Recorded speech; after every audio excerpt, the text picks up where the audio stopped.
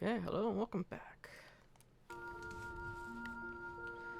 Behind Brutus, well, actually, it was in, during, last episode, people were talking about the healer strike or whatever that's going on, which I am very confused about. I mean, the only thing I can do to heal you is physic. I can resurrect you. Do you want me to physic you?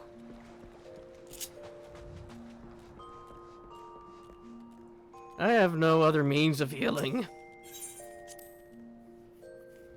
I guess I could just make potions and bring them, but I don't think potions, other than the X potions, I think it's the furthest potions went. And then you have antidotes and some other things you could get rid of as well. But I don't see how you get rid of Doom, though.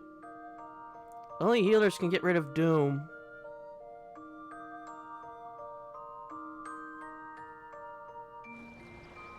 It's not like how it is in 12, where you have Remedy to get rid of Sap. I mean 12. Did I say 14 by accident?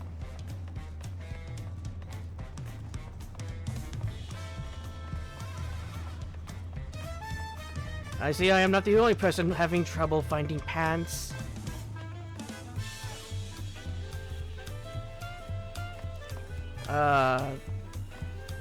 Just need to wait for people to load in.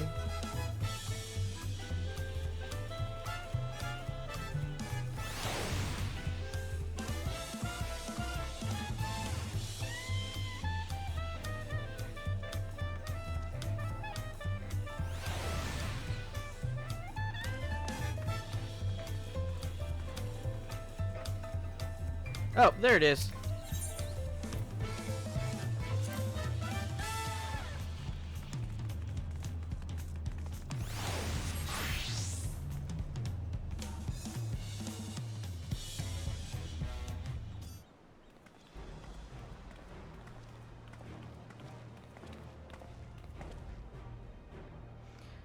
Trust you be keenest to head out, Zedman. I got nowhere to go and nothing to do.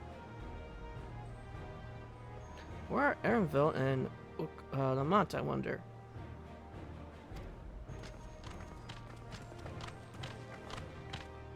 I see you brought the elderly. Oh good, you're all here. How might your companions be? Seeing as we needed information, I thought we better get it from better from than the locals. These two hail from the villages. What do you think? We're thinking that visit. I will dance with them. I give you credit for taking initiative, at least. What do you mean, at least? I'm honored that the third promise would seek my advice. I'm happy to answer any questions. Any encounter might be an opportunity to do business. Thank you both for your help. Before we begin, there will be doubtless be other occasions when we need to act independently, so I brought these for the two of you. One of them already has one. So are they custom made or something? What's this? It's called a link pearl, a gemstone harvested from a special shell. When linked together, they allow people to communicate across great distances. Is that so? What a handy thing to have.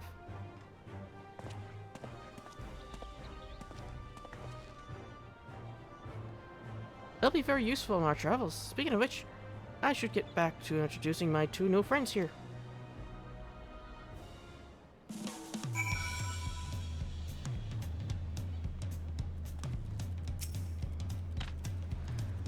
Please ask anything, I'll tell you what I know.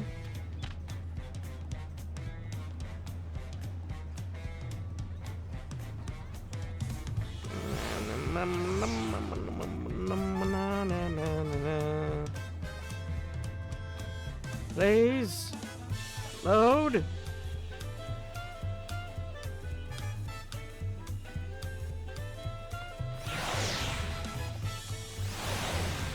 It's just one of those days.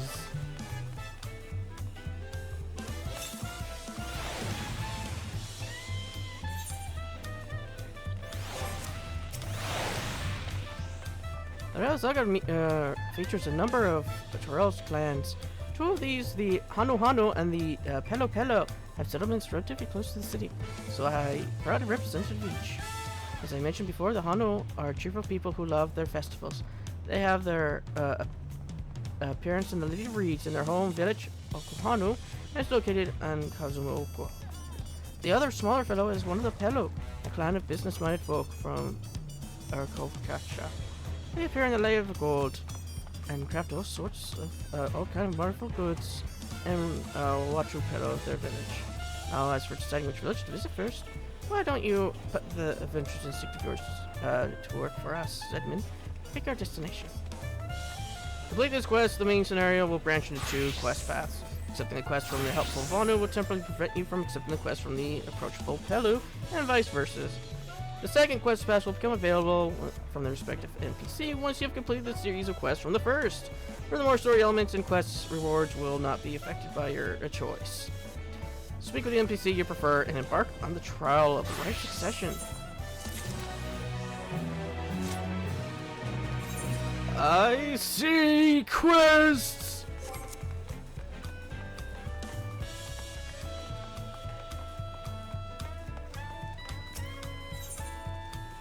A scout of the Wing of Protection is on the lookout for a likely adventurer.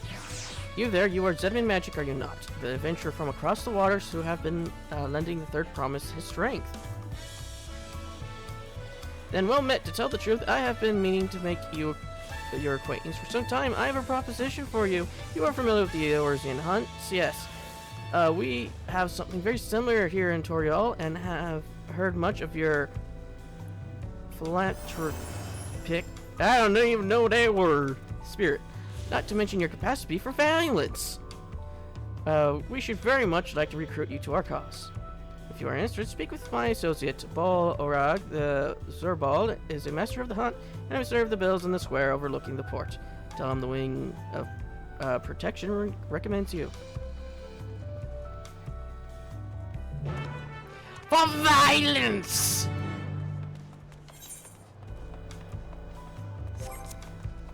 I'll pick up the Hanu. Becomes available once you have completed the series quests. Yes. So what is it that you like to know? The route to Akaru, we go south through the Arch of the Dawn, then follow the road which runs along the Kozumo River. Is that right? It is. Be warned, however, my brethren tell me that recent storms has rendered the path even muddier than usual. The footing is quite poor in some parts. Far worse was the destruction visited upon our homes, though. Whole houses were torn apart and several people injured, if not killed. Even now, beloved festival is in danger of being called off this year. If you do still plan on going, I must urge you to proceed with caution. I'll be sure to watch our footing, thank you.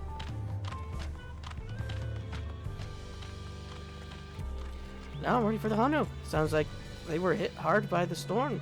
Anyway, if we're bound for Kazumaoko, we should head over to the Arch.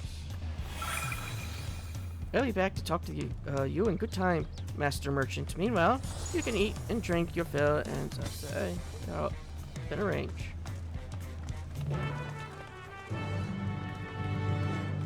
I want to go with the dancing bird people. They worship whale. You will.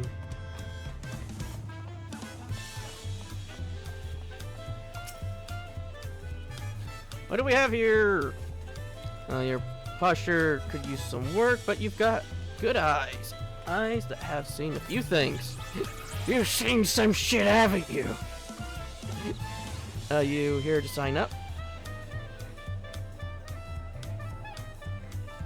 Yeah, the Wing of Protection recommended you.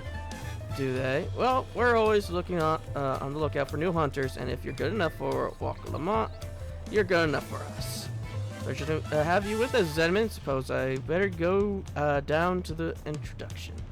Or maybe I don't need to. This whole idea came from your side of the sea after all. It was Kwana who showed us your ways.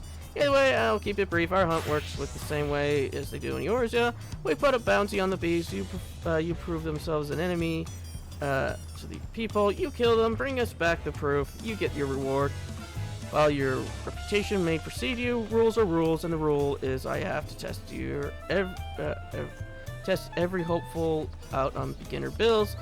Can't have every youngling with nothing to his name but a plowshare and a dream of glory skipping merely away to his doom. Prove yourself and Terrell, and I'll give you some bigger, fightier fish to fry. Yeah, but survival of the fittest. If they're too dumb to know, then let them...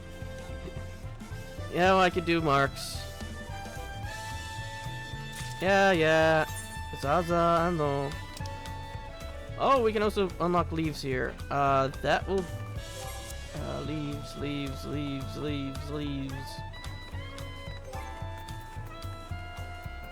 Character.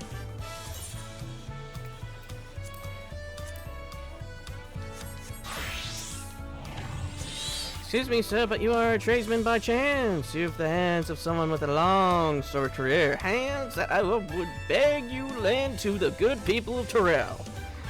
Here we accept petitions for good on behalf of the Wings of Reflection. Be they from the common citizen or fellow artisans, we use any and all tools of the trade at our disposal to ensure the needs of Terrell are met. Since its founding, the myriad tribes have gathered here onto Terrell, commenced commerce flourishing as the years passed. However, as one might expect from such a diverse people, business practices also varied greatly from tribe to tribe. While there are difficulties in trade, we have yet to overcome a great many troubles were resolved when the Dawntrail established the wing leves system. We serve as an intermediary between those who require aid and the tradespeople with the required skills need to fulfill these petitions in the forms of leaves. Are you familiar with leaves? Yeah, I'm from across the salt. I would assume so. The head of reason adopted the system from the guild leaves employed in Eorzea. The leaves plates would depict the Dawn Seven's journey building this nation and the lessons learned from his companions along the way. A reminder that only together can we make Terrell thrive. Of course, this best sentiment of solidarity also extends to allies come from abroad much like you, which is to say, we would be honored to have your assistance.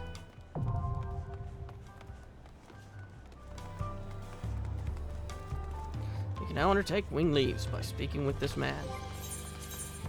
Or woman, you can't tell.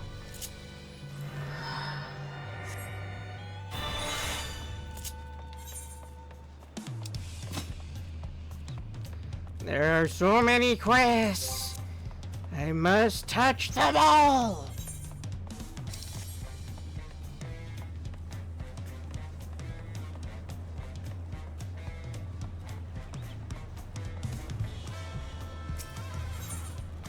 Ah, food. Ow. Homemade flour tortillas filled with sauteed alpaca meat and garnished with a spicy pineapple salsa. I'm allergic to pineapple. You had me at the first part, but as soon as you said pineapple, I'm allergic to that shit. You were on the ship that pulled onto port just now, were you not? I have a favor to ask. I'm expecting a shipment across, addressed to Auntie T's Tacos, but I fear I may have been unloaded on the southern pier by mistake. I've been ever so grateful if you could speak with your crew for me. I need to be getting back to the top up in the shop, but if you do manage to find it, please bring it over. I'll see to it you're paid for the delivery, I promise.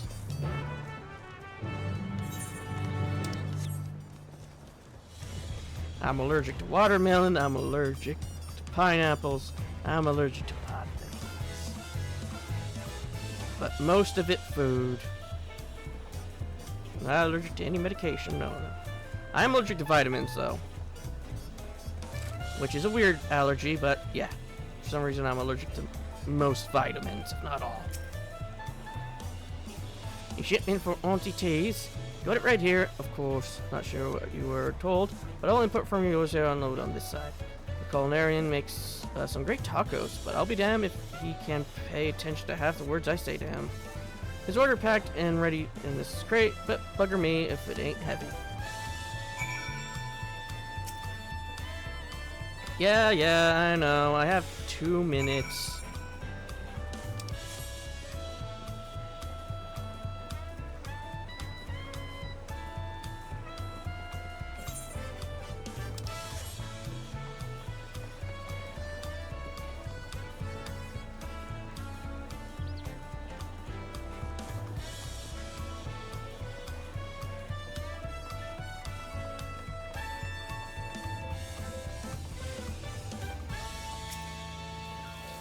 Found it, thank the gods. I don't know what I would have done with my cookbooks been left on the docks back in the Mesa Lamosa.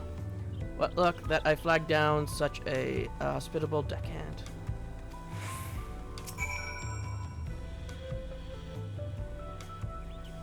What? Do you mean you're not part of the crew? I thought you came into port with my books. Our taco stand gets a lot of tourists, so I thought I'd import some cookbooks from your culinary capital and brush up on foreign food culture. Who knows, one of these days I might just invent a yours in style taco. Anyway, my apologies for the misunderstanding. As payment, take these freshly made tacos on the house.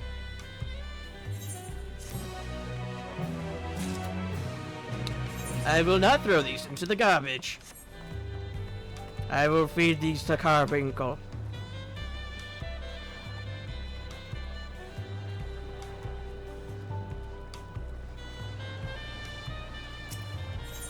The mighty corn!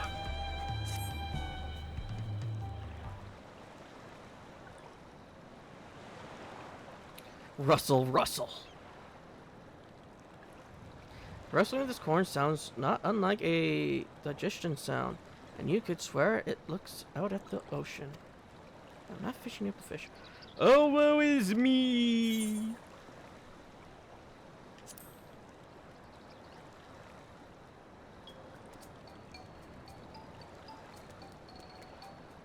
I don't like how your head came out. You can see me? Yes, and I can also punch you. Do you desire that? Oh, blessed be. For countless ages have I watched over these lands. When man first tilled his soil, I was there. When they partaked of her beauty, I was there. The silent guardian of the harvest, my presence unmistakable. Yet the passage of times would bring change to the people. They began to forget the old ways. Forget me. Now I hunger for flesh. Man flesh. I traversed the lands hither and yon. And yet, no matter where I went, I remained unseen and unheard. I feared before long I might shuck this nigh immortal carb. Yet here at last I found a kindly soul, able and willing to lend me a ear. But will he lend me a hand as well, I wonder? I wish to help the people of Dawntrail fill their hearts and bellies both, lest their hunger invite terrible misfortune. All that are born into the world are deserving of happiness. Would you not agree? So let them eat, I say, each corn and be merry. Alas, I cannot reach them in my diminished state, but you can, and so I shall bequeath unto you the most delectable corn dishes, which are to then be distributed to the masses. What say you? Such selfishness, such compassion. How long has it been since last I made a soul so grossly incandescent? Have you looked up? Have you looked at the sun? I am but a humble stock basking in the warmth of your gracious, generous heart. Well, my friend, let us be off. The corn spirit has elected to be referred to as the corn servant. speak with them again when you are ready to spread corn and happiness to the masses.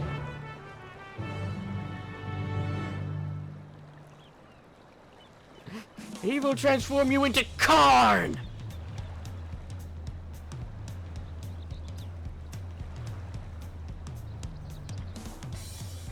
Whenever he reappears.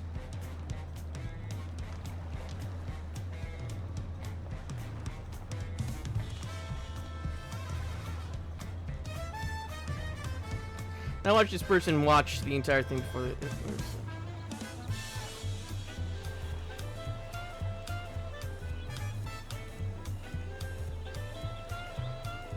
There you are.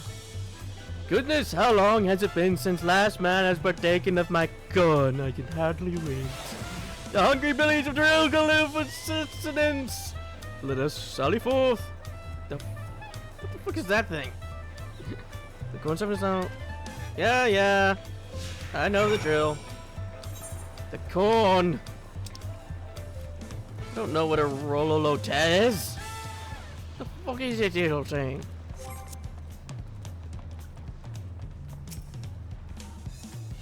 What am I to do now? I'm like to starve at this rate. His belly speaks to him. I bid you offer him the grilled corn, seared to perfection with the hopes that yet burn in my corny bosom. Is that grilled corn? For me. That's awful kind of you. I'm new to Dawntrail. It's been pretty hard, harder since I lost my job. I've been so hungry lately I can barely think straight. But the smell of this corn with its smoky sweet aroma has brightened my day. I can hardly wait to eat it. Feels like maybe my luck has started to turn around. Thank you, sir. I won't forget this.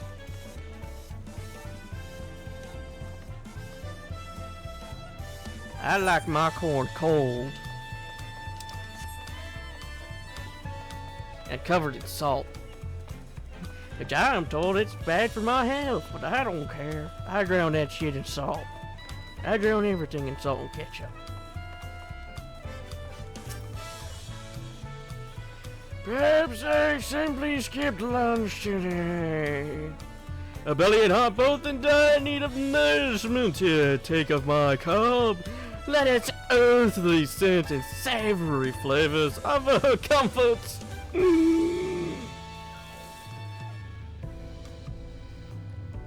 Grilled corn, my husband loved grilled corn. Life simply isn't the same without him. One moment I think I'm fine, and suddenly I find myself brought to tears. Even eating has been a struggle, but I know he wouldn't want me to mourn him. Thank you for this. I tried to do better for his sake and mine.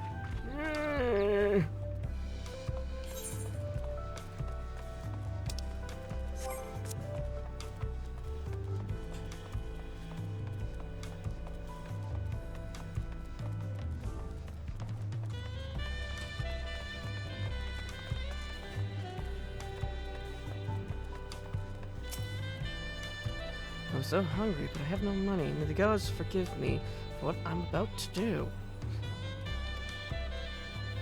Do you hear that, friend? His belly weeps from hunger. Pray offer him this corn. Let its smoky sweetness give him comfort and deliver him from foul temptation.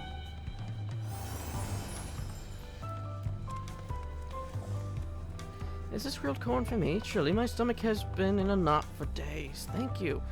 It shames me to admit it, but I tried my hand at gambling and lost everything. I was so desperate for food, I was tempted to do terrible, terrible things. This corn has filled my aching stomach and helped to clear my head. Oh, what a fool I've been. It's time I start over and get my life together. The rumbling of bellies is need have ceased. Come, let us find a quiet place to speak. Where did he go? Oh, he's just right over here. Oh, he's still following me. I can't find him. As he's right next to me.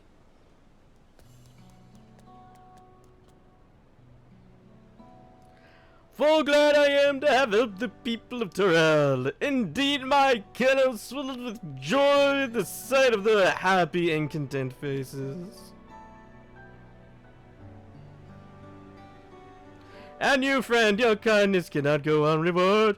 Meet me at the gates over yonder, and I will see you duly compensate for your troubles. Huzzah!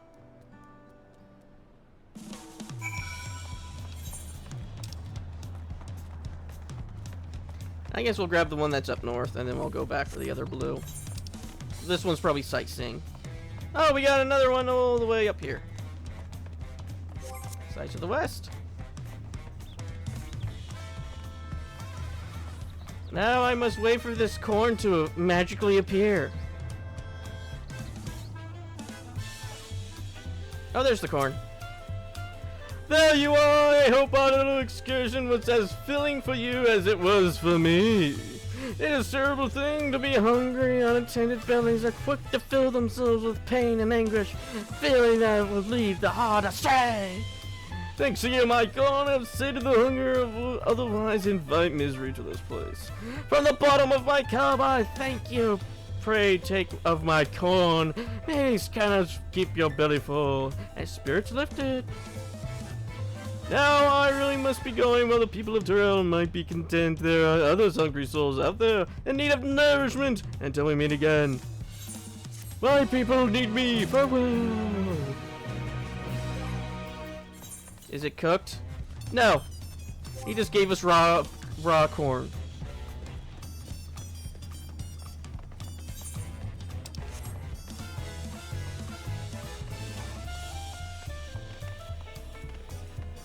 What's the matter now, Pandora? You don't like all the corn talk?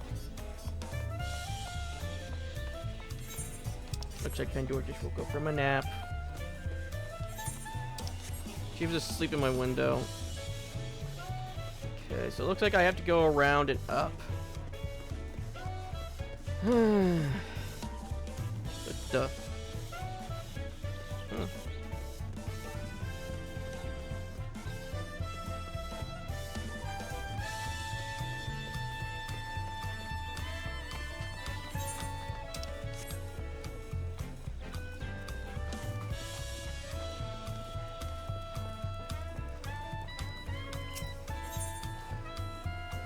Track his wayward trainee.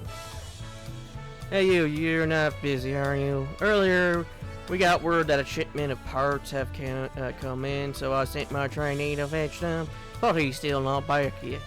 Can I trouble you to pay a visit to the junkmonger in Bayside Bevy and ask if a young sorrow has been by? I'm in the middle of something here.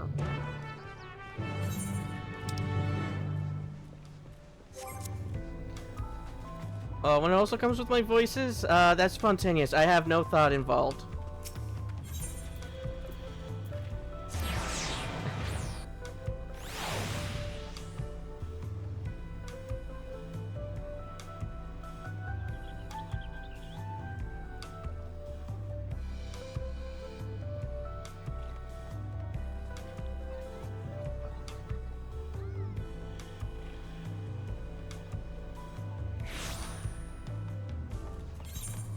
Oh, no, that's the wrong direction.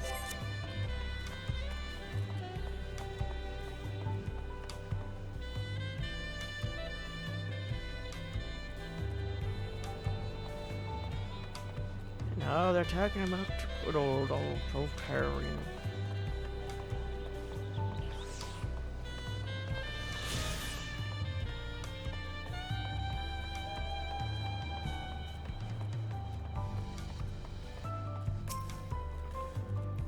The training mechanic from the durable landing? No, I'm afraid I haven't seen him today.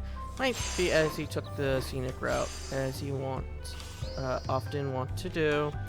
Seeing as you're looking for him, you may as well take the delivery along with you. Knowing who will jaw, he won't be satisfied until both are brought to him. As for where his young charge could be, I often see him on the pier at High Tide Harbor, gazing out at the sea. Like it's not, you'll find him there now.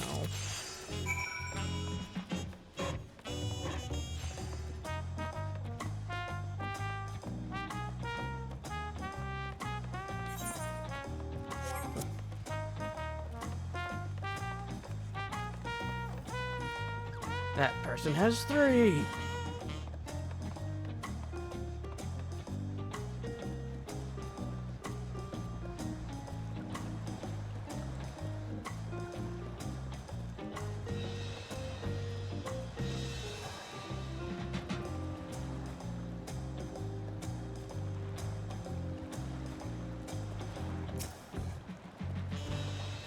Oh, sorry, I was lost in thought.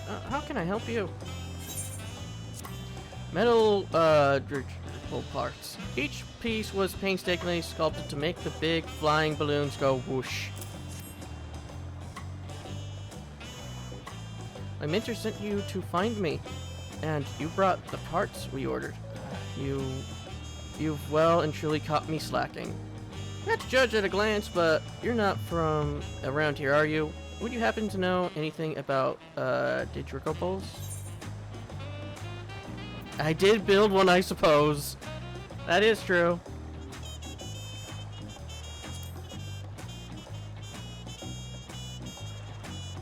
You built one? Dear gods, I didn't realize I was in the presence of a certified expert.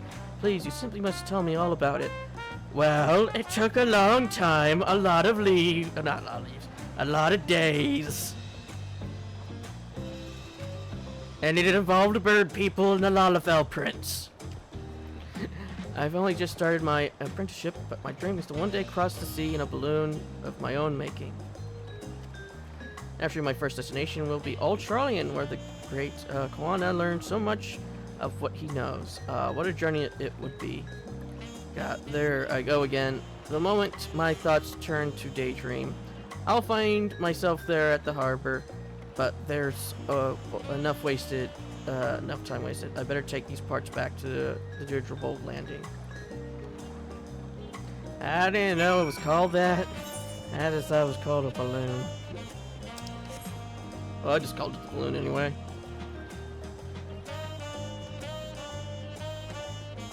It's the, I always forget their name.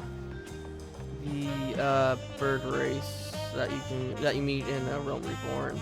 It's been so long since I've seen one. I think the last time I've actually seen one of them was, I guess in a Gridania, quest would probably be the last time. Class quest. So that might have been half a year, maybe more.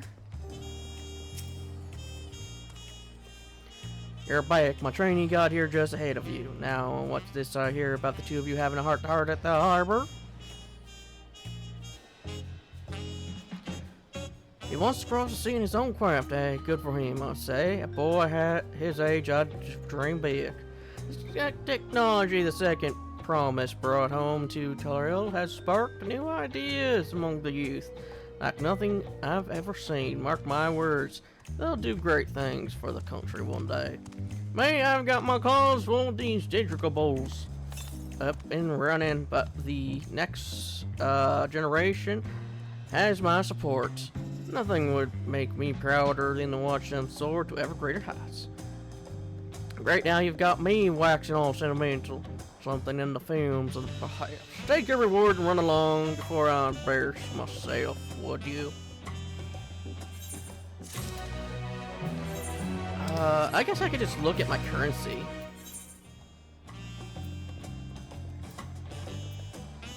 Ixel. Yeah, the Ixel.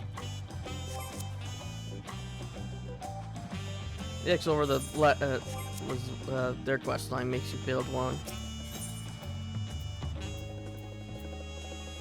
I don't quite remember the bird's name, but there was 9 of them, and then there was a Lalafell airship prince.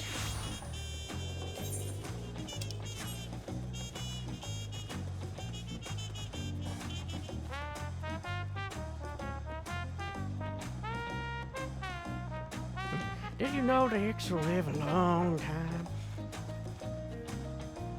No, he's not in this house. I don't know what he's doing in that corner.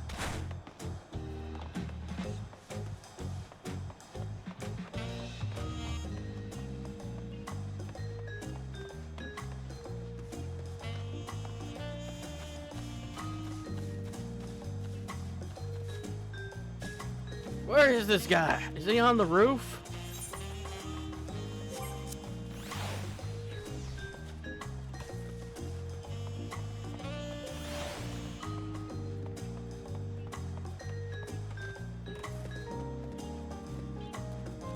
Oh, there's another Ironheart.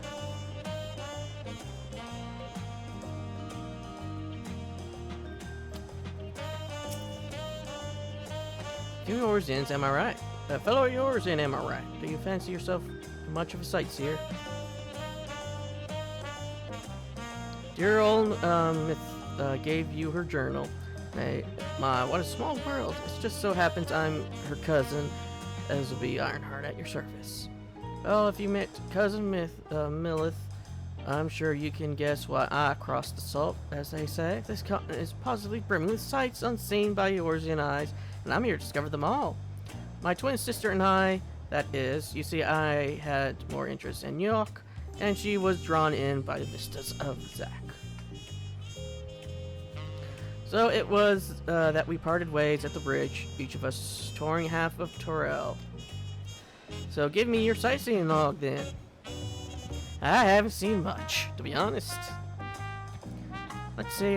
Oh, how beautiful. I should like to see these places myself someday.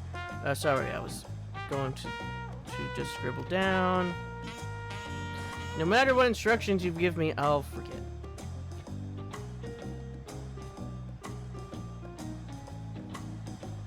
My notes on Dawntrail I included with my sister's share with me of Dawntrail, but I'm afraid it isn't much. My twin's name is Emmeline, and she's still wandering about over there. Given your natural affinity for Ironhearts, you'll doubtless run into her someday. Well, I'm sure you'll got places to be and vistas to behold. May your journey throughout Dawntrail be bright and unforgettable. Yep, now I can find these places. And I will use them if I see them, but I'm not going out of my way. Speaking of which, where is the sightseeing log? Is it in here? Yeah. Behold my sightseeing log. Look how pitiable it is. Don't ask me how I have 0 in A Realm Reborn. I don't know how that happened either. Because I do believe you have to get at least 1 for the quest that gets you sightseeing.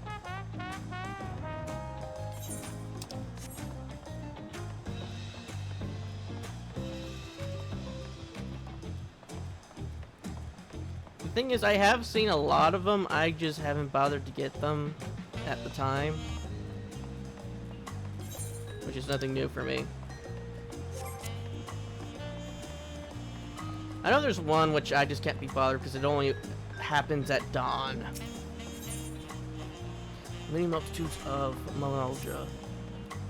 As one of the Worklimit's companions. Say, could I trouble you to go and fetch someone for me? It's time for patrol and my partner's nowhere to be seen. I'd handle it myself, but I would miss his arrival were I to leave my post. Knowing him, he lost in conversation somewhere in Bright Bloom Post.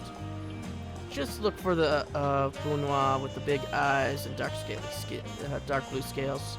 When you find him, tell him his partner is waiting for him.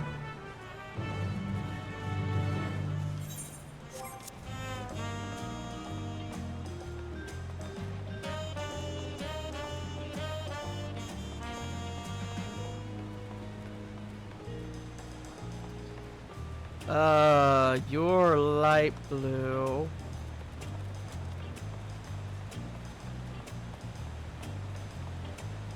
You're not blue at all.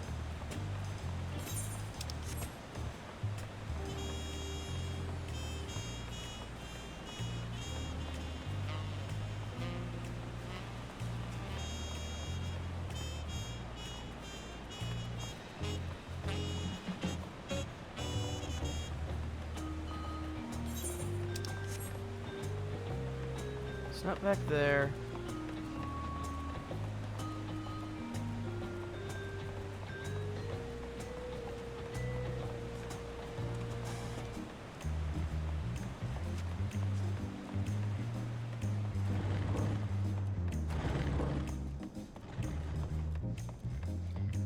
Oh, I guess it's you. Patrol partner, yes, I'm the one he's looking for. I don't know why he's always so needlessly punctual. But there are, in fact, still a few minutes before our shift. And then again, practice has never been his strong suit. Patience has never been his strong suit. In any case, thank you for letting me know. I suppose I'd head over early, just to be nice. Bring me to your blue mages. I actually wonder if we see the blue mages here. I also want to know if that one blue mage is here. The one that did go back to the old world. I mean, not the old world, the new world. The one that went back to the old world should still be there. That's the zombie still in old off. Welcome back. My partner here let me know you sent him.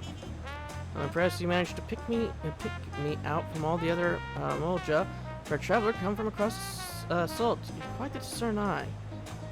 You're the only one who wasn't light blue.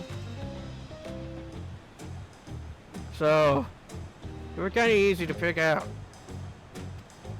The appearances aren't everything, of course.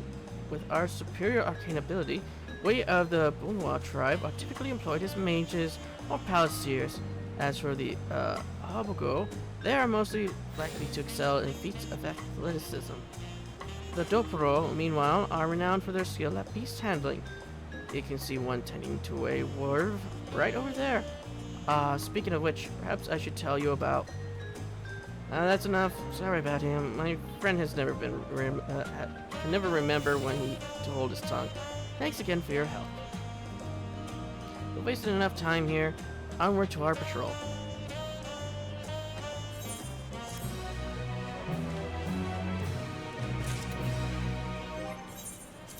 Oh, time to change back to a Dark Knight for a sec. Yeah.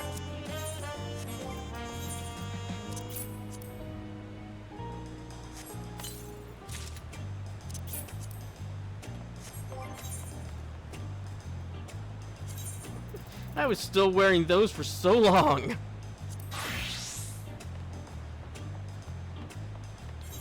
Oh, wait a minute, I was right next to it.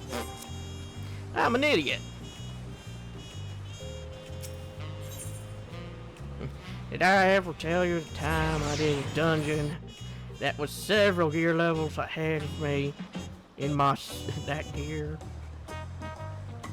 Don't ask me how I got in there. Just know that I did, and I learned how to actually be a tank instead of bashing my head against a brick wall, which is how I usually tank. I find a wall, I hit my head against it, and then the wall dies. Somebody else bashed their head hard.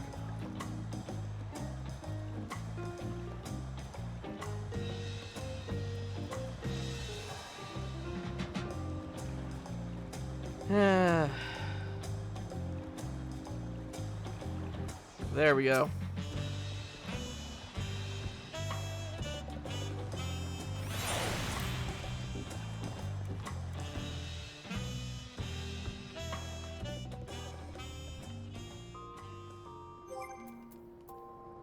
Okay, no. What was I gonna do again? Oh, right. Chocobo saddle.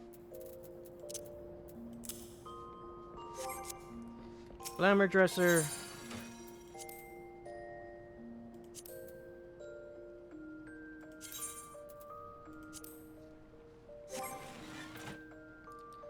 And not armory chest, the other one. Thank you.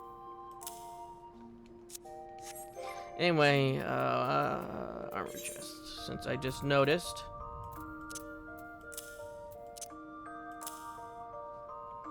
I always have some weapons of another class that I'm not using currently on me. Never ask why, because it's a stupid reason. Why are there so many pineapples here? Be gone! Leave me to my bananas. Gee, what fruit else is here? I think grapes? I don't think they're supposed to be grapes. No, they're too big to be grapes. Plums, perhaps? Oh, I don't think... Sweet potato. Limes and lemons, I'm guessing. Maybe they're dates. There's some kiwis. A flower.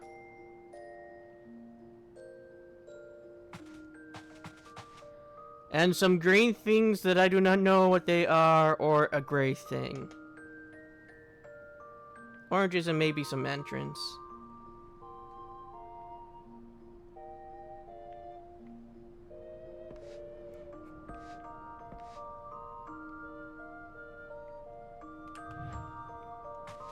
Oh, I nearly forgot. I need to resummon Carbuncle.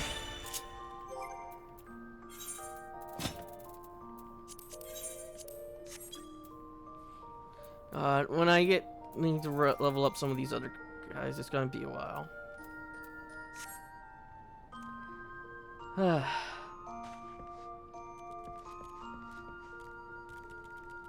Well, back to the main story.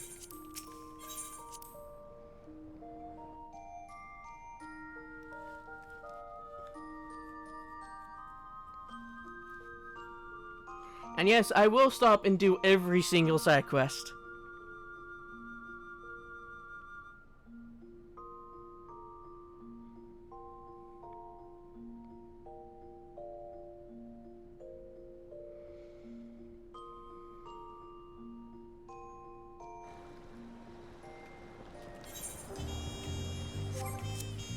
Even if the gear that I get isn't needed for this class, I can always just give it to the Dark Knight. Or I can just hoard it.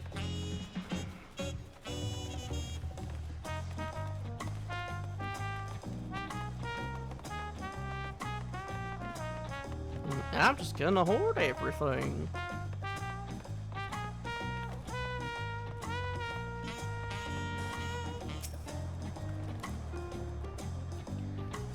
Are we all ready to leave?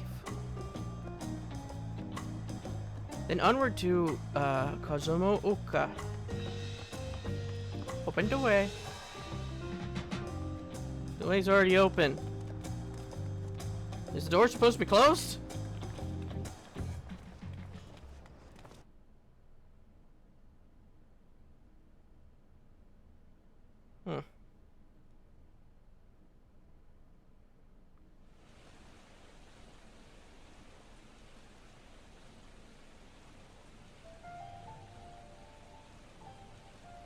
Kosamauka, the land of rainbow terraces. It commands the gaze of all who visit without fail. The many-colored marvel. An endless torrent of water cascades over sheer cliffs to shape the wetlands below. To its relentless flow, all life must yield. You should not pass go. Together with Wuklamat, we proceeded along the Marcy Trail, a road upon which the Dawn Servant and his comrades once traveled.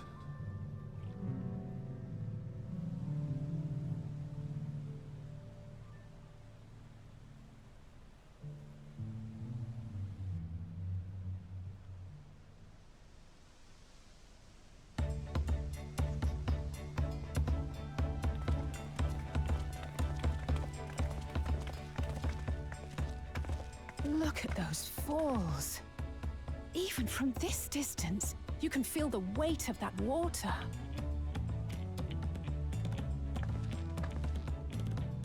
The Isle of Ham was impressive, but as you can see, Tolihiola does not want for natural wonders.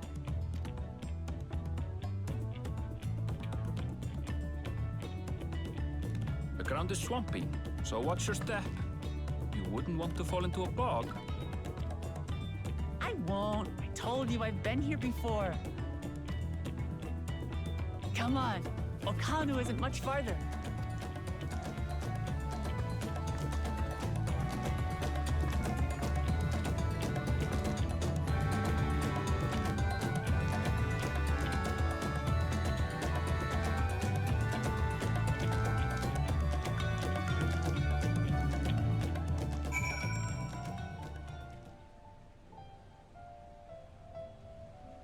Hmm.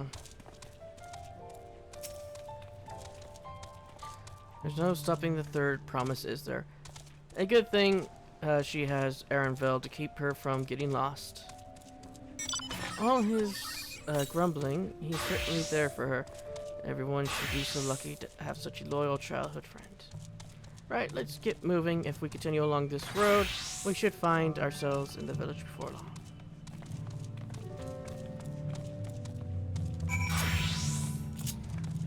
Time to make Carpinkle bigger.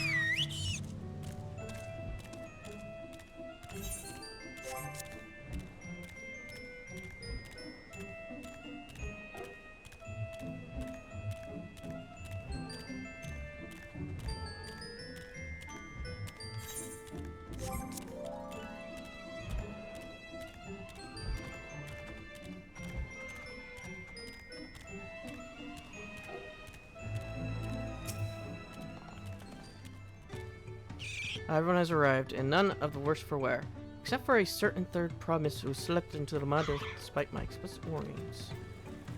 Yeah, I asked you not to say anything. Anyway, this is Hanu Village I was telling you about. Oh, Hanu.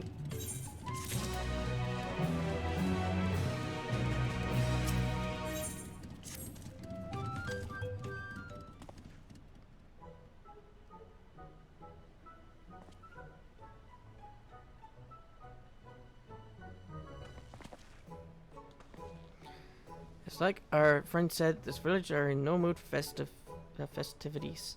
I can only assume they are still recovering from the damage wrought by the storm. Indeed, well, let's do what we can to what we came to do and find this elector.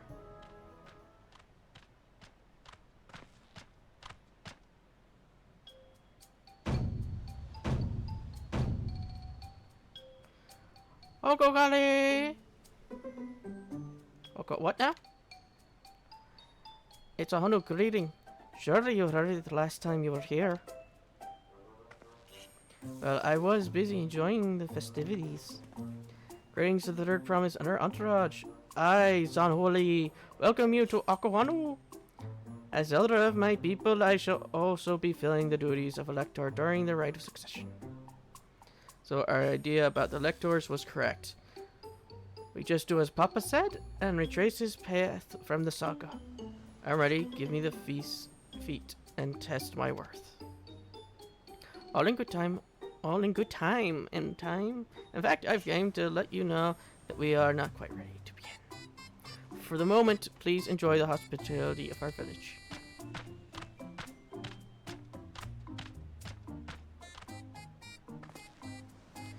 Well, we poke around a bit, then we might pick up some clues about the feet.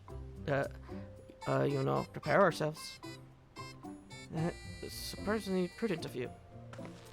What? You think I'm being too cautious? No, I'm impressed is all.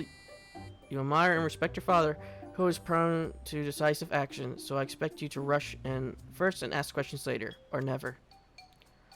I do look up to Papa, but you should know that I am has a pragmatic side too.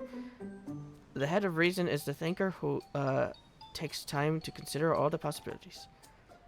And with the long naps he takes these days, though the head of resolve is less restrained by his wisdom. I can't fault you for thinking that's all there is to him, but there's more to the Dawn servant you seen thus far. I should like to speak with the head of reason one day. Well, I'm sure you'll catch him awake soon enough. To return to the subject at hand, you wish to take a look around Akuhanu, and then do some groundwork before the feast begins. Something like that. I mean, I could probably pass this test with my eyes closed, but it'll keep us busy while we wait. As a right of it, as Elder Zanhali is a resident of this village, learn more about it is only improves our chances in the feat. Much is a division of forces.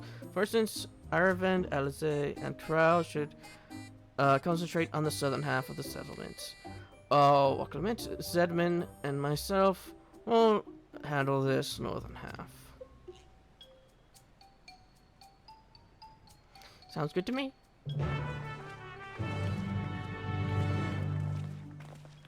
I must touch the shiny! I will not do fates. Why, you might ask? I just don't really do them. Welcome. I'm glad to say that the damage from the storm has been repaired and our stores have opened for business. If you have any bicolor gemstones to trade, I'd like to take those from you. Yeah, I know. One of these... the only way you get me to do these is if you're selling cards. If rather you have a card or a mount for business, then I will. Otherwise, I won't do it.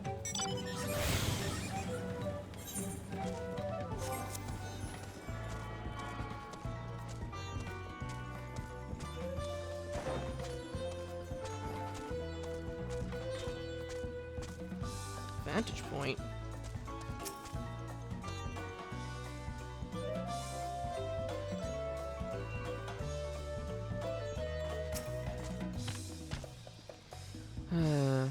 You heard about the storm. I've never seen the likes of it before.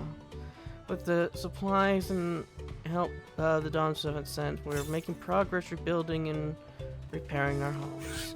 But with roads and walls can be patched, there's so much else that we lost for good.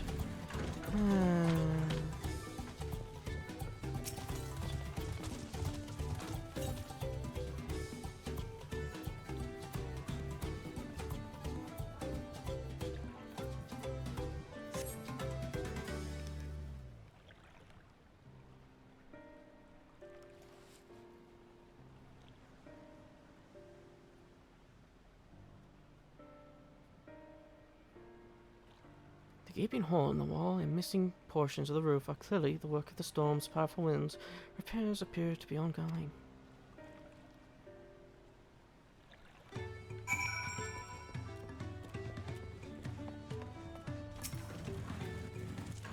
A lot of houses are still damaged, and the Haru I've spoken to are not their usual cheery shells. The storm broke more than wood and reeds.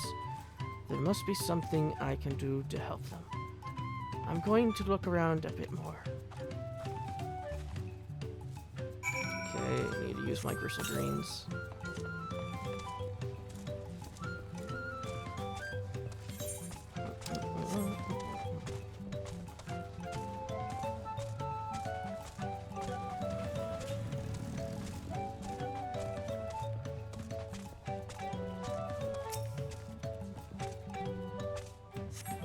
The dry and shrunken bundles suggest the reeds were harvested some time ago.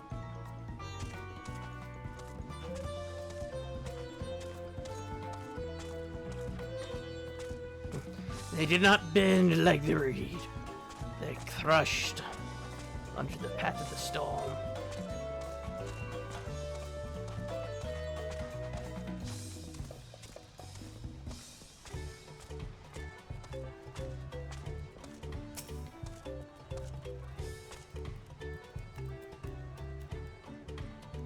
Woven from reeds, this boat-like vessel is reminiscent of a bird. The beak and feather tail in particular stand out. Now my room smells like cat food. This boat must be woven from the same reeds I've seen gathered into bundles here and there. The plants hold both practical and cultural significance to the honor then. Hello, can you all hear me? I'm told they're ready to receive us now. Come at the lodge building in the south of the village. On my way. I'll have to hurry over too.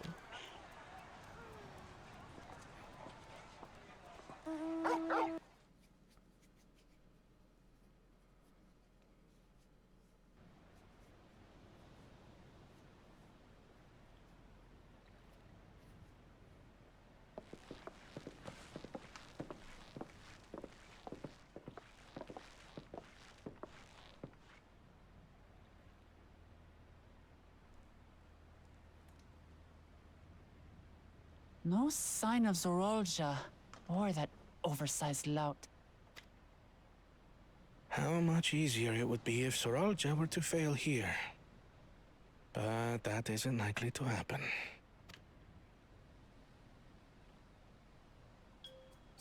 Honored guests, I am Zanuhali, Elder of the Hanu.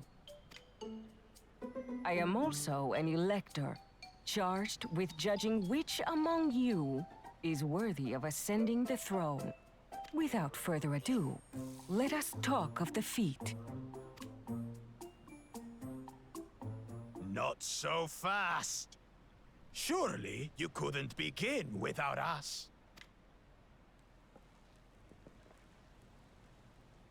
You made it after all.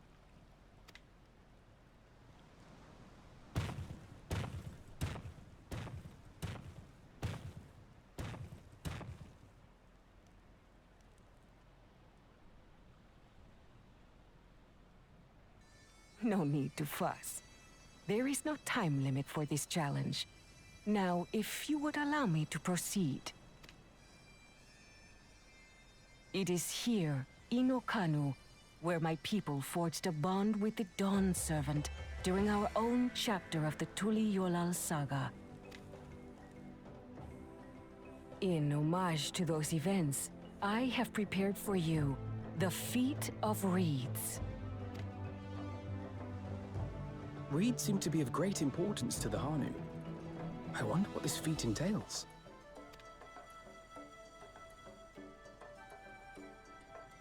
We use reeds in every part of our lives, be it as food or weaving material.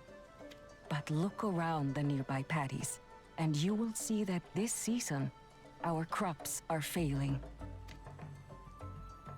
How fortunate, then, that my appointment to Elector coincided with this predicament. For surely, those who aspire to be Dawn Servant would find the matter of an ailing harvest a mere trifle to resolve. Aye, well, it is indeed the duty of a ruler to address the people's woes. Exactly, exactly. Do well in this, and you will earn my keystone.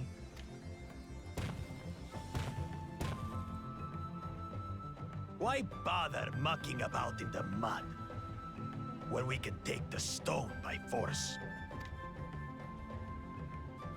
Oh, mercy me! You are a hot-headed fellow, Bakul Jaja. Some electors may enjoy going toe-to-toe with scrappers like you, but I refuse to entertain your base instincts. Arrangements have been made. Should you attempt to engage a feat-giver in combat without their consent, word of your immediate disqualification will be sent to the palace. If you're still feeling feisty, then by all means, draw your weapon.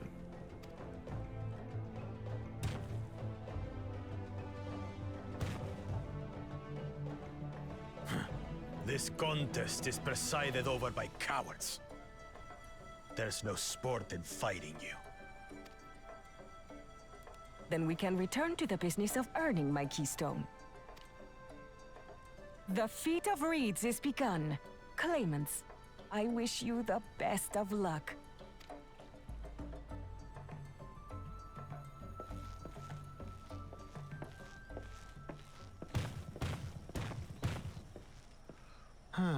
The clever kitty crossed the seas to study foreign novelties. He might know tricks we don't. Tricks we can use. What of Little Miss Mittens? You know the answer to that. Compared to the first and second promise, she's a distant third. Not even in the running.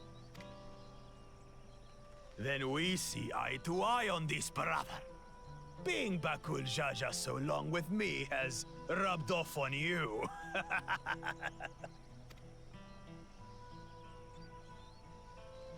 These allies of hers, though, they might be a problem.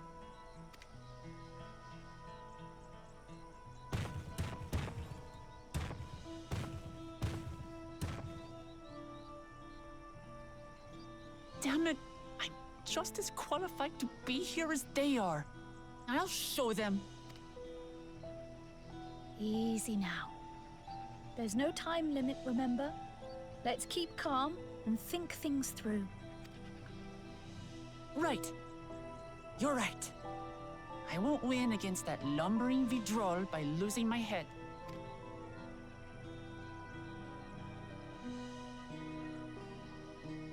But if there's only 7 keystones, this will always end in battle, though.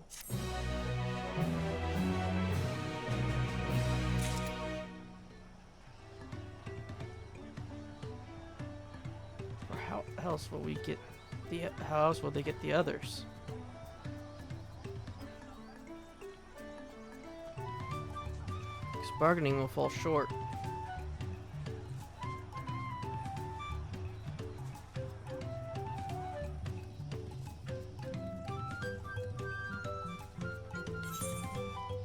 We got quests. And we got shoes. I don't know the first thing about farming, but if there's a way to save the harvest and help the Hanu, then we're going to find it. I'll make Bakujaja eat his words. Understanding the nature of the problem will be the key to solving it. We need to examine the reeds themselves and then deduce the cause of their poor condition. Ironville, will you take us to the fields where the reeds are grown? Of course, follow me.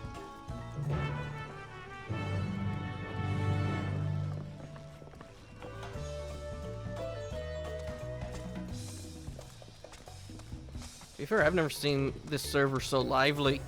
Usually when I'm here, it's quite desolate, to be honest.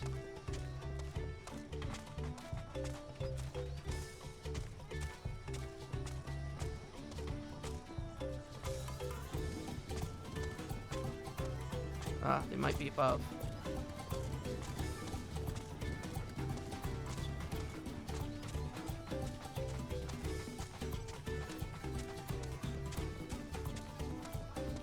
Zanu Hanu.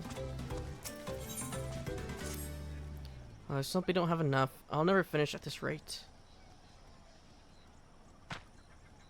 Oh, but a kind soul may change that kind and strong enough, I think, to help me with a little problem I have. You see, soon we Hanu will begin to shed our feathers and grow new coats.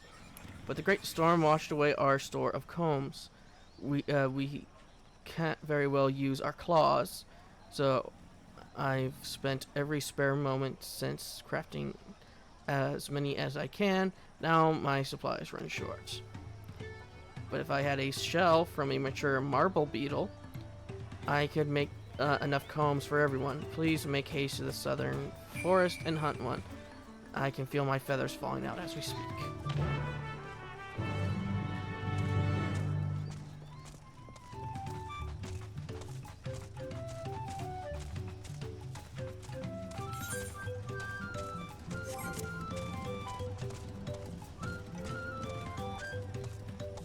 I'm just vibing to the music right now. But yeah, after this episode, I'll probably take a bit of a break just to get something to eat, some water, and to take the cat food back down because Pandora's decided that she doesn't want to eat it.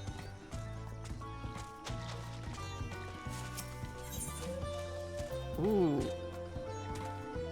Mountain Chromite Ring Coffer. Honored visitor, might you lend me your aid? Since the storm, I've worked day and night to repair our homes, and the end is finally in sight. The last step is to coat the floor and foundation with resin that protects from water, but there's simply too much work for one pair of claws.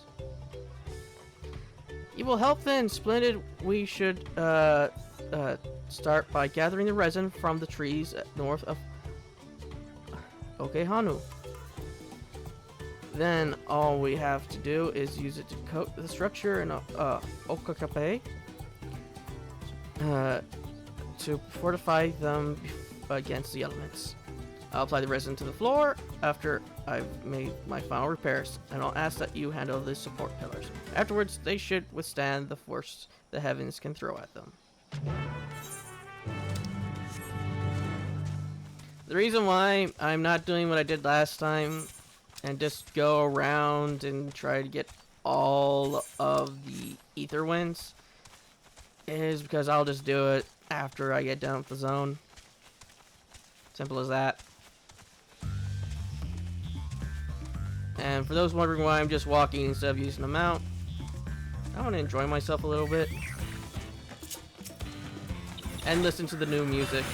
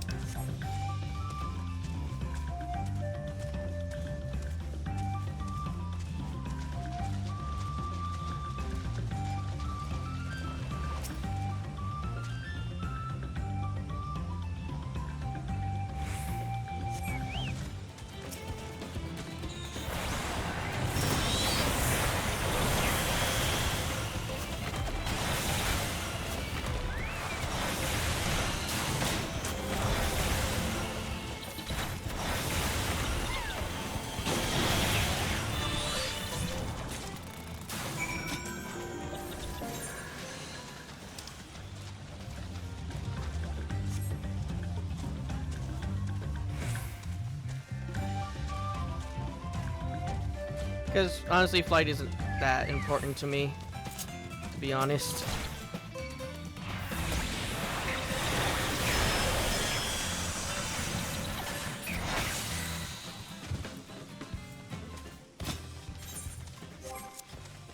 I just kind of like to enjoy my time walking about.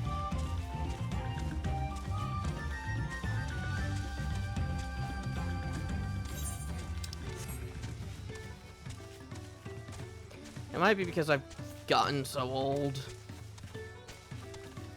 that I just enjoy these, just taking my time sometimes.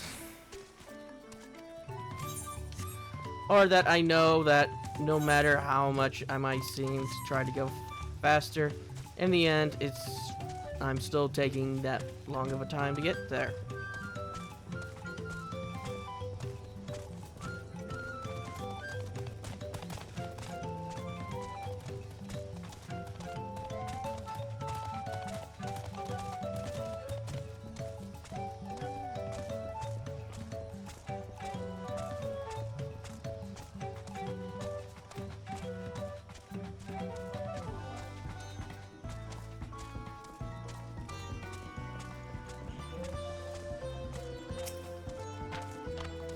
You're back already. You did hunt a mature beetle, yes, not a newly hatched one.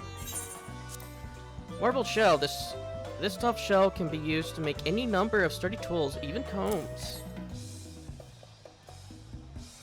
This is an exquisite shape. I shall make comb fit for Kizilahaya.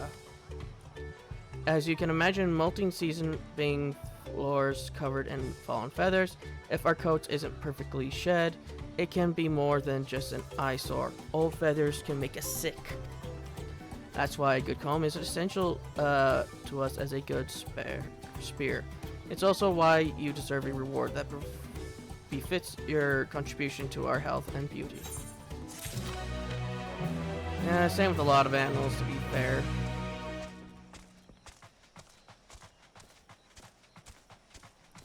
Like, I know Ginger, since she's a long coat, her hair gets into the knots, which is very painful, which opens up sores which can be infected. We've been lucky so far that she hasn't had to have such a problem. She has gotten an infection, but she's definitely, with her knots, the happiest of kitties.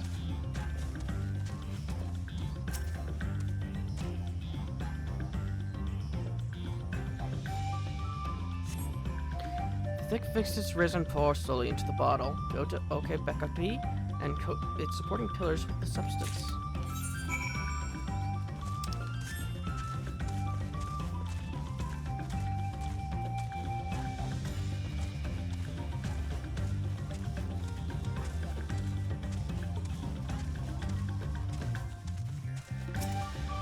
That's the wrong button. I tried to press A to jump when it's Y to jump.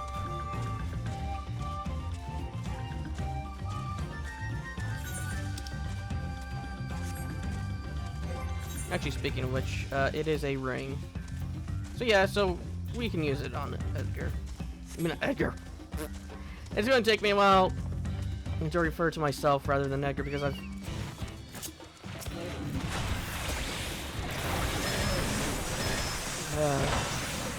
because I did do an entire series.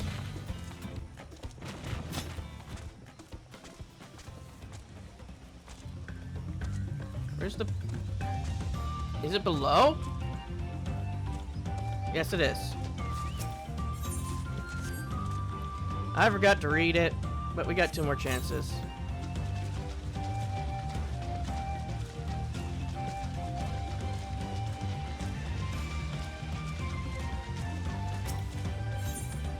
Repellent resin. This resin is used to protect wood structures from the elements.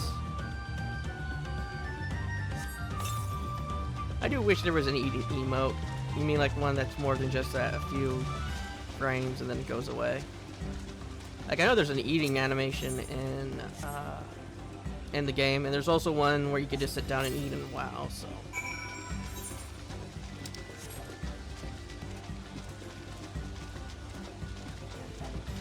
But yeah, I'll only go and pick them up beforehand if I hear them or see them, the wind currents.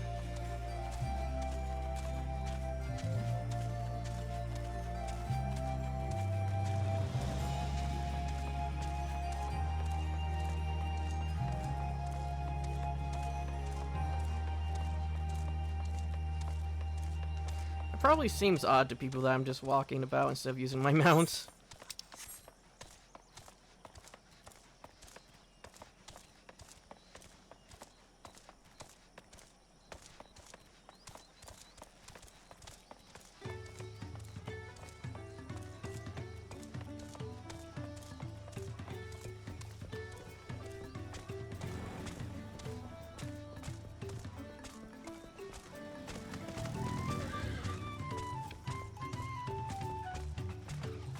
I do wonder what type of dungeons we're gonna have.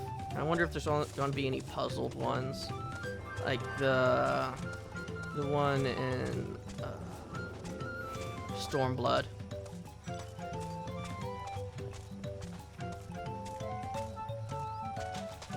Where a boss was basically a puzzle.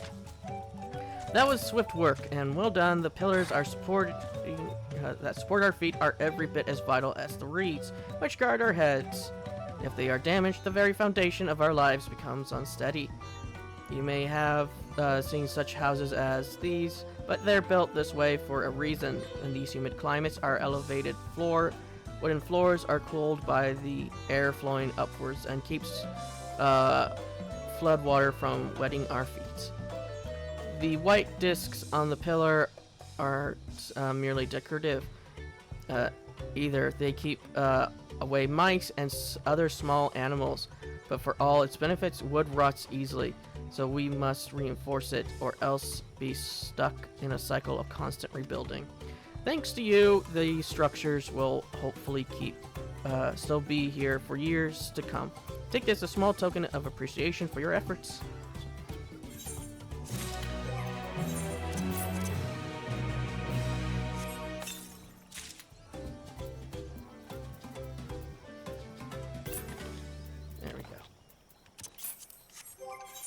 Yeah, and it was the right one. Okay. Because that ring was... What was it? Armory chest. Yeah, it was 635.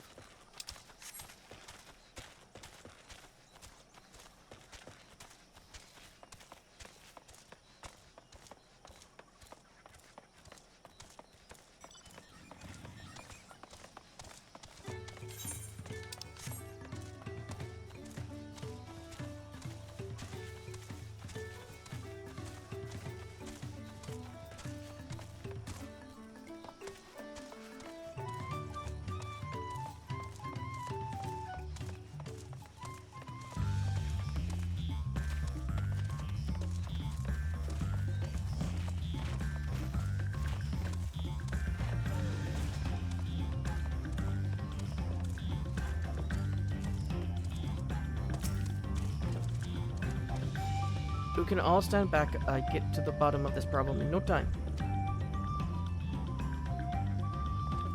Is she a botanist? Give my strength.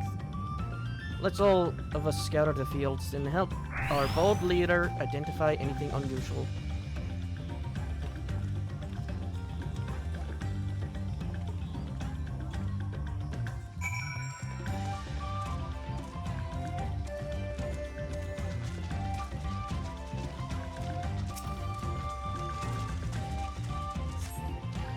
As Ronnie described, the reeds appear withered and unhealthy. Can we check the mud? Perhaps the water? I guess we are checking for parasites.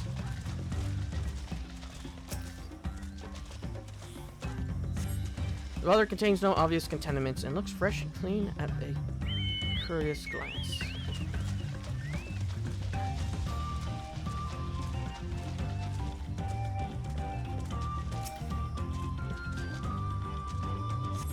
The soil in the paddies is, as one would expect, rich in color and suitably moist, not dry nor flaky.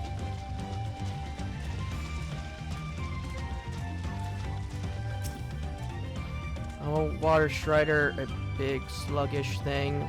A bit sluggish though. More of a water shambler. Not amiss with the paddies themselves, as far as I can tell. I found the cause of all this any moment now.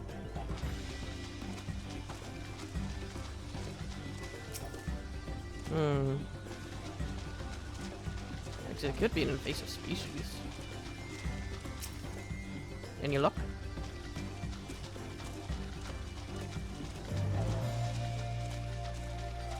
Because let's see. Even though the paddies are growing well, what's this other grassy stuff? Like, are they taking up the nutrients it needs, or what?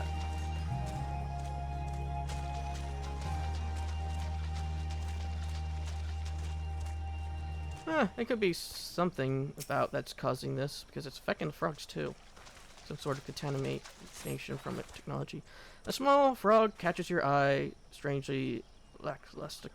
It doesn't even bother to hop when it eventually scurries away.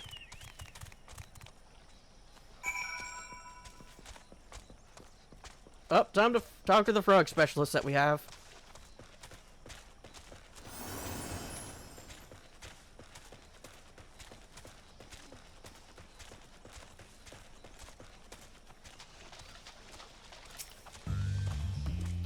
See enough? I'll call everyone together and we can share our discoveries.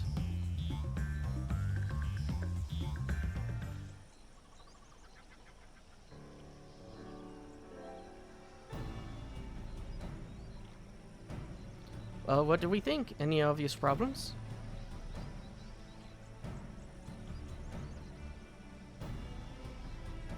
I agree, the water looks to be good quality, as does the mud, which the reeds have been planted. The frogs and insects that are usually torpid suggest the problem is affecting not only the reeds, but also the creatures which live amongst them. Could be something wrong with the ether. Something invisible to the naked eye be polluting the water. It would need an alchemist to know for certain. Hello, it's me! The guy who has an alchemist. I don't have much to add about the fields, but something else occurs to me. When you were describing how the creatures seem lifeless, I couldn't help but be reminded of the listless villagers. They're suffering a terrible tragedy. I know, but there is another reason for their flagging spirits, I believe. Go on.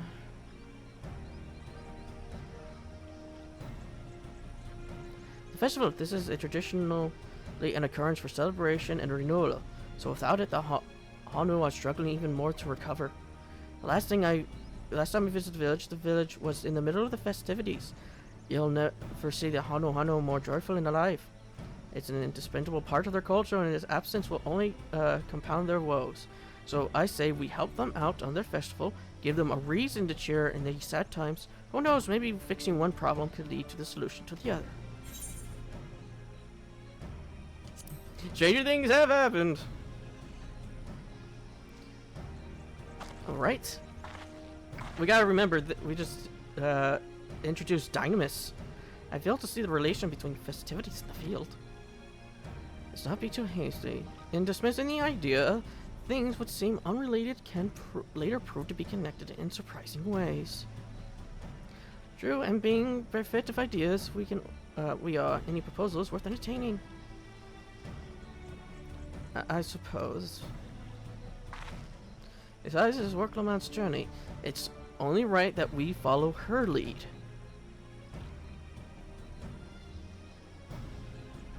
Thanks, everyone. By the way, does anyone know where the festival float is? It's like a boat woven from reeds that look like a bird.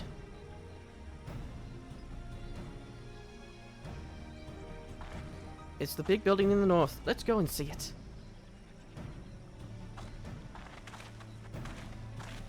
Because we do have a new element, Dynamis, in the mix. There's much less debate when I'm traveling alone.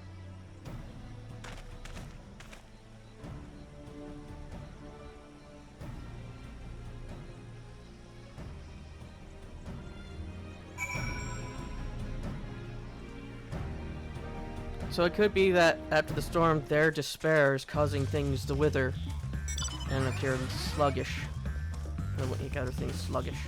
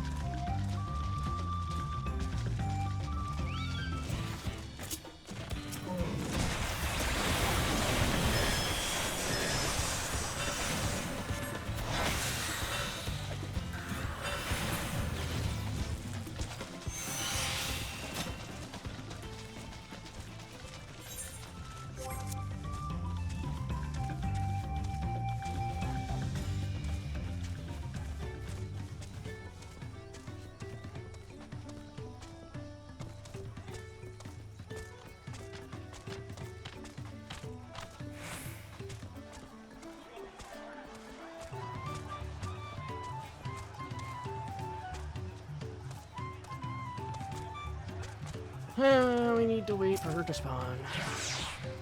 Yes, this is the float I remember. Right. Does it not appear somewhat damaged to you? We should take a closer look. Investigate the float. Shoot it with some darts. That's missing an eye.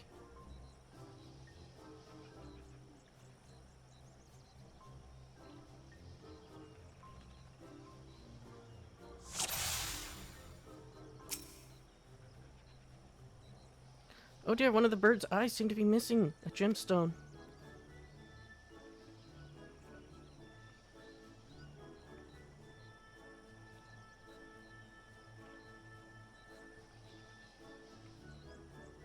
Sorry if it seems that I am not looking at the problem. They do have a habit of hiding things in these. But it looks like there's nothing hiding here. It's definitely broken. How will they lift this great vessel without all the carrying poles intact?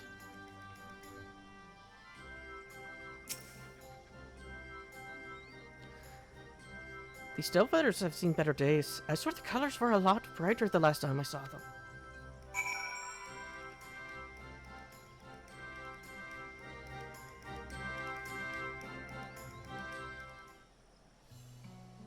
I think the festival itself could be a ritual that enhances the land's fertility.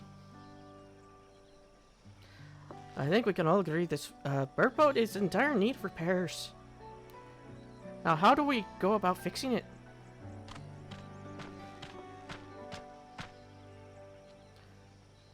What's going on here?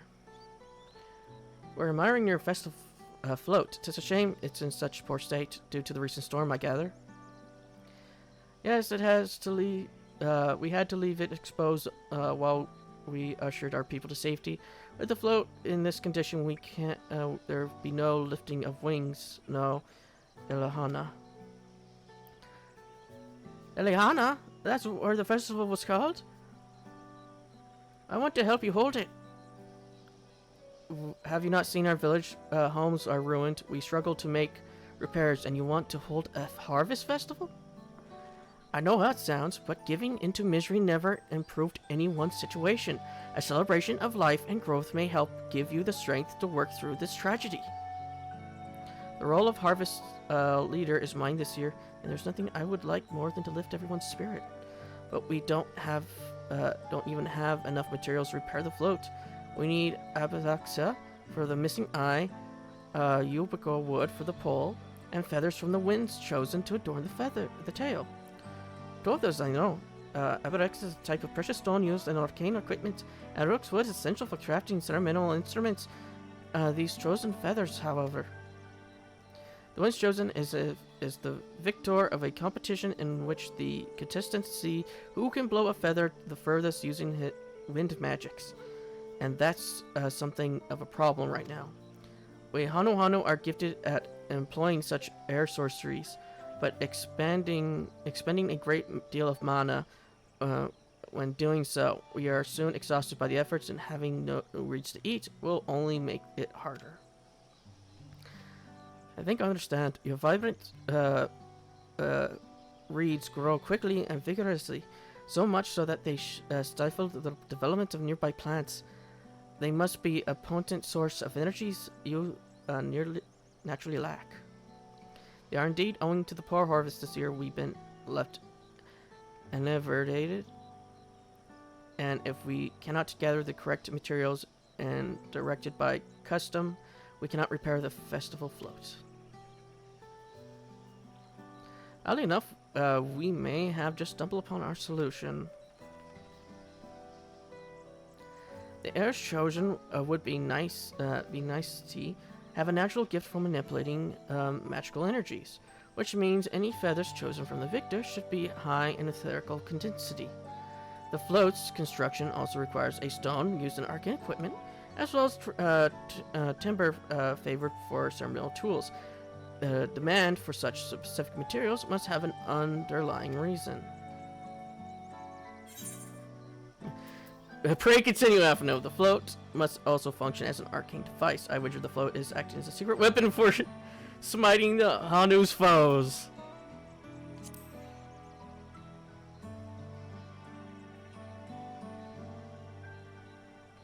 Precisely what I was thinking. The boat of reeds is in fact an arcane focus of some kind. A focus of what? Oh, Hano is a harvest festival, isn't it? That must mean the float was made to encourage healthy crops. So if we repair the boat and hold the festival, its arcane power might fix what's wrong with the reeds. We won't know until we try, but it's just a sound theory. Celebration, prayer, and ritual ceremonies. These have all been known to elicit miraculous effects. Wait. The float? A tool for magic? This is the first I'm hearing of it. In the beginning, it may well not have been. After a good year's harvest, there would be no reason to change it. But when the harvest was poor, new adornments were likely added, and those who performed the labor may have imbued their work with ardent hopes for a brighter future. Throughout years of trial and error, the Hanu would have refined their festival float into a focus for harvest prayers. Incredible. I know you're practically fainting from hunger, but reviving Etron really does sound like the solution to all your woes, and I promise we'll do everything in our power to help you. I'm still not convinced about this focus business, but I accept your aid nonetheless. I will introduce you to the shipwright who've been maintaining the float these last few years. He's replaced both eyes and the poles before, so he should know where and how to produce what we need. Now allow Alize and I to acquire the feathers.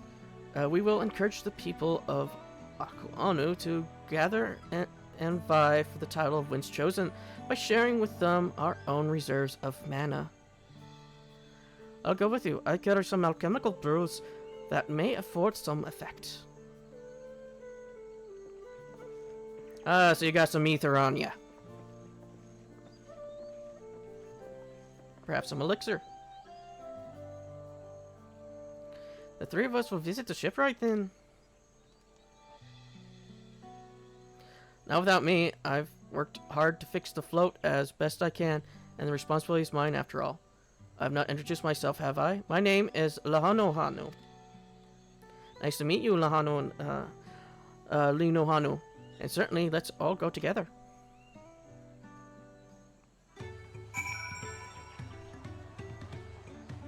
I am enjoying my time. The only thing I do not enjoy is the other problems.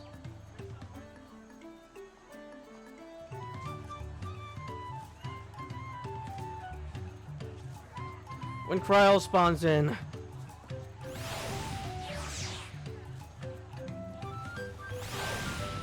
Kryl! Thanks to Clement, we found ourselves a promising way forward. Experience and knowledge are valuable assets, but there is something to be said for following one's instincts.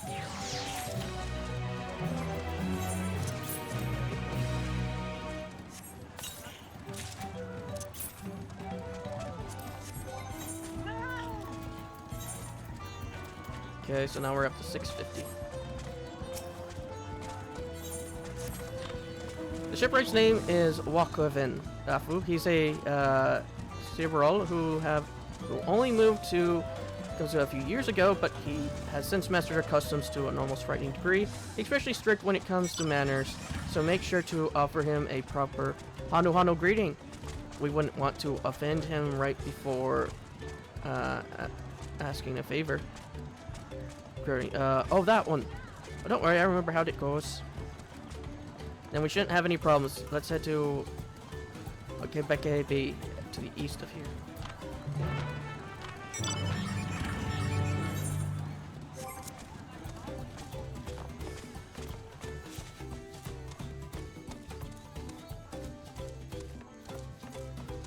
Oh, know what? I'll write Carbuncle there.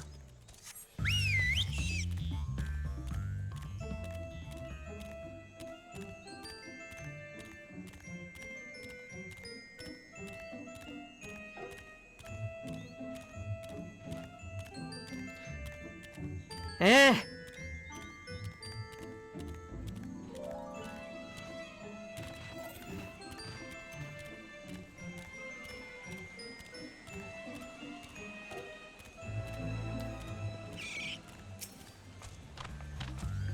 This is Okobeko, the village of all.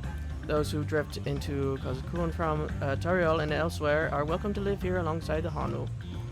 As for Whoever, he lives and works in the House of Waters, high at the top of the large tree nearby. Follow me, but I should warn you, the climb up the stairs can be challenging.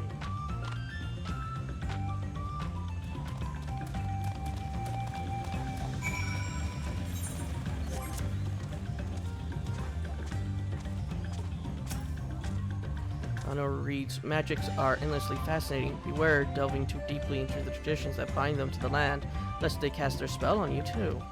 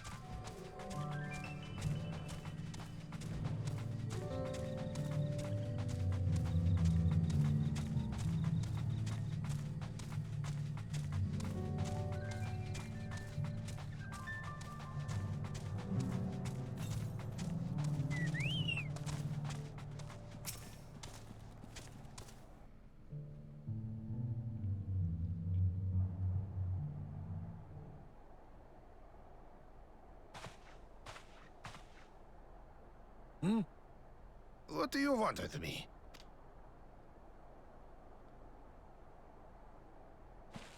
Right. The greeting.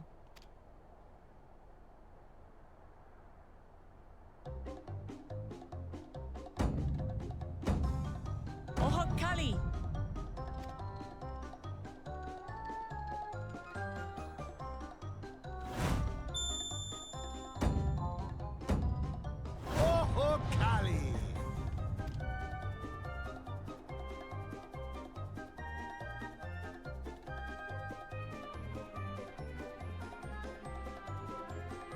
Good.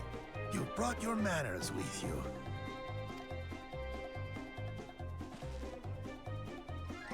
When in Ukanu, do as the Hanu do. For a country as diverse as ours, the preservation of harmony demands that we respect the cultures of all peoples who call it home. Well, that explains your familiarity with Hanu customs. And you speak truth, of course. To live together means to learn about each other. Ah, I appreciate an open mind. In fact, I get the sense we've met before.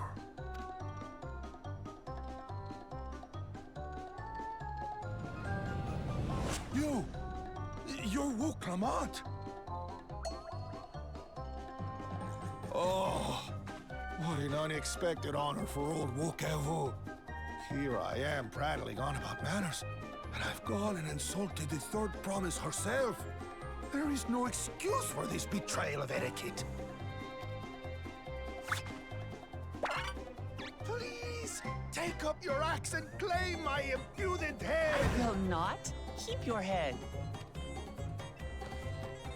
I hate formalities anyway, so forget about it, all right? All right then, consider it forgotten.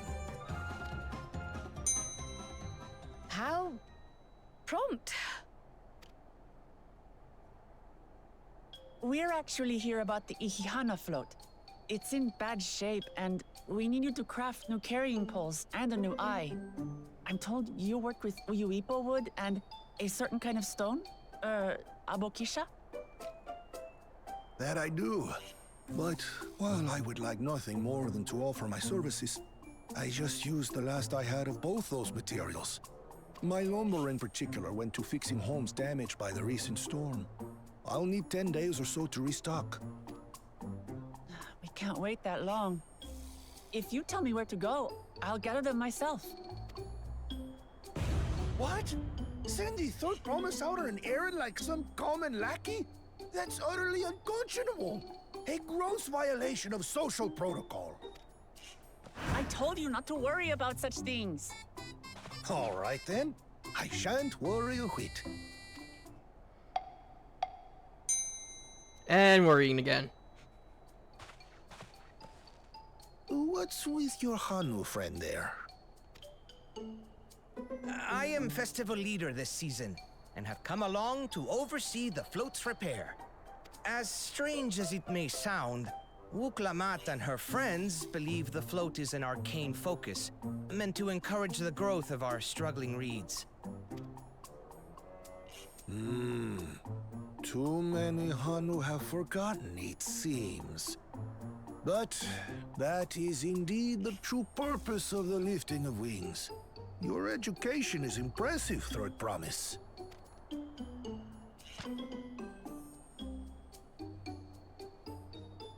Well, maybe a little. Allow me to show you where to procure Uyuipo. We can leave the Abokisha to your friends, I presume? Take yourself to Cave Kikitola, or thereabouts, and you should find the stones you need.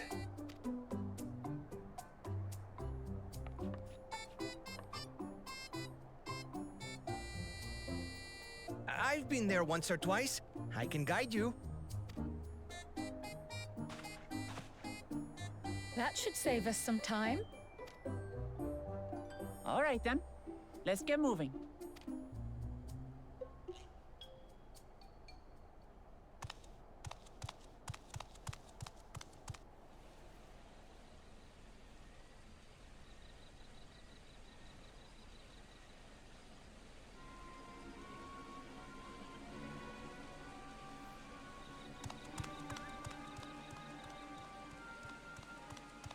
Chosen one of your rivals is making progress.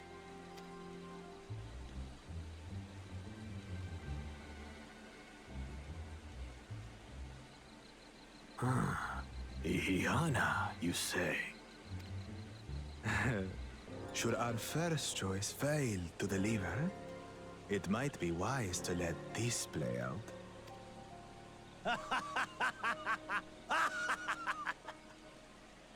The third-rate promise is making herself useful after all.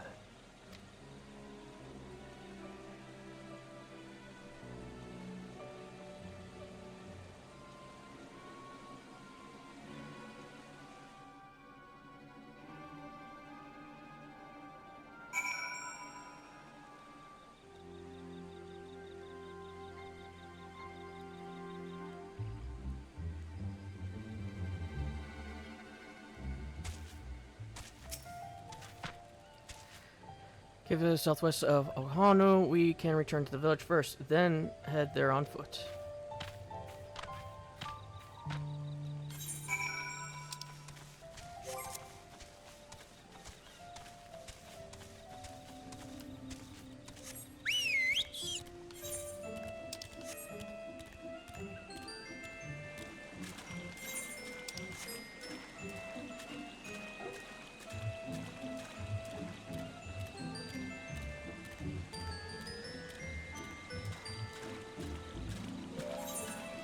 Oh, a bit of an update on the queues, by the way, as I'm playing this. Queues are up to like over 500 at some points.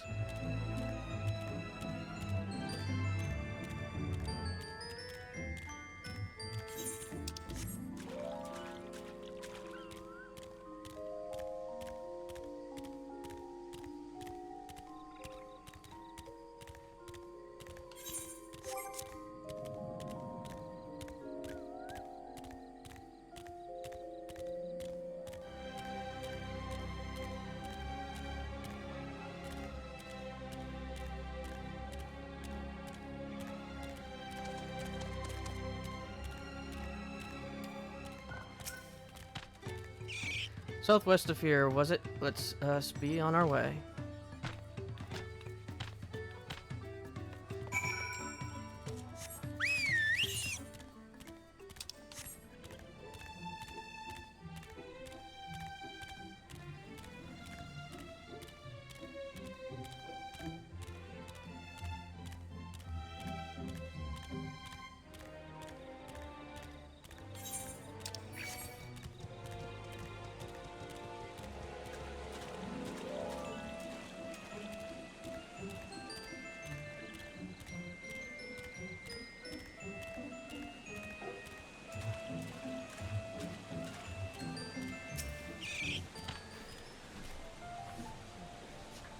Gave Kikitola as promised, home to many deadly creatures. Venture inside if you feel confident, but I will conduct my own search out here.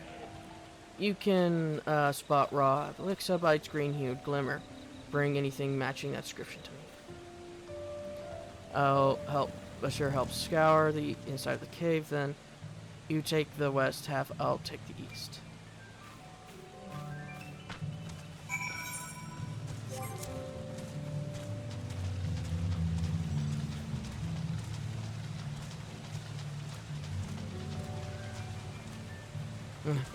It glows green. Not helpful. Almost everything in here glows green.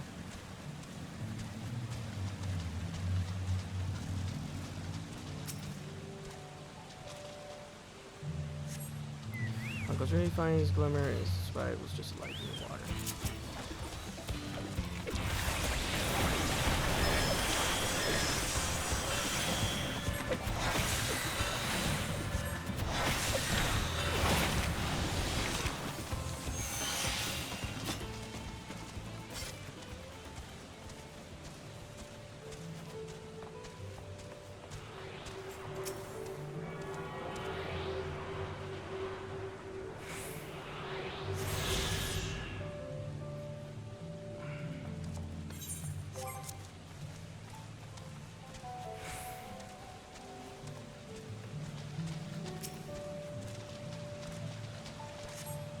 I check a stone glowing a distinct shade of green. This is exactly the material I was looking for.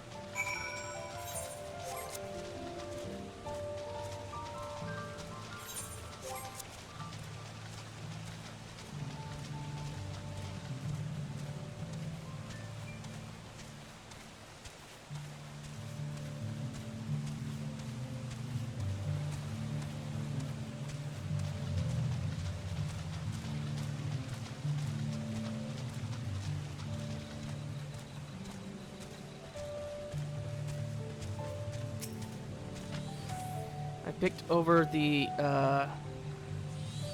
ground near the entrance, but found nothing. Did you have better luck inside the cave?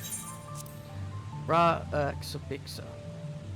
A green glowing rock containing what appears to be a pixa. This is a pixa. Along with Kryle's contribution, we have more than enough for our needs. The stone you brought shines very brightly. I thank you both.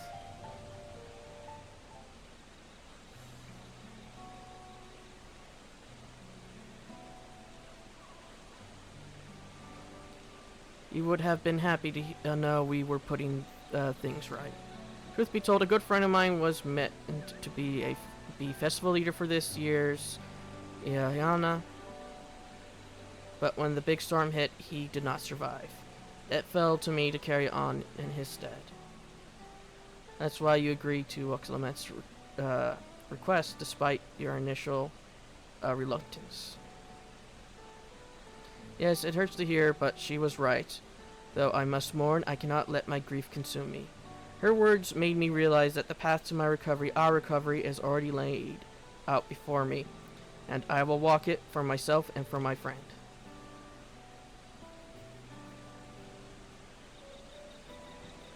Thank you for sharing your story with us. Please rest assured that we're taking your plight to heart. I'm certain our companions are procuring the other materials as we speak. Everything will come together and the Hanu shall host a splendid, uplifting festival.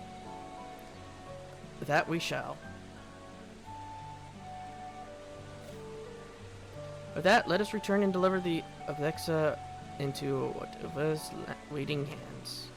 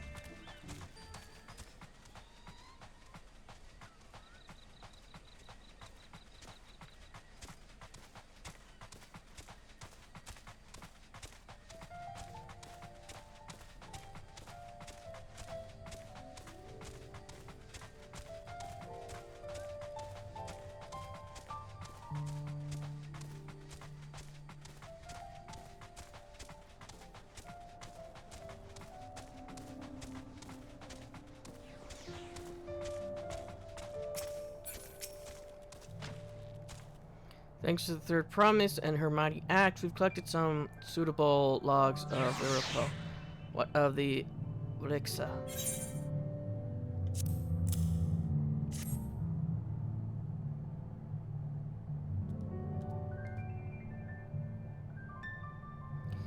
Yes, that's an excellent sample, a goodly quantity too. At this stage, you'll likely surmise that the lifting of wings encouraged the groups to help, but not exactly how, eh? Well, you're in for a treat. It all goes to plan. The results should be spectacular. Now, it gets to work crafting these pieces for the float. I could use an assistant versed in arcane arts to enhance the conductivity. Hi. Then I'd be delighted to help. Oh.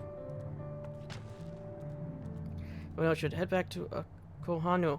We'll join you at the float once the work here is complete.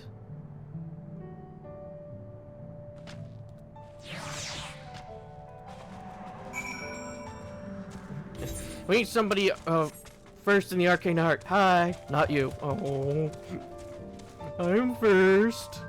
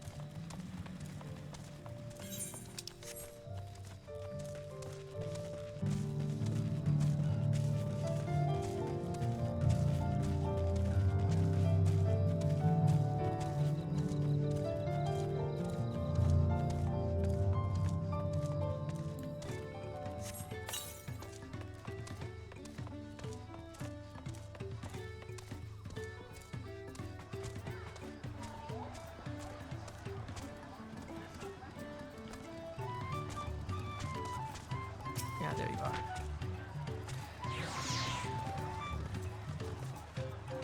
are. Gathering the was a trial in and of itself. At first, Ivu criticized everything I did. Then he suddenly yelled, "I've spoken ill of the third promise and must punish myself," and proceeds to slam his head into an herb tree. I told him not to worry about it again, and it was like snuffing out a candle. He's an odd one, that's for sure.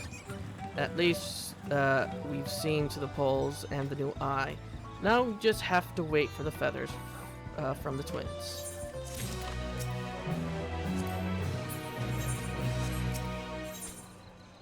Ah, we get some paint. We should get some rest before the excitement begins.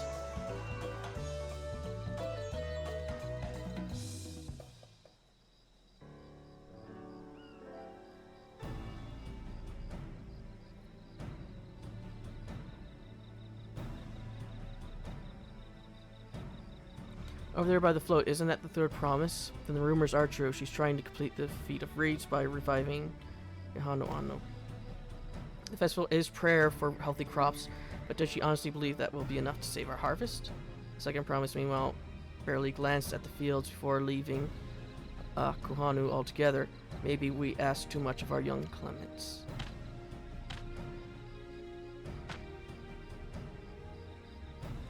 I won't be too quick to count Kona out. A friend of mine overheard him muttering by the reeds something about what needs to be done. Is that so? Perhaps we get to see another of his inventions for a stand.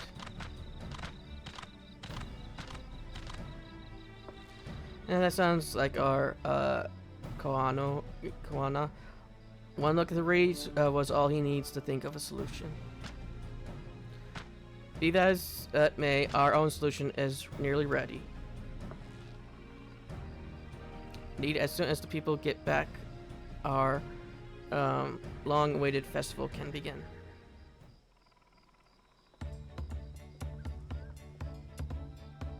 It took some doing, but we managed to gather competitors to vie for the title of Vince Chosen. The winner was only too happy to donate his feathers. You should see it. He called forth an incredible gust that sent his feather sailing for miles. We had a turn ourselves, but it was more difficult than it looks. Poor Aaronville twirled in the air for a moment before landing on his foot. I am a gleaner. Magic is not part of our training. As for us, we brought the wood and gemstone replacements, crafted by evil. All that's left is to attach them. It has been decided who will ride the floats. Papa was the guest of honor the last time I was here. I remember being surprised they could even lift the thing with his hulking weight on top of it. The rider must be a patronage of great esteem, which is why an invitation is usually extended to the Dawn Servant. This time, however, I have another in mind. Oh, who is it? I believe the lifting of wings is only being held because you and your companions. Thus, do I nominate you, Wok-Lamat, as our guest of honor. Me?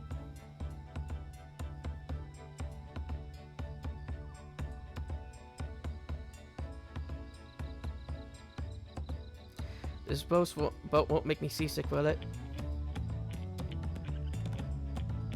I don't think so. In Whiteacre, I can hardly refuse requests from one even more enthusiastic about the festival than me. I would be delighted to ride your boat. Thank you.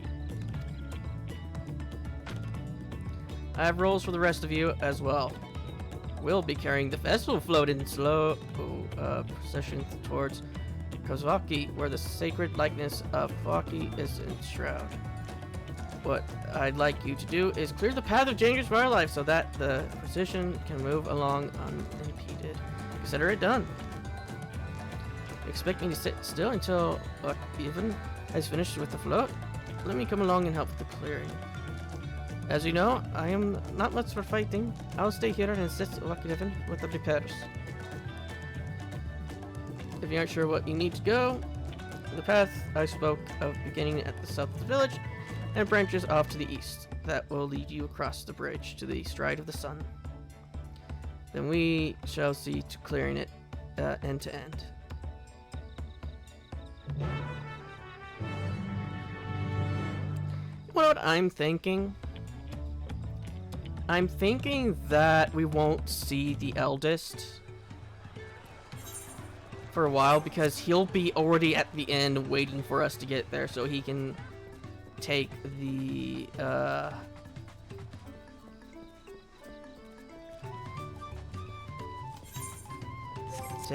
all the gems, all the materials that he needs to open it.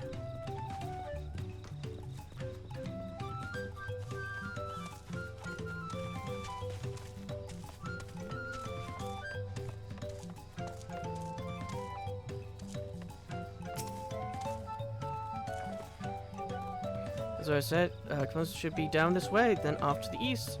When the path branches, then something about bridges on the stride of the sun. Anyway, let's split up and get to work. Once you've called all the threats you can find, we'll meet up in front of Kioxia.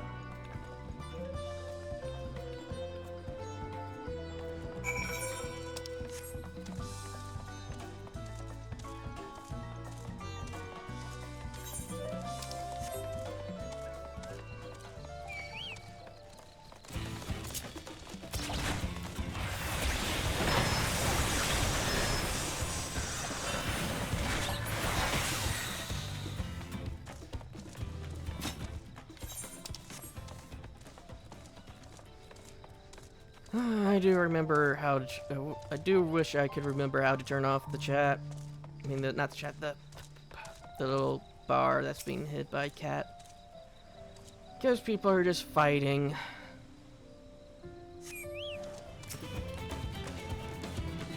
Even when it comes to fake politics, people are fighting.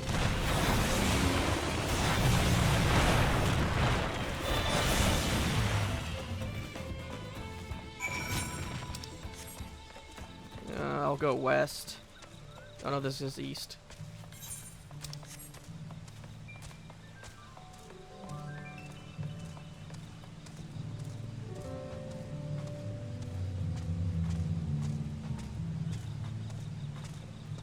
a scroll.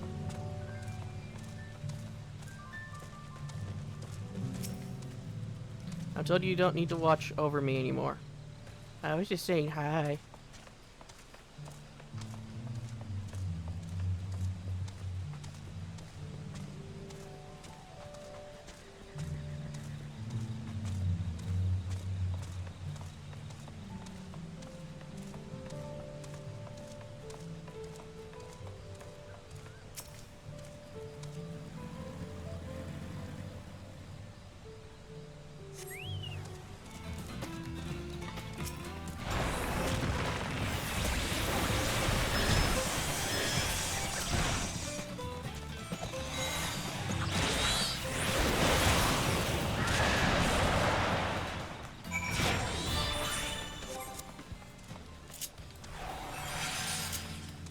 Wrong one.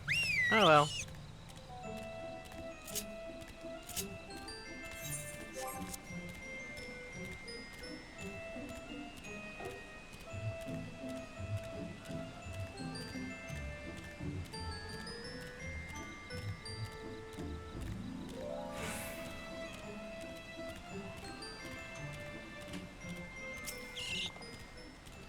Oh, that's one's down.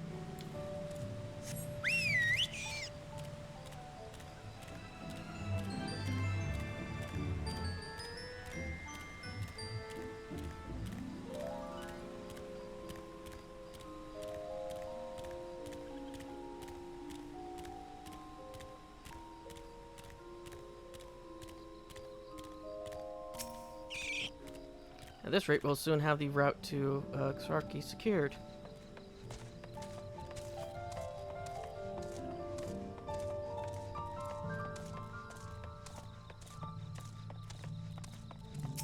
I guess we're going to be going left.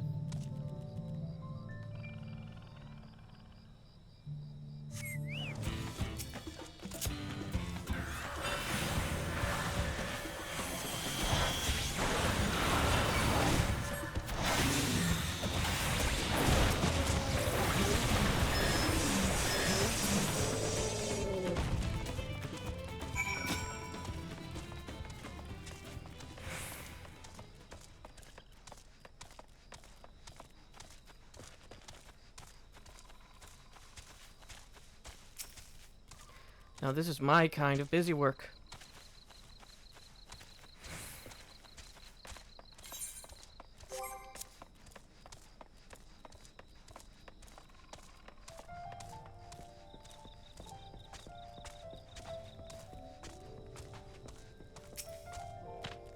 Welcome. It's been some time since we've had a visitor who isn't of the Hanu. If there is anything you wish to know about this place, I will share what I know. My role here is both guard the sacred place and attend to the needs of its visitors.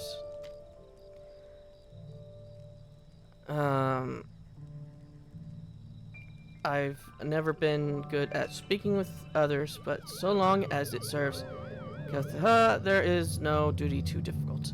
In fact, it brings me great joy to see people like you from distant lands coming here to learn of our ways. Within Korzaraki is enshrined the likeness of the great bird Kahaya, who brings us bountiful harvests. Here we are blessed by the sun, which keeps us dry among the damp swamps of Kozama Uka. Kazuki is also central to some of most sacred festivals, although the storm seems to have washed away our festive spirit. Hopefully, once we've rebuilt, you can see the celebration for yourself. That's what we're doing.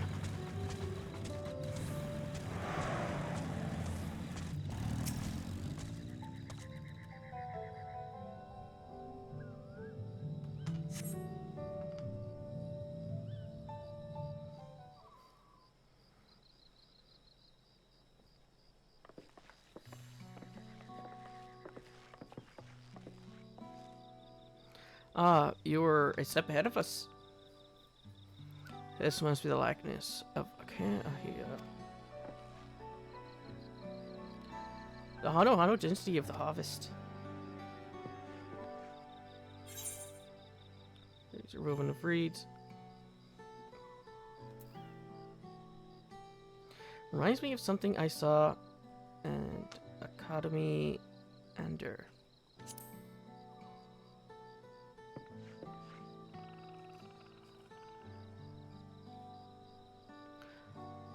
One of the ancients' creations. It was possible a vestigial memory of that time endured. A subconsciousness recollection from the inheriting souls providing the basis for an entirely new religion. I have no idea what that means. As far as I know, Akira was worshipped on another continent. This ancient faith was then brought to Tutorial by the first Hanu. The Hanu migrated here from another continent. Then mayhap the two do share a common ancestor. It's all very fascinating, but shouldn't we be getting back to Hanu? He'll want to know the path is safe for the preceding procession. Right, and I want to ride the float. I'll run ahead and tell him we've done here. And then we just see the big guy in the float with the 4 lackeys carrying it. Or did he have 3?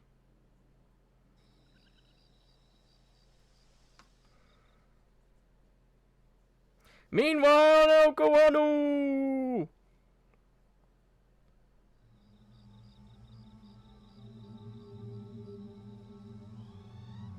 This is where we should set guards.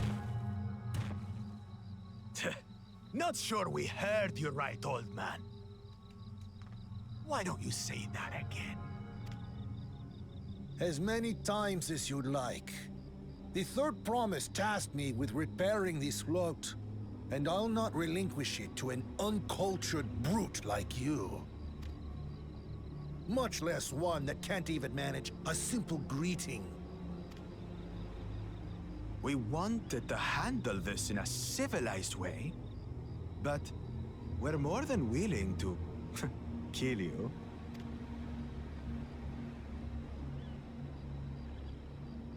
We have a two-headed problem.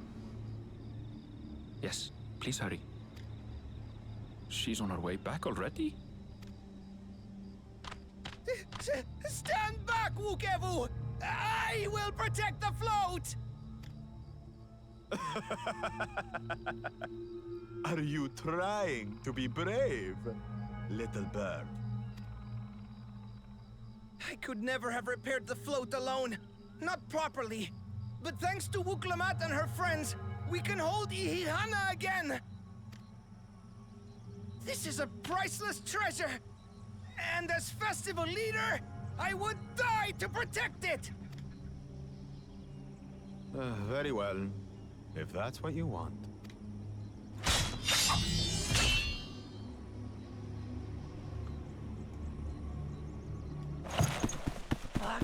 Cha-cha!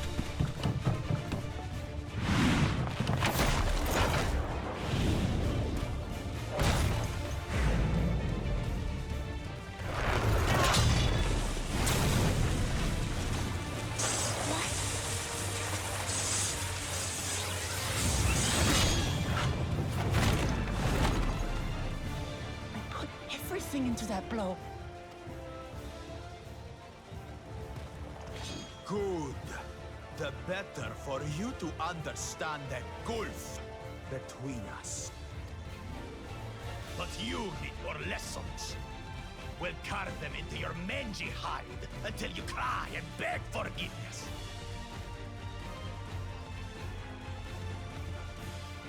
I'll take care of this.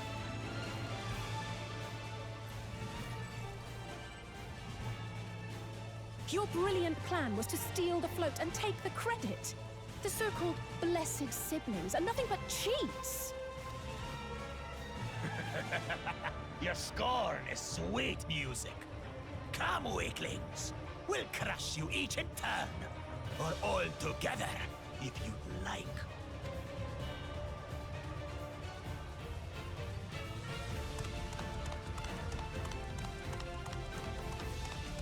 Calm yourself, Chosen One. If you fight in earnest, this will end in a massacre. What's more, we have word that our other prospect is on the verge of success.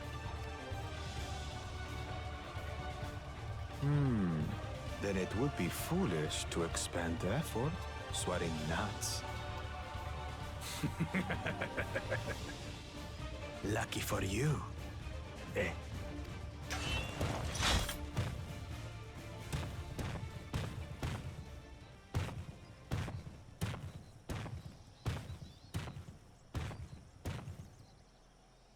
Ugh, two heads. I see Mamuk still clings to that loathsome hope.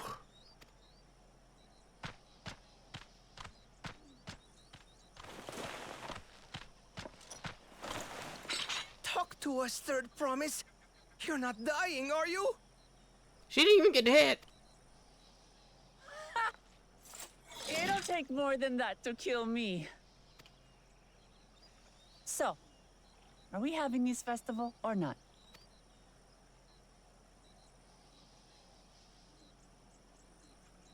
Yes! Yes, we are!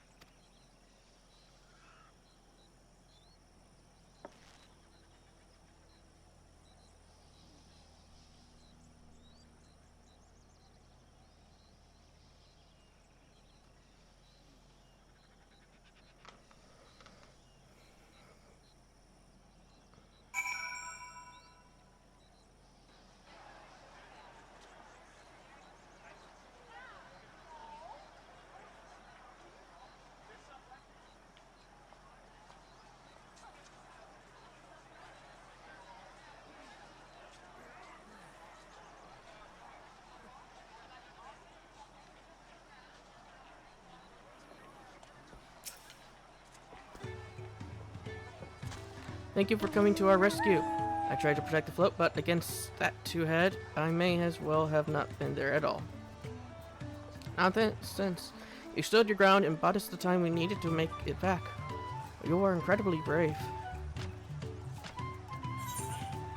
I'll take the money.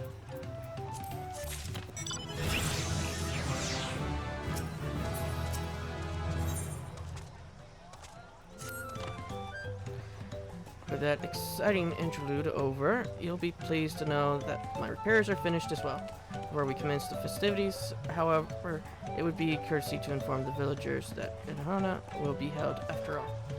Go forth, but do not forget your greeting. At this stage, I should hope the reminder is unnecessary. Oh, Quali. See, I remember.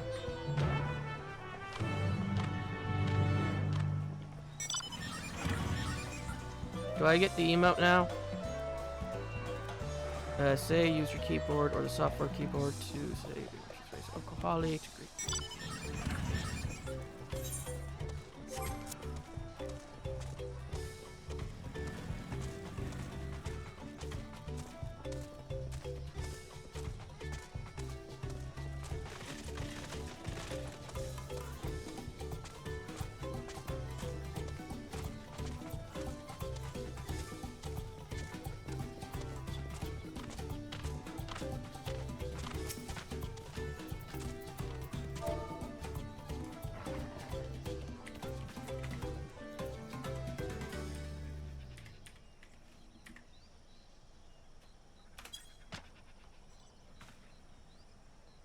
Holly.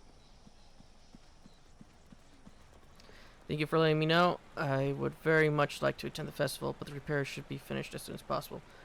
What to do, what to do. Don't worry, there's another storm.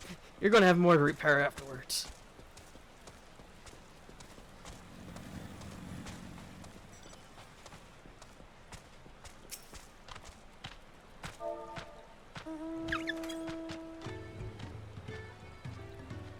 Kohole.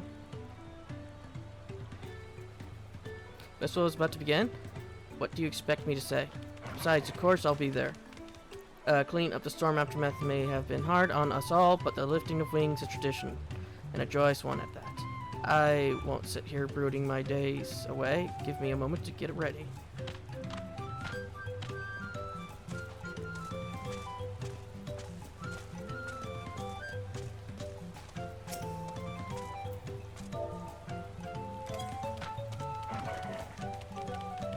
Kohale.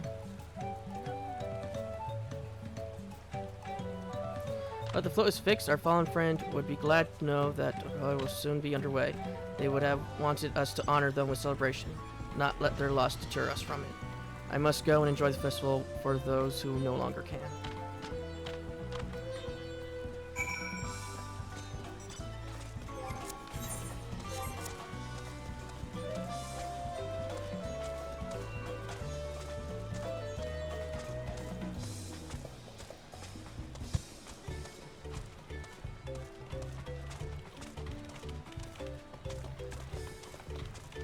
Someone's already gotten flight here. The Hanu are pleased to hear their festival was going ahead, I imagine. As well, once your friends return, the lifting wings can begin at last.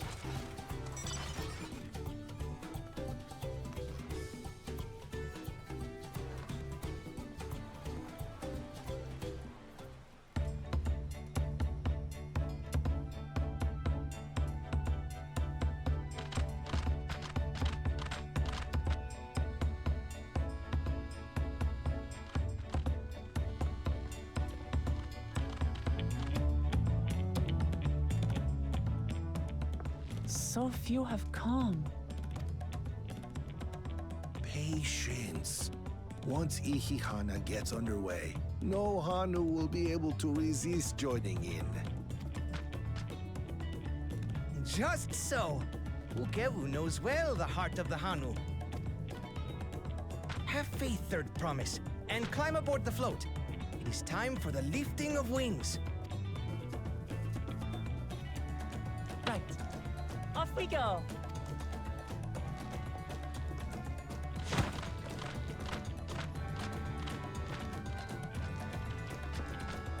Ihihana is a prayer for bountiful harvest.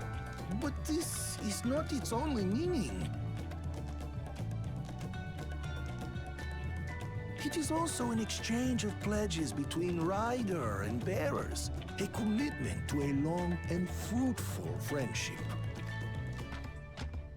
Listen well, friends! The personage we bear today is Wuklamat, the savior of our beloved festival!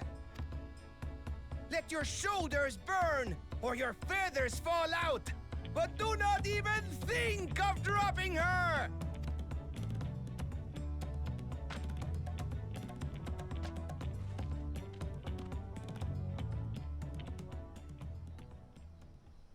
Ready and...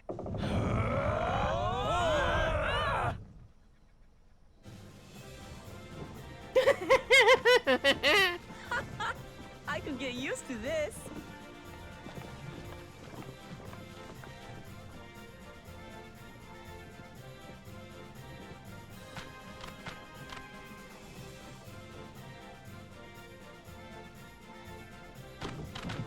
Will empty bellies stop you from joining in the fun?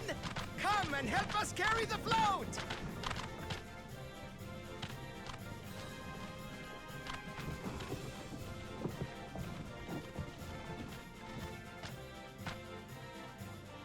Well, well, well. To see the day that Dawn's promise would ride our boat again. We've not had the honor since you were here, Gulul Jaja.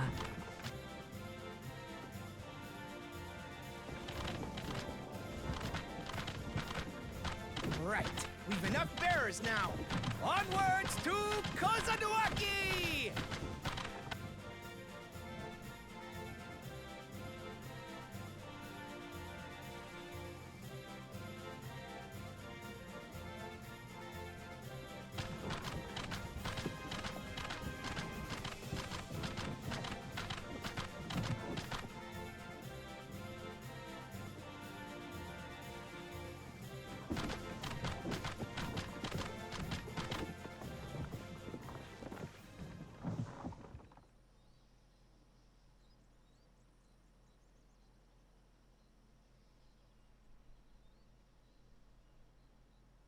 Watch well, for you are about to bear witness to the true glory of Ihihana.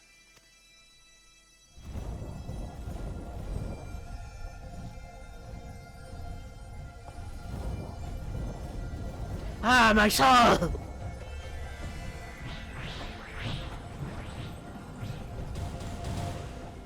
The float draws upon our life force, concentrating and amplifying the energy.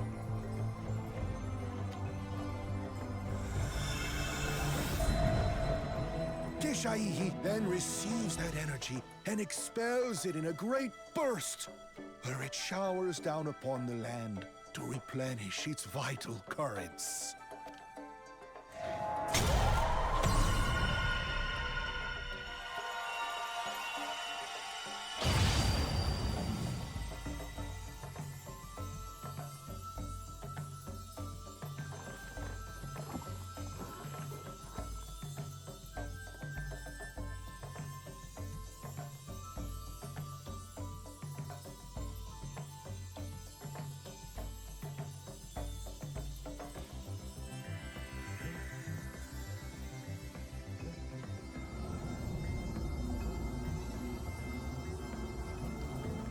I don't think we had enough life force to get all of it, but we got a good amount of it.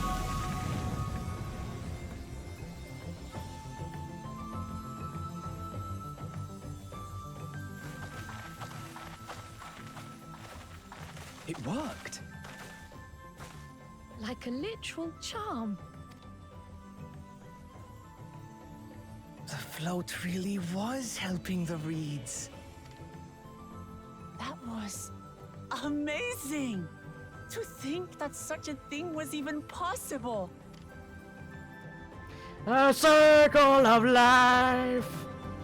Yeah, we didn't have enough, so there's one patch of dead still.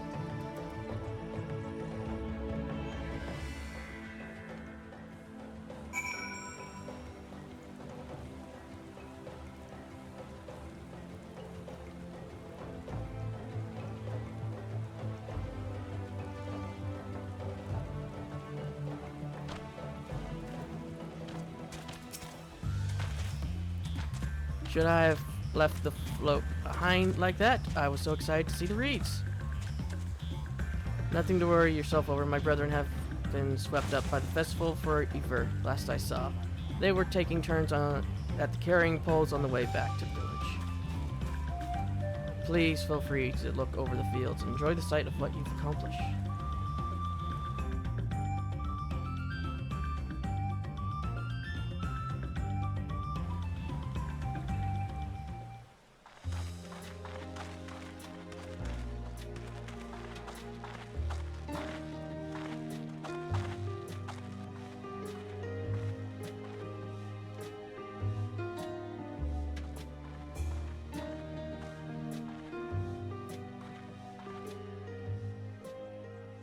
Some of them still look a bit sickly. I imagine even the harvest magic has its limits. If the Hanu continue their festival tradition year after year, though, the entire field should eventually recover. Where does that leave us with the feet, then? But since it takes their life force, they would dramatically shorten their life force their lifespan, depending on how things go. You've got nothing to fear on that account. Our situation could never have resolved itself. The revival of even a single reed would have served to demonstrate your commitment to the task. That you recognize the nature of the float and found a near-perfect solution in Ihihana proves your dedication. What's more, I don't think I've seen the festival produce such impressive results since I was a mere chirper. We have been lax in maintaining the float, diluting its magic and reducing Ihihana to hollow theater.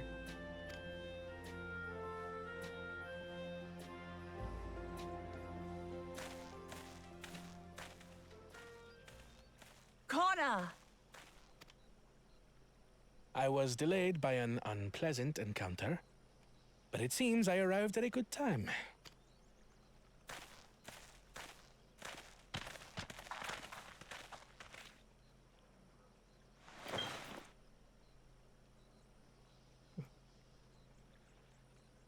He just pours ether in there.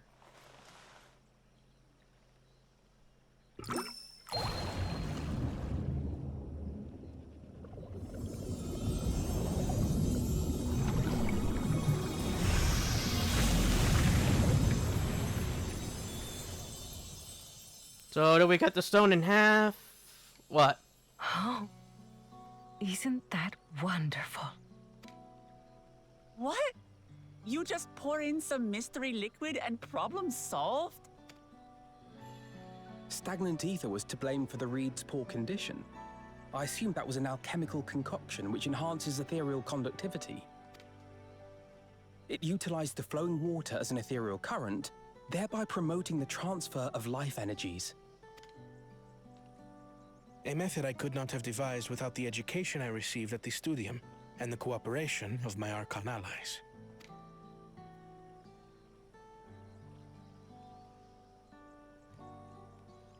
Archon allies?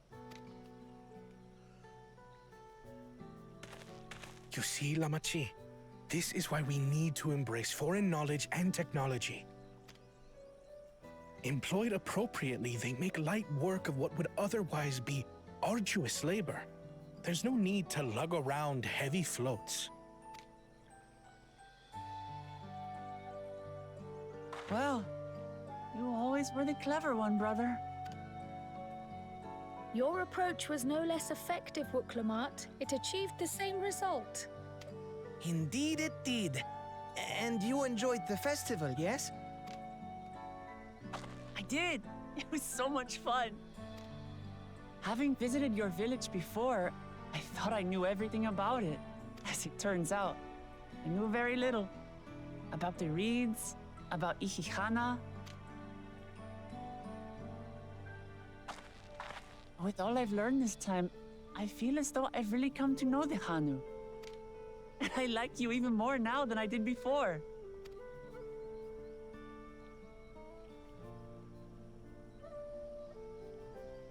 The feeling is mutual. And it's not just you who had a lot to learn either. I'll never look at our float the same way again. The two of you have exceeded expectations. Come forth and claim your stones. Oh, there's multiple of each?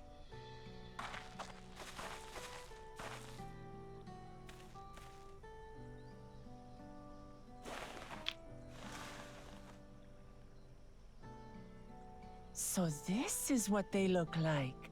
They look like caramel. Go on, set it in the tablet.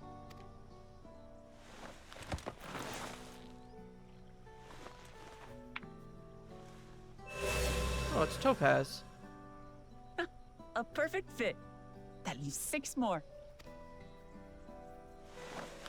And on to the next.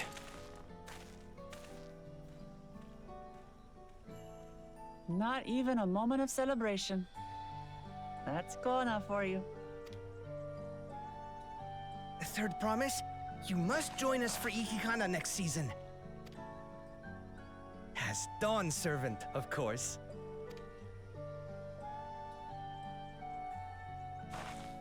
Right. It's back to Tulihiola for now. Thank you for having us. I look forward to seeing you all again.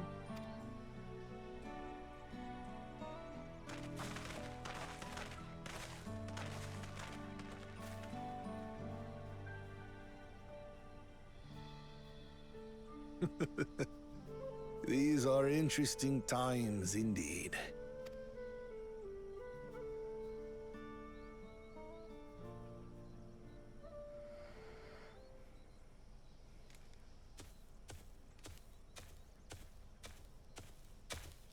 The concoction was brewed by Kona himself. It's a test vial, but it should contain the same reagents.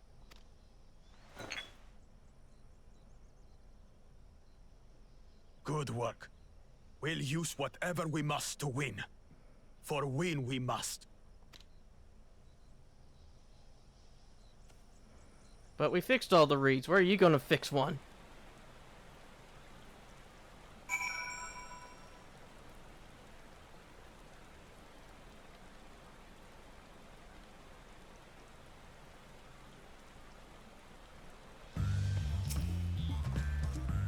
My journey has just started, and already I've met so many wonderful people. Well, Avu, for one, he's a bit eccentric, but everyone could stand to be as respectful of other cultures as he is. And Linuhanu has warmed my heart to see him honor his departed friend through Iha and Hana, and to help others do the same. I can't help but feel excited thinking who else I might meet over the course of the contest. Come on, let's head back to Zelvar Tarir.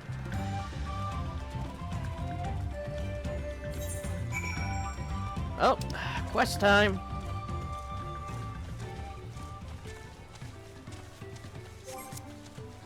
I'm going to do the quests, and then I'm going to go and find all the ether currents that I can get to, because it looks like the place is cut in half. Because, you know, the last few formulas have been that. And then I am going to go complete the main quest, and then I'm going to take a break. You're Worklimit's champion, aren't you? Kinaxiam smiles upon me. I had hoped the great bird would guide one of the village saviors to me. You see, the time is come for us to make our customary offering to Kinaxia. It is a ceremony we hold dear. I would invite you to participate as an honored guest. You will join us then. Oh, that makes me so happy. My feathers are standing up straight. The traditional offering is a fruit that grows to the southwest, and they must be so ripe that they fall into the earth. Gather 3 and deliver them to Lanuhali at the shrine. I'll gather a few, and then I'll start doing them. So I like to gather at least about 4 of them at a time when I'm doing a main quest.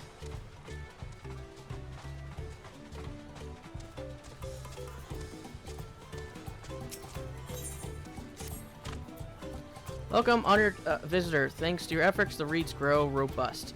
And at last, I can make reed dumplings again. Oh, and they're every bit as delicious as I remember.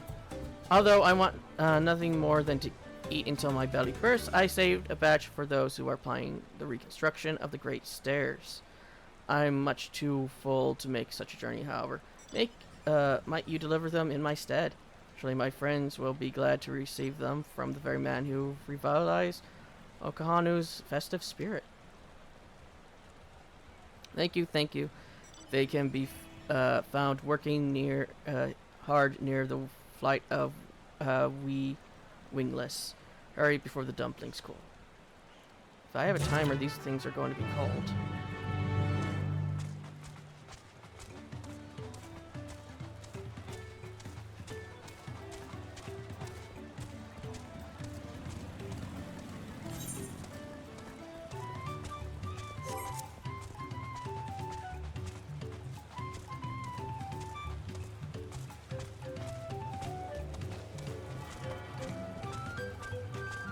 Oh no, it's the corn servant again. He will be last.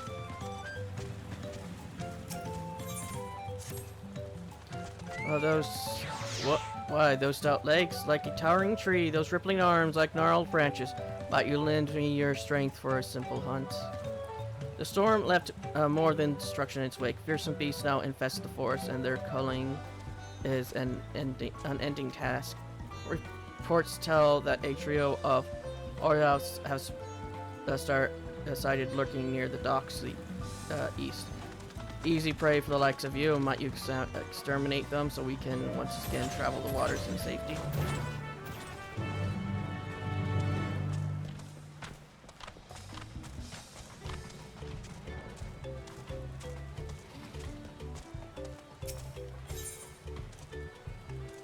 Oh, this one's gonna be interesting.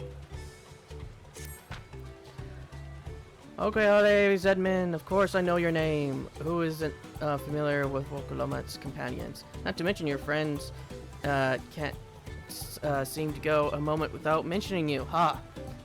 I'm Lanuhanu, and I have the honor of being the wind's chosen. It is my feathers which adorn the festive float. I feel the wind has guided you to me for a reason. As a visitor to our village, who has fast become an honored friend, I would offer you a chance to strengthen our bonds. Perhaps you're familiar with the Lance Guard. It is customary among the Winds Chosen to save their molted feathers and present them to those brave protectors as gifts every few years. At this very moment, one of their number is making their way to Okanu to receive our offering. But there's much more to it than just a simple delivery, and I think you'll be interested in taking part. It would deepen your understanding of our ways, and perhaps you and this member of the Lance Guard will become fast friends. I would start with a small task, if you're willing. Naheshi is the name of our guest, and he was due to arrive some time ago. I fear he may be lost. Could you search for the road for him? I'll stay behind in case he arrives here after all. Okay. I'm going in this direction.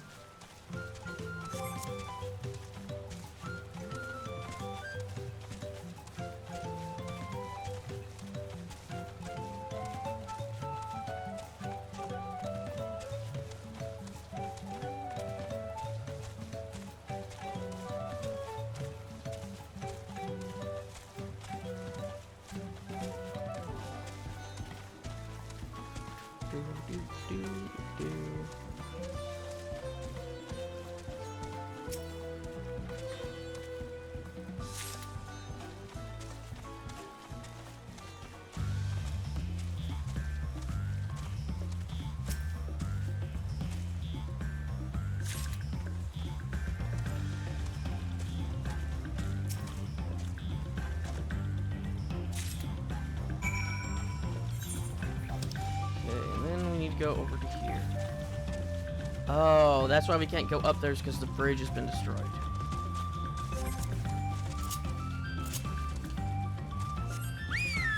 The coloring for the picture for Ruby Carbuncle seems a bit different to me.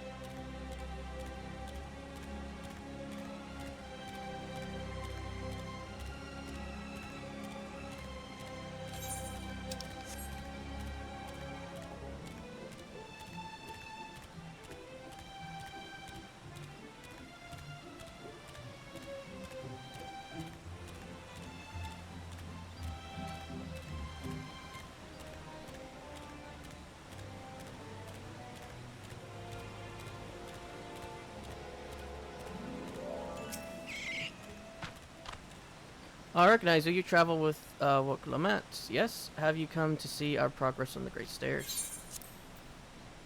Piping hot reed dumpling. These steaming dumplings look delicious. Or does it? Dumplings? Oh, how long has it been since I've smelt that heavenly aroma? When the reeds sprouted big and tall, we had cause to celebrate often, and it was a common sense in Akuhanu to have these delivered by one who helped those days to return is great honor indeed. They kind of look like bait, like the fish bait we use.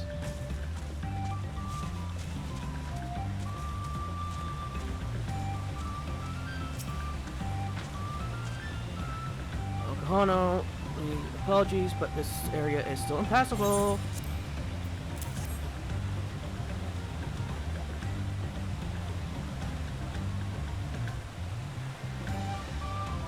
You brought reed dumplings just as I was about to keel over from hunger. A kind soul perished from the wilderness to save me. This passage is of great importance to us since no small number of merchants use it to reach Okohanu. With delicious dumplings to fuel me, I can now tackle this problem with renewed energy.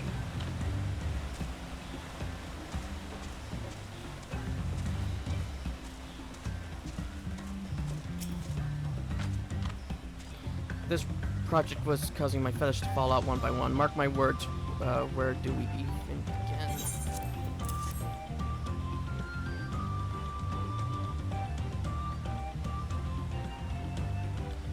Made her famous dumplings. These are just what I need. Such a large undertaking makes one so very hungry. With my energies restored, I've come to a realization. Our reed problem require the precipitation of visitors to solve. So perhaps we should consult artisans from other clans for advice on how to repair the great stairs.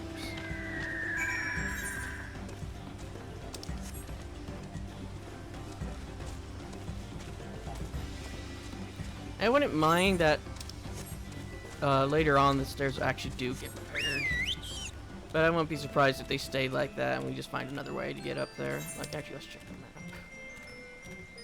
Yep. Kind of figured.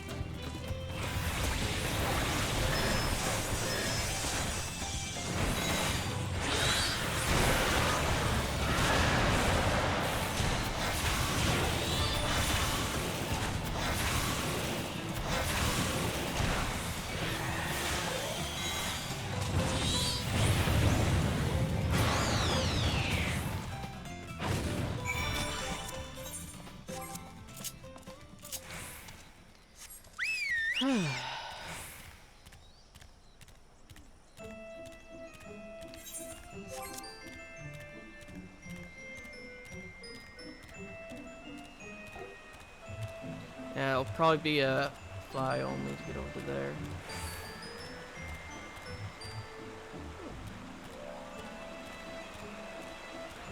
I wonder what fish we'll be able to catch here.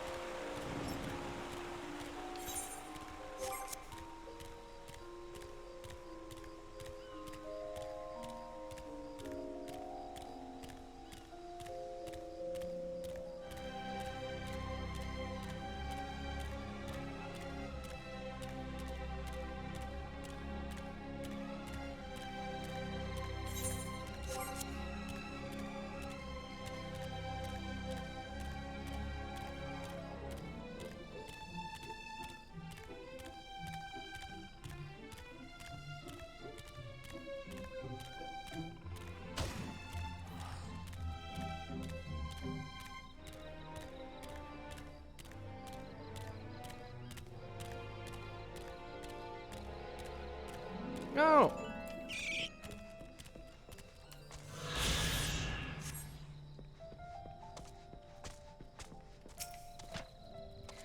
Oh, hello. To what do I owe this honor? Well-dyed fruit. This ripe, bluish fruit is said to be a favorite of Calexia.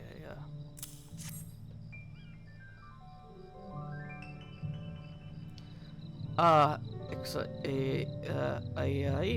will be most satisfied with these. Today, you are more than an honored guest. You are the very heart of the ceremony. After your efforts to bring Hiriana back to us, Axelia is doubtless overjoyed to see you in this role.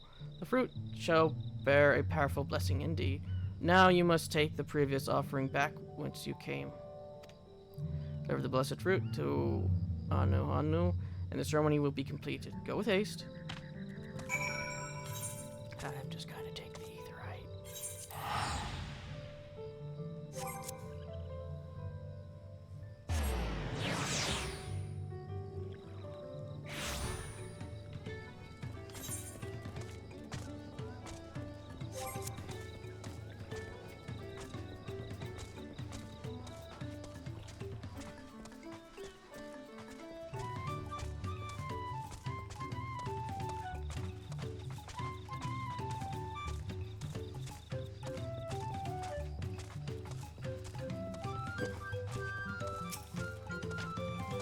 Welcome back. We, Lanuhali, impressed with your offering. Blessed fruit, the smell emitting from this sack indicates that a blessing is powerful indeed. Yes, I can feel Azali's grace emitting from these, thus the ceremony is complete. The younger Hanu clamored to participate in this rite, you know. It is said that the fruit offered to Ixa comes imbued with its divine spirit, and all who carry them shall be blessed with great luck. Since you will be too, although you traveled far, I hope you feel enriched by this experience. Go with our gratitude, and may the wings of success swoop ill fortune from your path.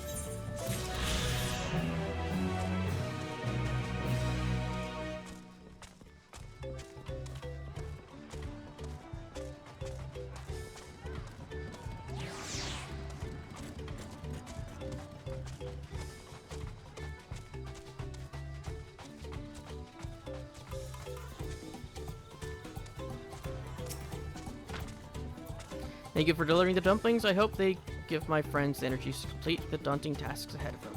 Reed dumplings are considered delicacies among the Hanu, and for good reason.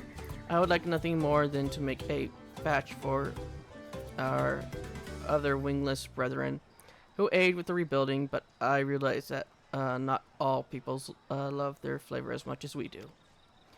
But that doesn't mean I can't send a different gift to show my appreciation. I intend to send a nice haul of fish their way. You don't seem the type to munch on reeds either, so I prepared something else for your reward called hard coin.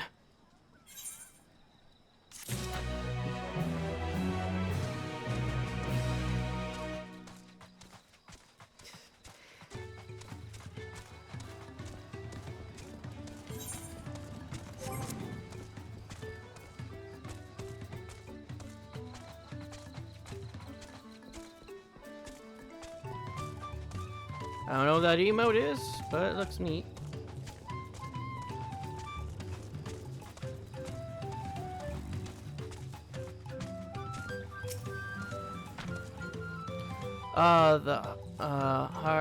Mighty Hunter returns, and the Yatsu have been reduced to shredded vines?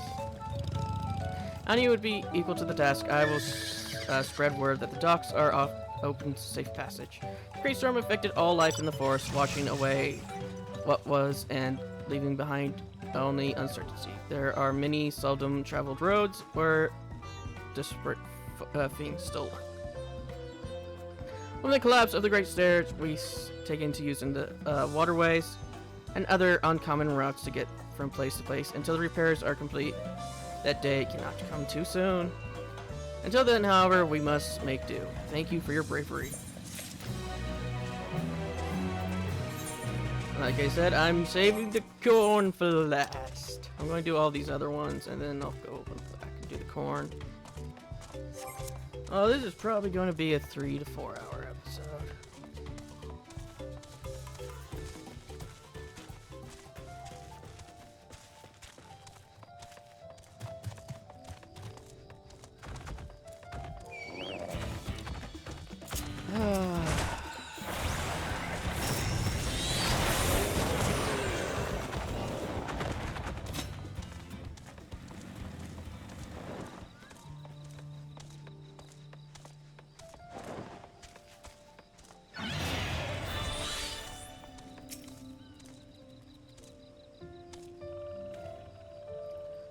You're looking for me? You're not a Hanu Hanu unless you're molting something awful.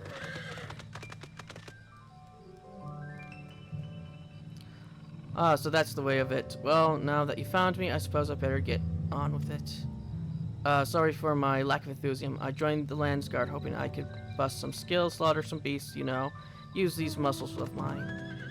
But for my first assignment, I'm lugging crates of supplies around. It's not exactly what I had in mind. I suppose complaining won't get this done any faster. Let's go meet this Lanu Hanu then. It's building you some muscles.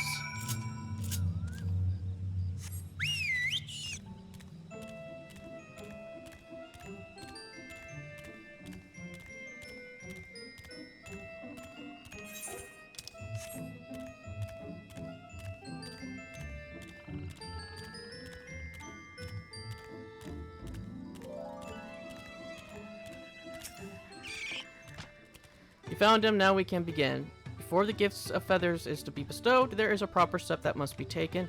Firstly, I bid the warmest of welcomes to Nahir as the Wind's Chosen. It is my solemn duty to show you what science our humble village has to offer. As one of the Landsguard, it behooves you to become familiar with all corners of the continent, yes? Then come with me to the center of Akuhanu, where you can behold the entire village at once. Why am I going? I forgot why I'm going. I like that person's axe, though.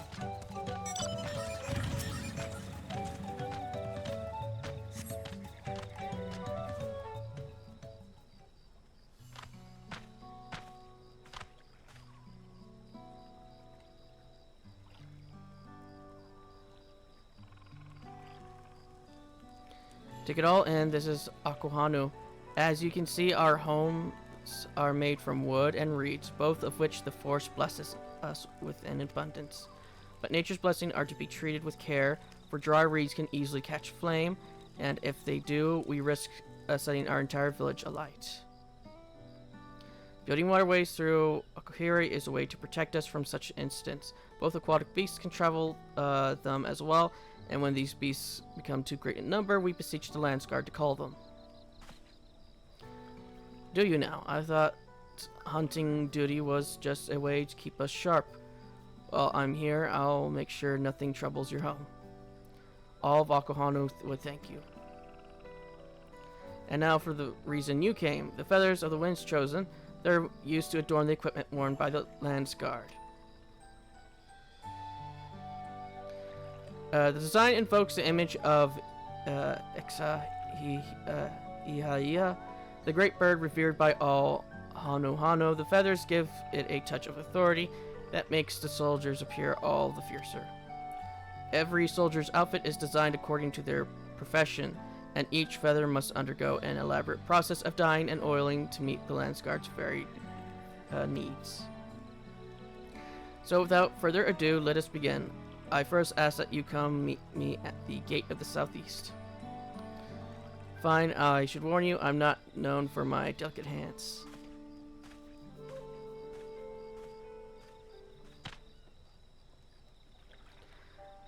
That went about as well as expected. Could you stay behind for a moment, Zedman? I would like to hear your opinion of Nahishi.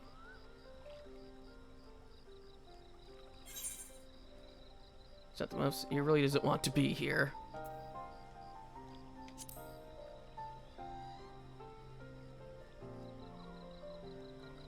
I have the same impression. Truth be told, his attitude is the same as every Landsguard troop who comes to receive this gift, and we're meant to fix it.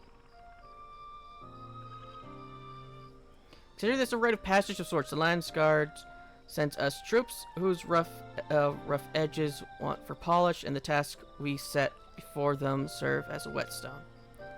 Over the course of our work, they gain a great insight into the history and meaning behind the exchange of gifts. Soldiers with a tangible bond to their charge will protect it all the more staunchly. In recent days, however, even our treasure trove of knowledge hasn't been enough to rouse the spirits of some. But working alongside someone as capable as you, Nahir might find the extra motivation he needs. Now then, let us proceed to the southeast gate. And while this goes without saying, keep this little conversation between us a secret. I'll get the whipping stick.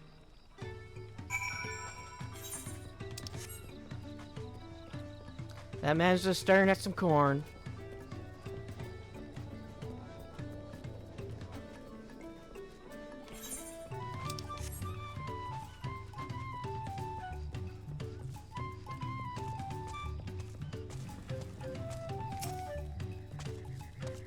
What did I do to deserve this? Now I know why my spears are snickering behind my back as I departed.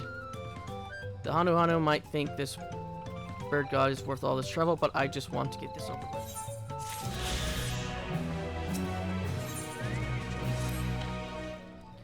Now that's everyone is here, it's time to begin. Together we shall make these feathers so striking that even Caxia would be envious. First items we require are dyes and oils. The former is used to match the feathers with various uniforms worn by the troops. The latter serves a different purpose. As you can see by observing yours truly, Hanu Hanu boasts feathers full and colorful. This is thanks to the oils our bodies secrete, which keeps our coats from becoming drab and brittle.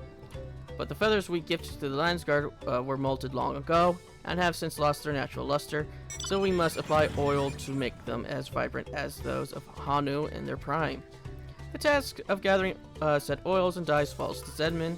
Go to Becky, where a crate has already been prepared. In the meantime, Nashi here will get the feathers.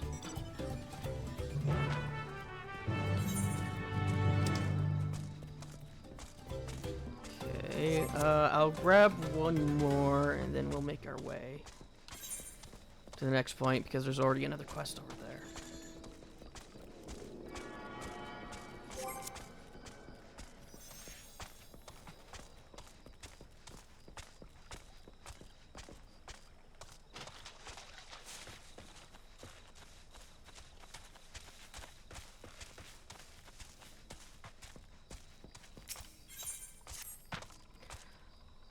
Okogale, might you have a spare moment to lend a helping hand? With the reeds sprouting more vigorously than ever, the time has come to repair our withered roofs. However, wet reeds will not at all. There must be thoroughly dried, or the roofs are likely to collapse at the first drop of rain. I ask that you collect the freshly cut reeds placed near a building to the east and deliver them to Kozaki, where the gentle breeze shall dry them. Help us with this task, and I promise you will be satisfied with your reward. Look, man, I'm poor. I'm satisfied with anything.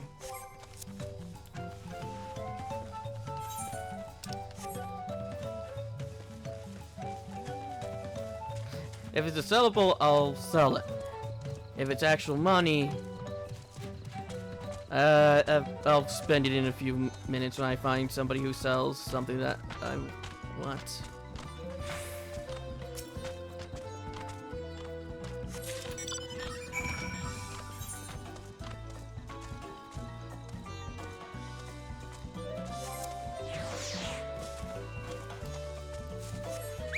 I'm not even a full million. At this rate, I should probably have at least 1 million on me at all times, but I spend so much gil all the time. I use it to buy armor. I use it to buy music scrolls. I use it to buy pets. I get to use it to buy mounts, but that might come eventually.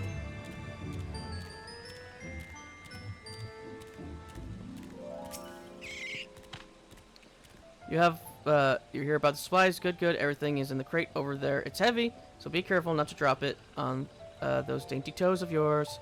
Or still, you might break a bottle of dye. The Landsguard artisan who designed their uniforms was very particular about their coloring, so not a single one can go to waste. There's nothing a soldier loves more than their equipment, so every detail has just to be right. Tread as carefully as you can. Back to Lano Hanu. Yeah, that's not happening. There's a turtle right next to the entrance. Oh, you give us something I can use for some other class. You travel with the third promise, don't you? I've heard stories, but it's an honor to meet you in the flesh, Zedman. I know you're a busy man, but might I have a moment of your time? I serve the Dawn Servant and am come here in an effort to catalog the traditional magics of our continent. In particular, I'm interested in how the Hanu weave their energies of wind. Competing to see who can float a feather the furthest seems to be a favored pastime of the Hanu, which demonstrates their mastery over wind, yet I've no notion as to how they achieve this mastery.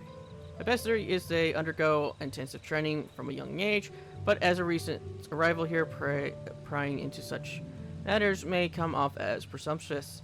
Best you have their trust. Might you ask in my stead?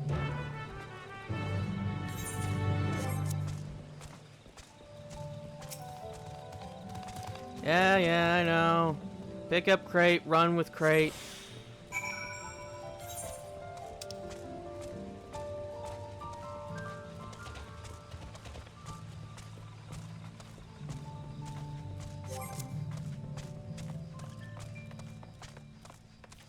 Yeah, I am very lazy of a person, so I'm always down on guild because I spend it all on buying armor instead of actually taking the time to make some armor.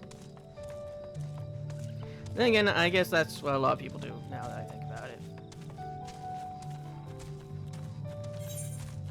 Then again, I haven't seen a lot of people who do leveling, but I usually just buy mine when I oh, I got another 2 minutes. So that's the question.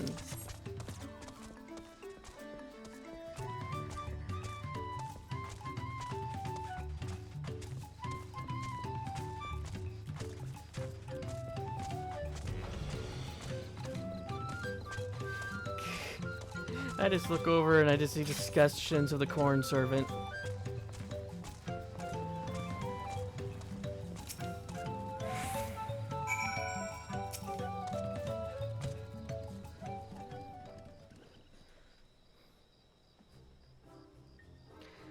You both did excellent work today. Nahashi, it appears you might need some rest after your ordeal.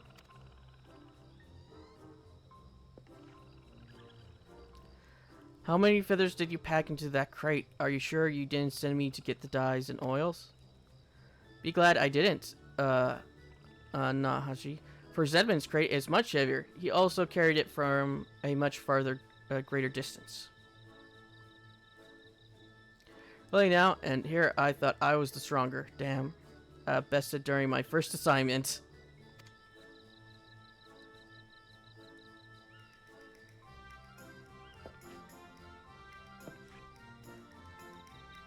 Well, that won't happen again. I've had enough rest, so let's get on with it. If you insist, Nahashi, let us proceed to the heart of the matter. First, we must dye each feather one by one, but be careful, for each color is needed in different quantities. Equipment used to attack is adorned with black feathers, while equipment used for defense is adorned with green. The original green. For those, we must carefully.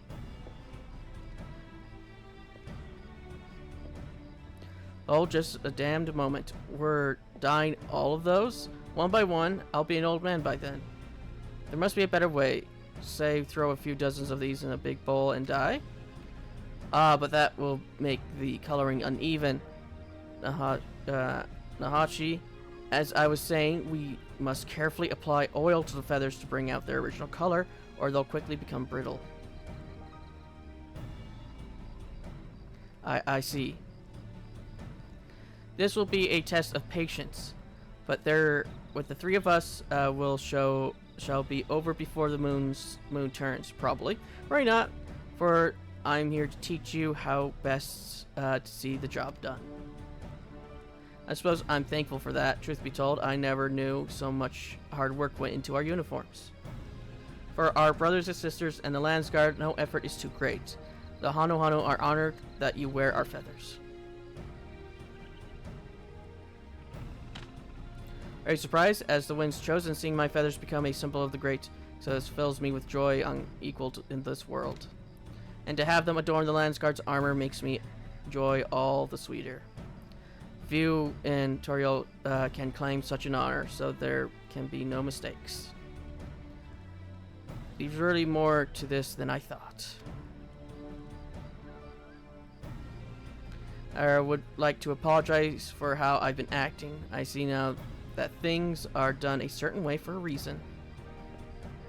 So while I may grow old and gray in the doing, I see that even every feather is dyed and oiled properly.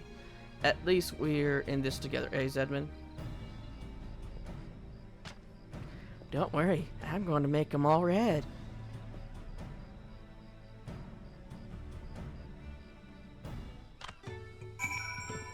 And you're going to regret ever me being here.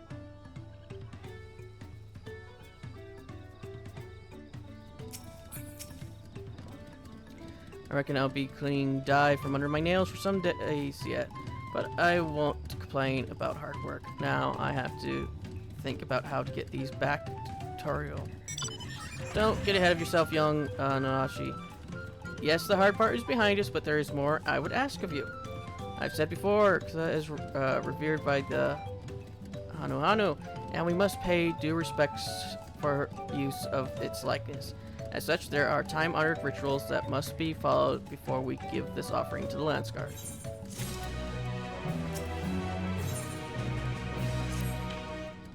Our next step is simple. We must bring the feathers before the likeness of Kza and Kosuki, and have the priestess beseech the great bird to bestow the wind's blessing upon them. While lugging that crate around, then, I can do it, but if we're going any further than last time, I might need a couple of breaks. Do not worry, Noshi, I will carry the feathers. I have something different in mind for the both of you. A friend of mine waits you on the road to Kosuki. Speak with him and do exactly as he instructs. Mortal combats!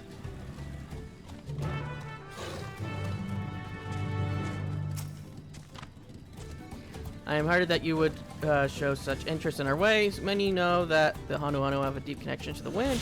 A few care to ask how that connection is made. That being said, it's a question without a single answer. However, I would say that our feathers are the most important tool we have for comprehending the wind's movements. There's more than just for show. They allow us to sense even the smallest shift of the wind's temperament, and that awareness allows us to direct it as we see fit.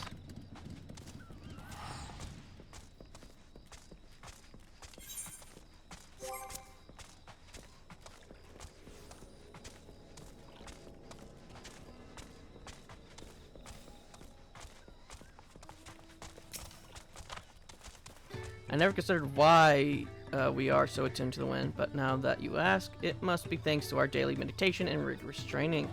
By listening carefully to the wind's whispers, one can discern the path of its flow, and its so doing achieve total harmony with one's surroundings. This understanding allows us to summon gales mighty enough to chase clouds from the sky.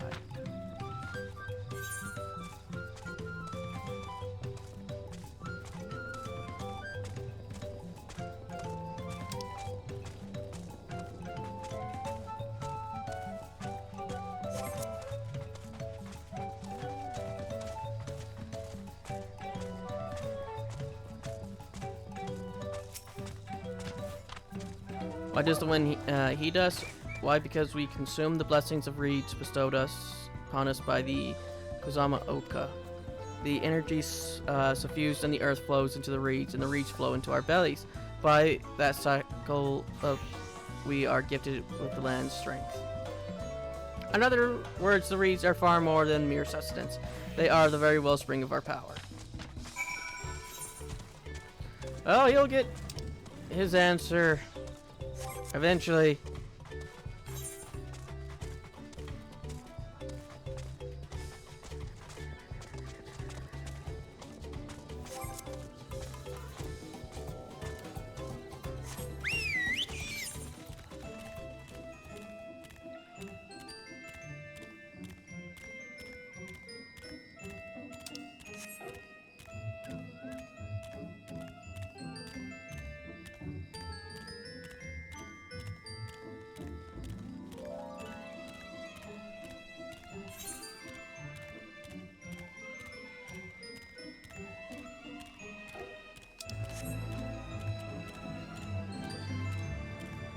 Oh, I guess there is one reed patch, so we'll probably see them try to succeed.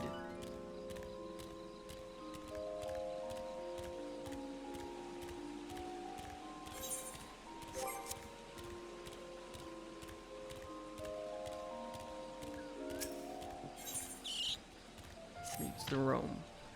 Hello, have you taken in all that our humble village has to offer? If you happen to be on your way to the breath between, there's a task I would like your help with. You are as kind as they say. I've been asked to deliver freshly sprouted reeds, leaves to use as bait, but my work here has kept me so busy I've had little time to fill the order. The fields nearly have the choicest reeds, and I would be in your debt if you could gather some leaves and take them to Amonehone. You can keep his payment for your troubles.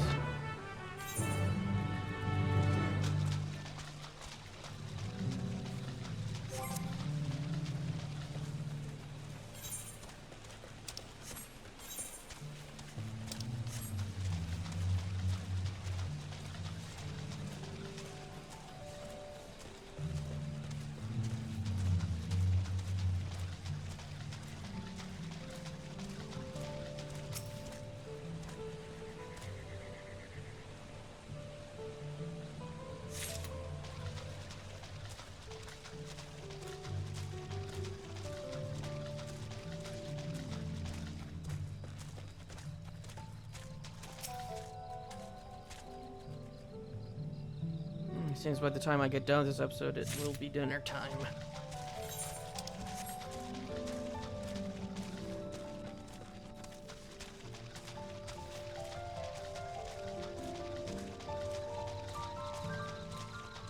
Well, I won't be surprised if it isn't.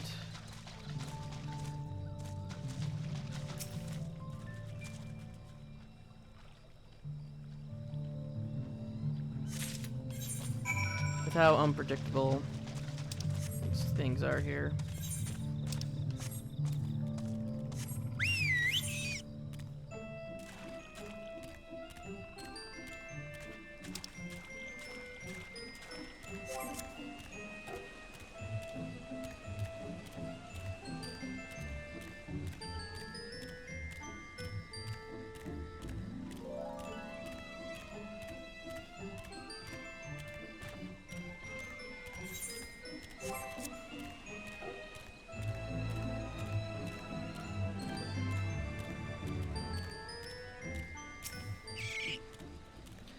You are returned. Were the Hanu forthcoming with their knowledge? I see there isn't one key to their expertise, but many, each one forged by their singular bodies, culture, and environment. I believe you've given me a starting point from which I can launch a more thorough investigation. Thank you, Sedman.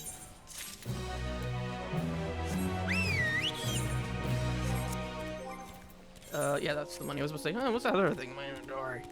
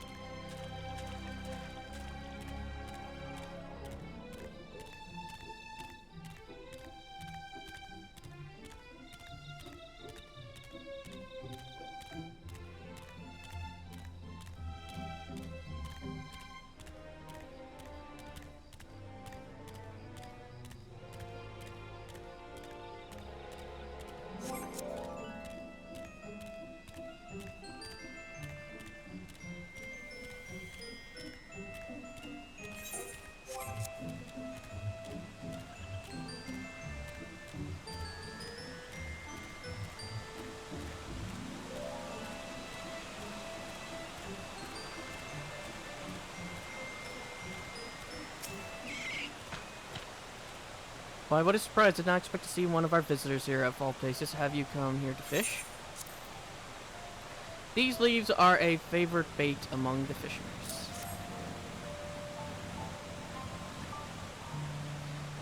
These are the leaves I asked Gohanan to deliver. You say you picked them yourselves. You have quite the eye. These will do well. You can't grow to such prodigious sizes on reeds alone. You know, the fish from these waters are as supple as mini Hanu dishes. Are staple in many Hanu dishes. We found that they like reeds almost as much as we do, and since we mostly eat the stems, we can always use the fresh leaves of unharvested reeds as bait. Everyone's feasts.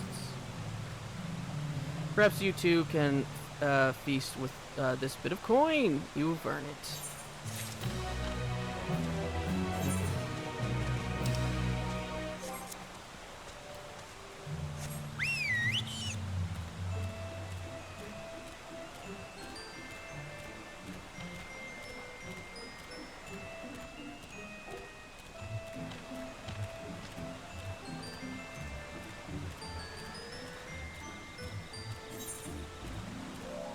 Oh.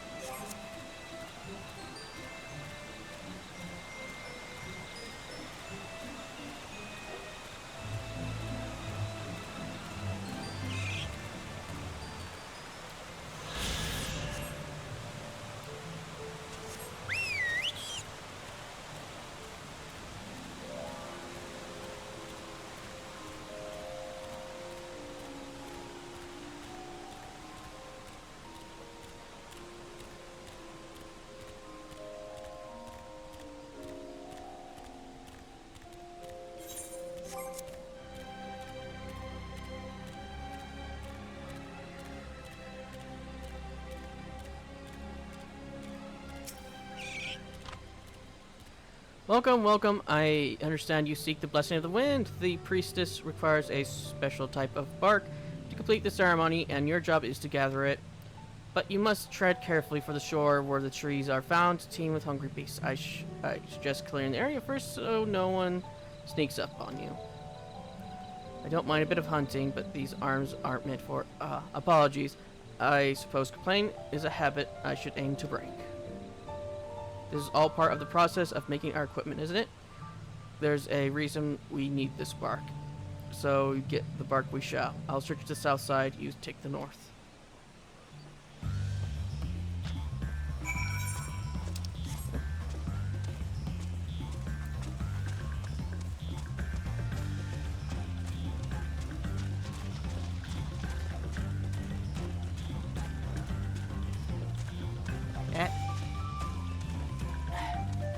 I judged myself when I got a wire caught in my leg.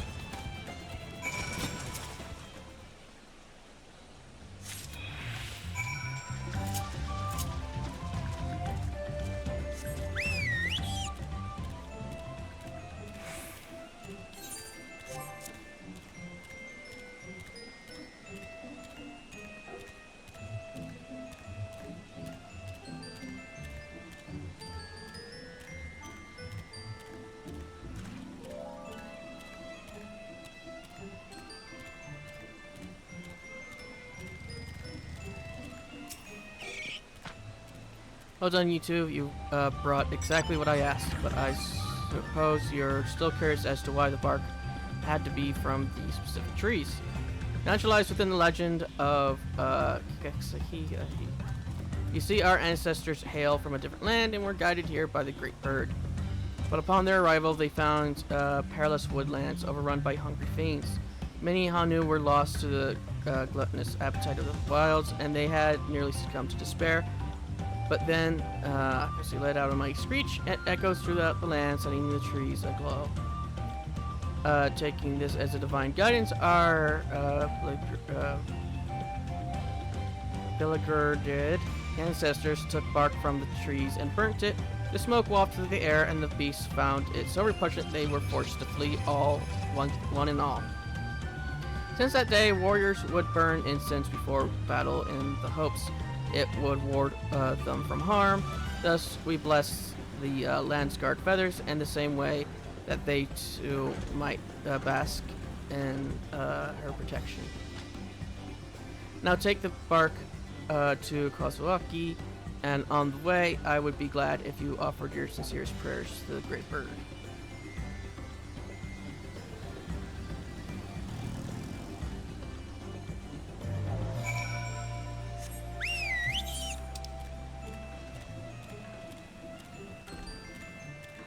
I got so much to explore here eventually. Plus, coming through here and getting all the air, the ether wind.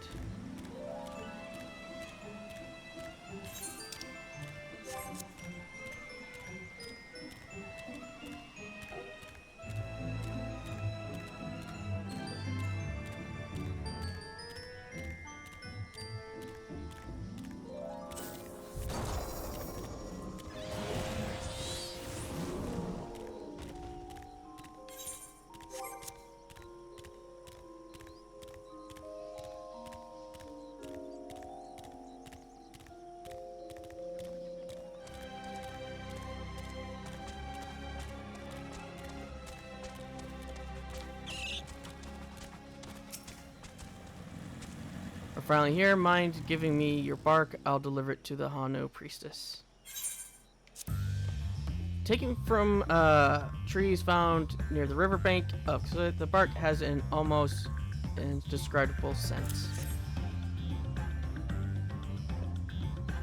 Thank you, Zebin. Once I'm finished, let's offer our prayers. Wouldn't want to disappoint our hosts, after all.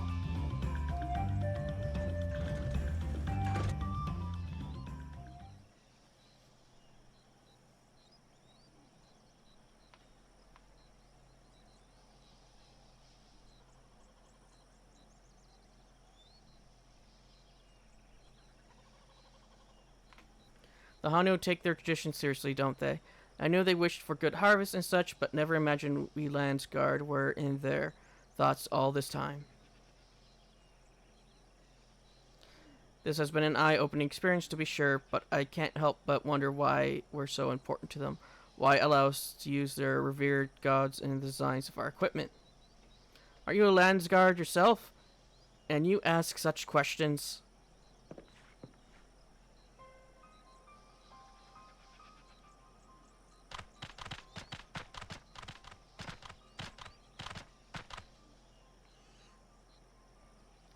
You're Zibin, aren't you? I am Zulihali. I know you have you to thank for success, but even so, I must ask that you stand aside.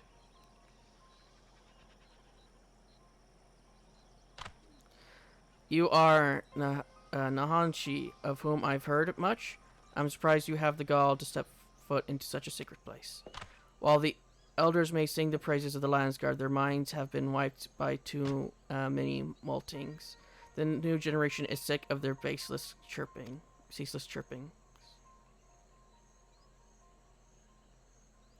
So you have to say your lines. Remember how we practiced? Oh, yes, I understand. You heard your complaint. We heard you complain when you took the feathers. We saw the disdain in your eyes. Someone with such disrespect for our history doesn't deserve to bask in her grace. What but I?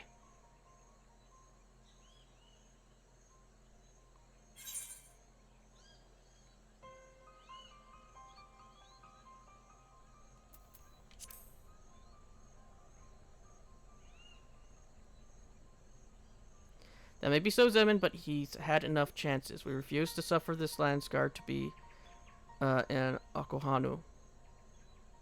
Listen well and remember, the sacred likeness of it was once reduced to shredded reeds. By whom, you ask? Why, none other than Gulu Jaja, Dawn servant and founder of the Landsguard.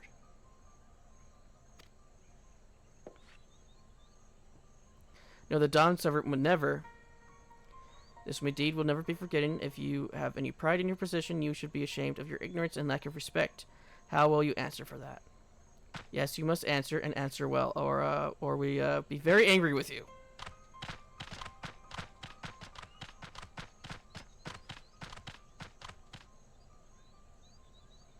I had no idea about the history of conflict. Why didn't Lanu Hanu say anything? And why am I taking the blame for the past? In any case, we can't stay here. I have to think about this.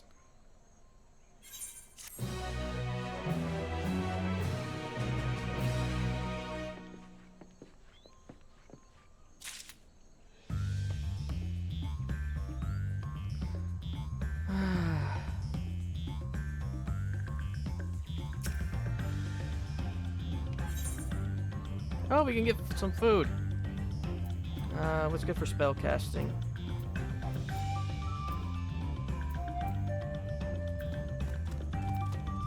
I don't know why I'm looking at this. I don't know what's good for spell casting. I'll get determination. I don't see why Zahola would lie, but how would I never heard of the Dawn Service affront to the Hanu Hanu? And why Lanu Hanu acts so proud to have his feathers adorn our equipment? I'm not good with numbers, but even I can't tell something doesn't add up here.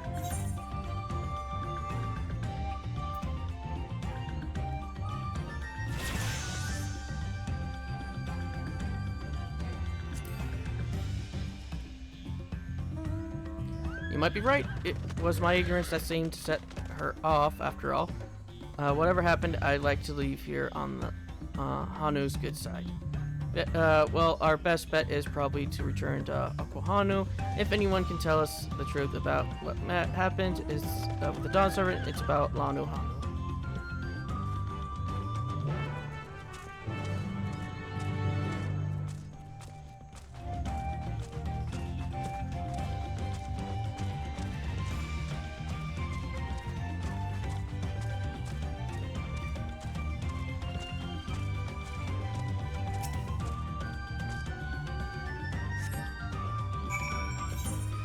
Okay, now we just teleport back. It's nice that the FC put the reduction to Aetherites on.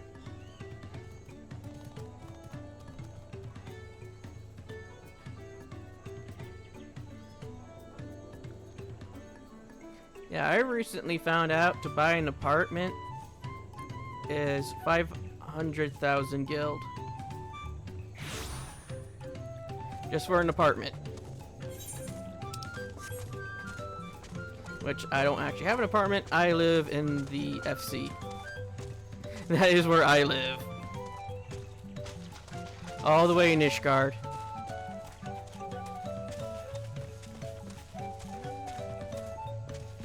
You know, I wouldn't mind if they add a housing in Idleshire. I might actually take someone up there. Have you finished? Yes, thank you. Our homes will be all the safer for your efforts. I suppose you're wondering why I had you carry the reeds all the way across the forest. Well, it means land of the arid shrine in our tongue. Legends say that that's so soothing is the breeze near the shrine that she once rested its tired wings nearby. Once the reeds are dried and our roofs patched, our homes will be better fortified against elements. And for the peace of mind, any price is worth paying. So here's your just reward.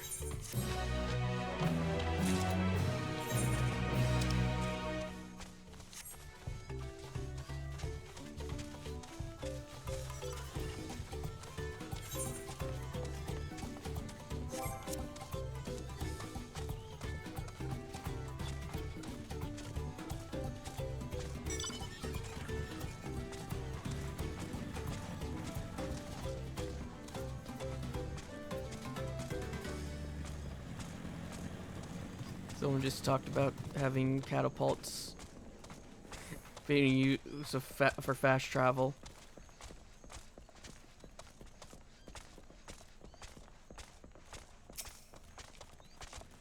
I don't see him, but the crate's not here either. He must have left to Kazaki already. Well, we have seen him on the road if he had, though. The forest is vast, I suppose. Anyway, maybe one of the younger Hanu here can tell us if Zali's scorn is shared. Let's ask around, Zedman.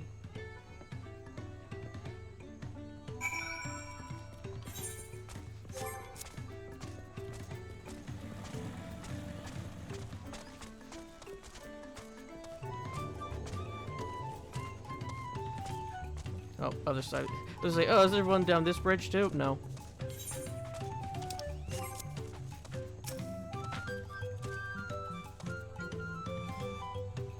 Of course, every Hanu knows the story of the Dawn Servant's visit, but it might be more accurate to call it a rescue. For at the time, our homes were beset by beasts and fiends. When Gulu Jaja heard this terrible news, he personally came to drive out every last one.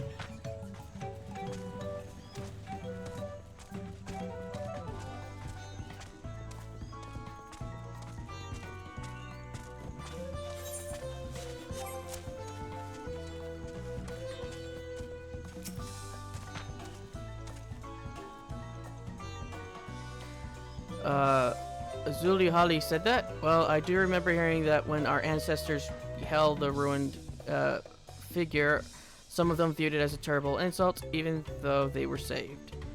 Could that grudge have been inherited by their children and grandchildren? I can't speak on such matter, but perhaps Lanuhanu can. He is wise in our ways, and makes an effort to befriend everyone he can. Yeah, but we're not done talking here. Where could he be?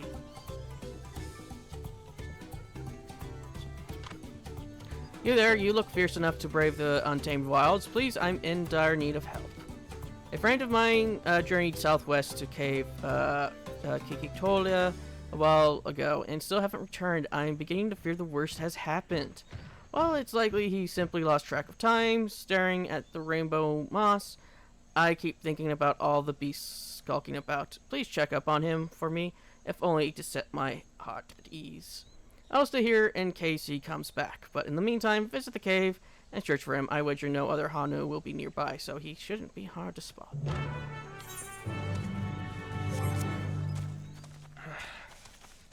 But yeah, in between episodes, I will be taking a break in quotations. I'll be working on Viper. I'll be leveling up Viper and Pictomancer, whichever one tickles my fancy first. And then after once I have my dinner, I'll be back to recording.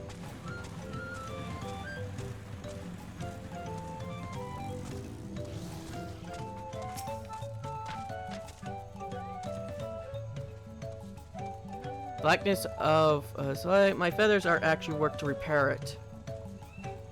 He told me that the Dawn Servant's slaughter of the beast was swift and brutal, but left many of our shrines and homes damaged in its wake. But what choice did he have? The fiends were at our door. My father and his father agreed that it was better to be alive. At least that's why they could rebuild.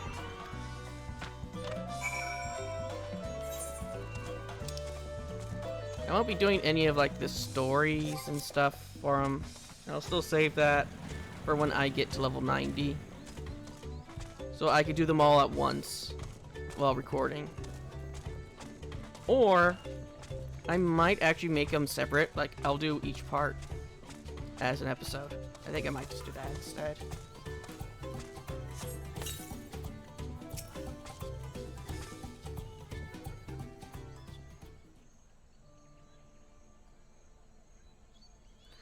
What's the word, Zedman? From what I heard, the Dawn Servant really did destroy this sacred figure. I see. I can't say I'm surprised that some Hanu could bear a grudge, so Zalihali was telling the truth. Something still doesn't sit right with me. Though the Dawn Servant wouldn't simply go on a rampage and leave the Hanu to clean things up, he would have more compassion than that. Now, hey, Zedman, you won't believe what happened. I was surrounded by Suholi and her cronies. While on my way to the shrine, they stole the crate of feathers from out of my claws, saying no Landsguard could have it until Nahi gives his answer. I'm sure you know what they're talking about. They said if you ignore their demands, they'll burn every last feather. What? Have they gone mad? Gods be good, I'm sorry. But, can we go install them for a while? There's some...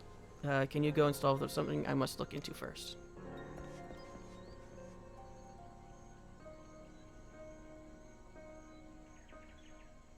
I know what you're thinking, Zemin. Isn't this going a little too far? I would answer that the results speak for themselves. Now we simply wait and see what Nahashi brings us. A gun! I and the others are waiting to the south of the shrine. Let us go there and stall them, as he requested.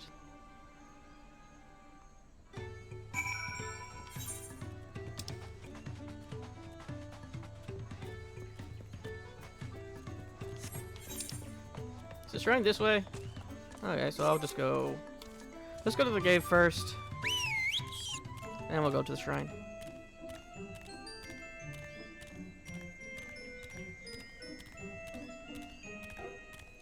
But yeah, after I get done recording today, I'll probably spend some time trying to figure out how to edit. Because I've never done editing before, and... well, that's actually incorrect. I have done editing, but that was back in high school. And that wasn't even for a, like a class that did that type of stuff. It was a class that did, electronics and stuff. Oh. Like, our final was to make a movie, basically. Which is not up on this channel, and I don't have a physical copy of it anymore. Plus, even if I did, I probably wouldn't have uploaded it. It's just a little music video. You know how you have, like, when you put a DVD player and it goes to the thing and it bounces across the screen? Basically, I made one of those, but it would be different images, transforming into other images. The problem was, the images I was using were too complex. So I got a pretty low grade on it. I got like a C. Oh, these waters get more beautiful every time I come. Sensing a directed prey, creatures move in for the kill. You will be killed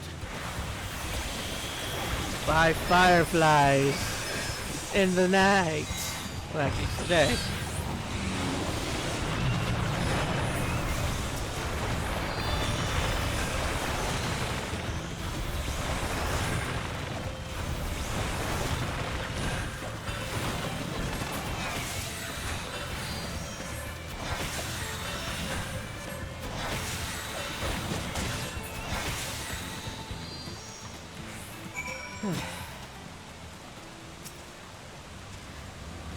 What was that noise? Can't I gaze at the moss in peace? Wait, you helped us back on Hana. You're a friend of Clement. Yes. What are you doing in this cave? You're about to be killed by fireflies. Fiends. Didn't even hear them until the commotion was nearly over. I owe you thanks for your courage, and now that my reverie has been broken, I should return to my friends. He must be worried sick.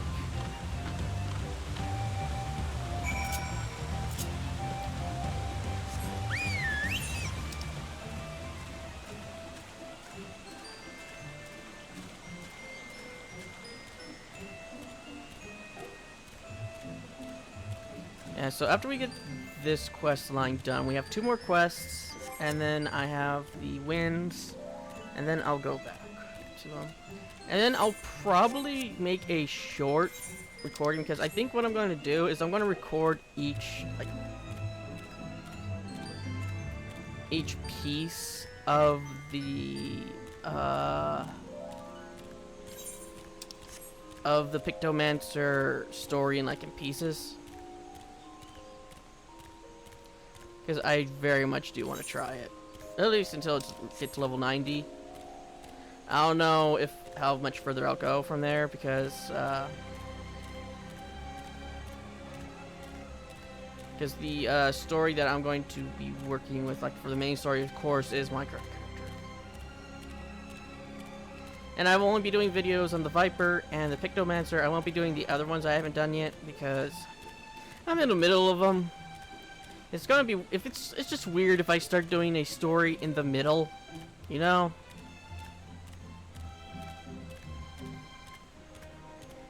Well, I probably should do a Viper.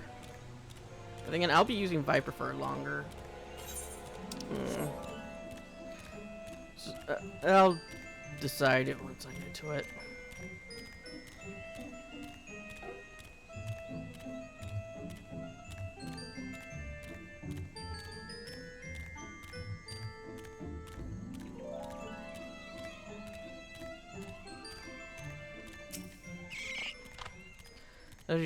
Should be here soon. We were lucky to have you to spur him into action, Zedman.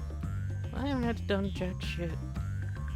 And whilst our methods may appear rather blunt to you, wait until Nahashi speaks before you judge us. Wait quietly and hear his answer.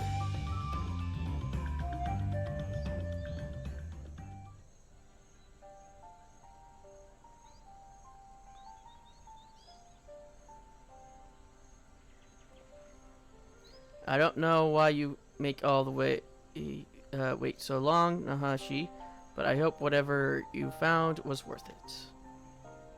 I spoke with the eldest Hanu in your village. He told me the story of the Dawn Servant's visit to the destruction of likeness, the whole story.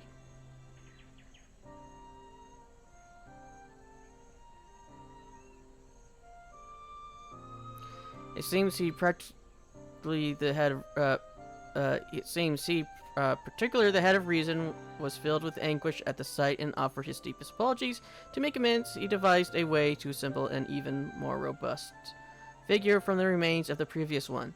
His work was done overnight, and the head of resolve called upon the whole village to celebrate their newfound peace for the first time in a long while. Anahani commenced, and the Dawn Servant was chosen to ride the sacred float. After the festivities, the Dawn Servant said that when he finally established a unified nation and Dawntrail, he wanted a motif representing Quaxini to be among those used in his soldiers' uniforms. He declared that different tribes can forge friendships so long as they open their hearts to one another, that his nation would be one whose people of all stripes can live in harmony. His soldiers would become a symbol of that promise. So you can learn for yourself after all, but you should have come here with that knowledge already seared into your memory.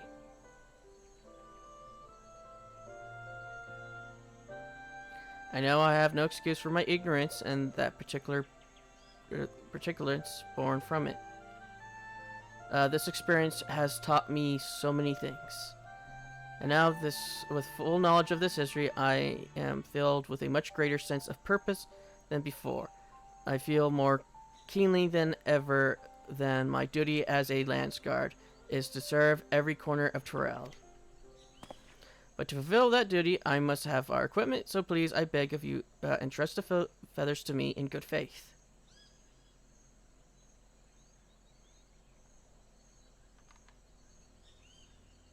I wonder if they ever got a lance guard that just shanks them instead.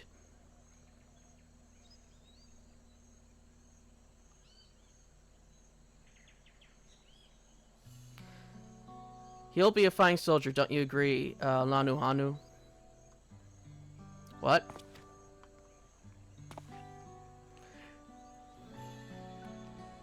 Yes, indeed. That was quite the moving display. My feathers were standing up straight. Thank you for looking after Nahashi during his growth, Zedman.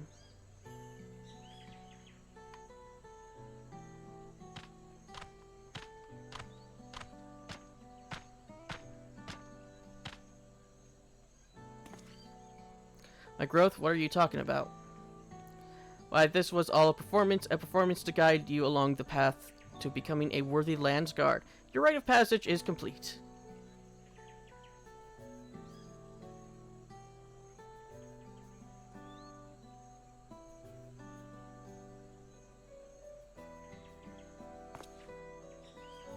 So my superiors weren't pulling one over me, they were worried about me. I didn't realize my conduct was so concerning. Tell them what you told us, and their concerns will vanish. You'll be welcomed back with open arms.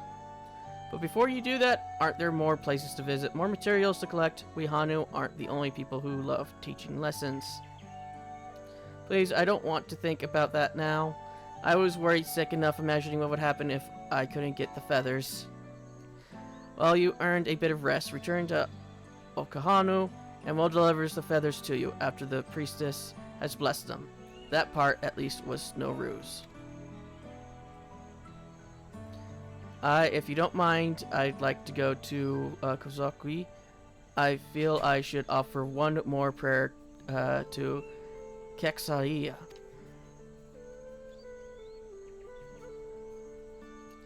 Very well, Zenmin. Why don't you wait at Akohanu? I'll bring the feathers, and I'd like to speak with you once more before you go.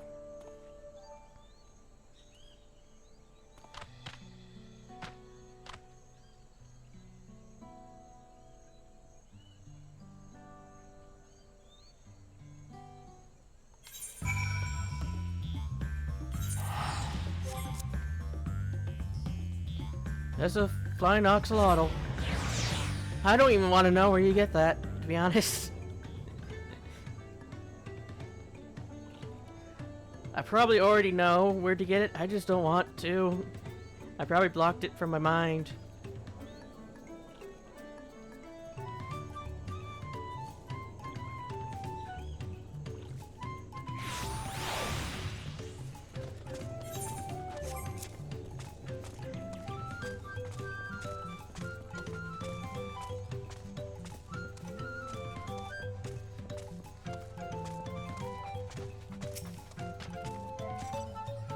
Now that our rite of passage is behind us, allow me to offer my thanks for all your help.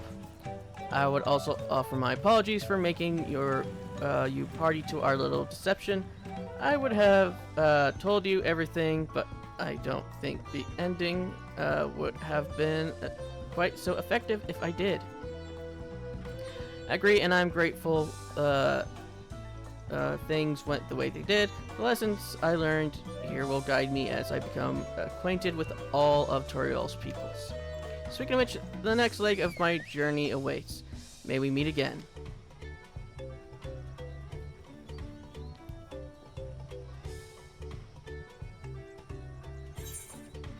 Give me my determination.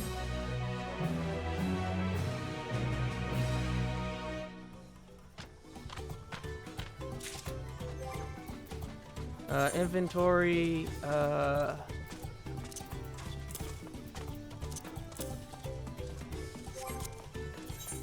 still don't know what I'm going to do with the corn, but I'm going to keep it. Then again, I have a lot of random things in my saddlebag that I don't even know what I do with. Like this. I don't know where I got it. Don't know what I'm doing with it. Same with this. He returned. He looked slightly unsettled, but none the worse for wear otherwise. That cave is where we gather the rainbow moss used in our medicines. It has long been held sacred as a healing spot due to its tranquil scenery.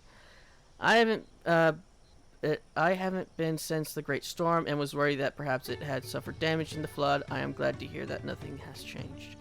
But more than anything, I'm glad my friend returned safely. Had you not come along, the day may have been much darker.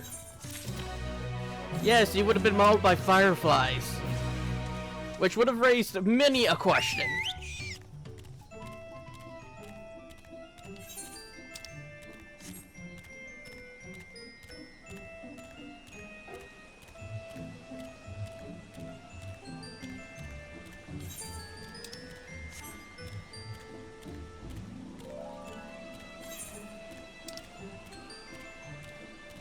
And the only place we don't got mapped out is there now. At least in the northern part. So I doubt we could get to the southern part until later in the story.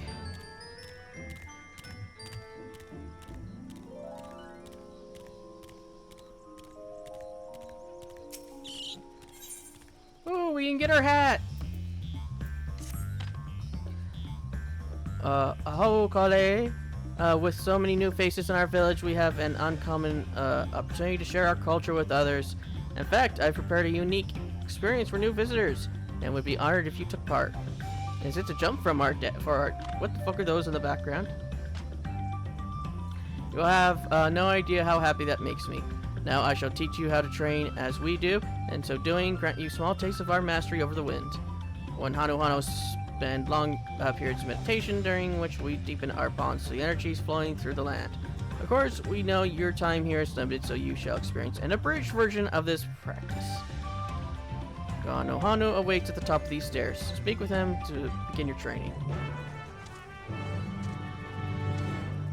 I'm just gonna go forward. I'll kill those later. For some reason or another, I kill everything. Rather for a bill, for an item they drop, or because they attacked me first.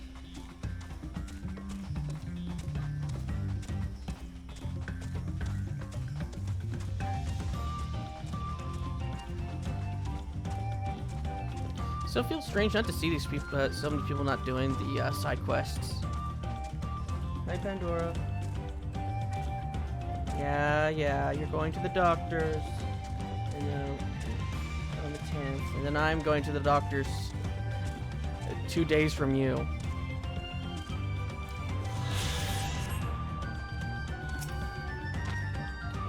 New face, have you come here to feel the wind's caress?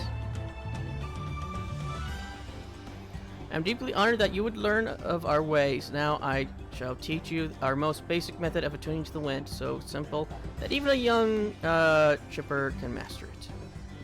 As Tony Holly has already told you, our goal is to be in harmony with the endless flow of the land's energy.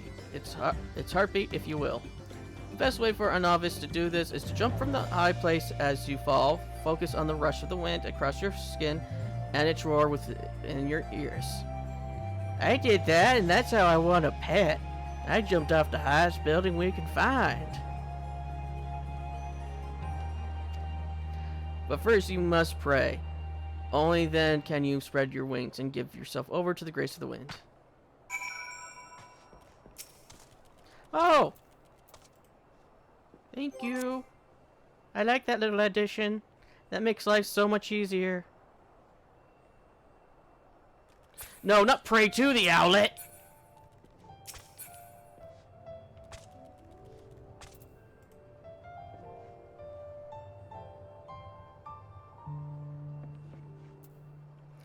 You have offered your prayers to the forest to attune to the wind's energies. You must jump down into the house of winds.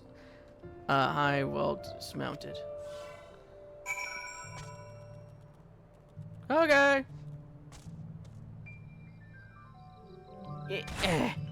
Damn it, I didn't land in the center. Secondly, that damaged my gear. Why, for a moment I mistook you for one of us. I never knew someone with no feathers could fall through the air with such grace. Do you feel different? Like the land itself has accepted you into its embrace? No? At least you knew the Hanu Hanu young and old compete to see who can float a feather the furthest, and the winner's feathers decorate our sacred floats to be chosen by the wind in an honor above all. Reflect upon the training you underwent today, and even without feathers, I am certain you shall hear the winds whisper more clearly. Of course, if you wish to jump again, you're more than welcome.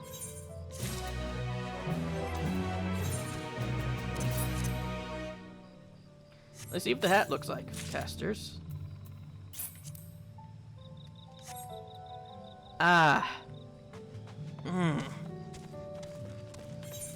missed my hat.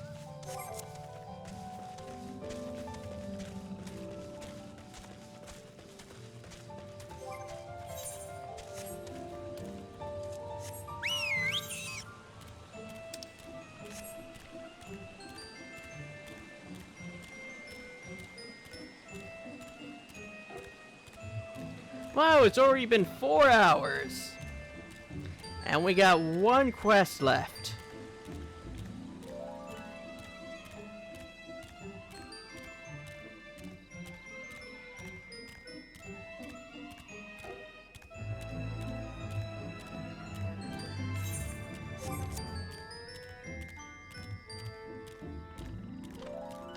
I see the guy who was staring at the corn servant's gone.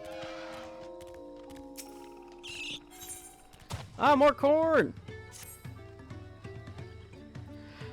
My friend, what brings you all this way? Taking in the sights, sounds, and flavors of Dawntrail I trust.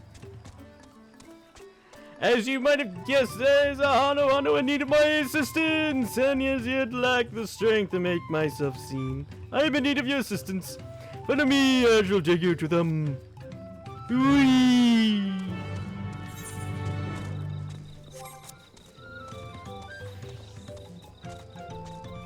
Pandora, get out of the way. Don't do that. You're spraying the monitor. You know what your grandparents are going to do to you.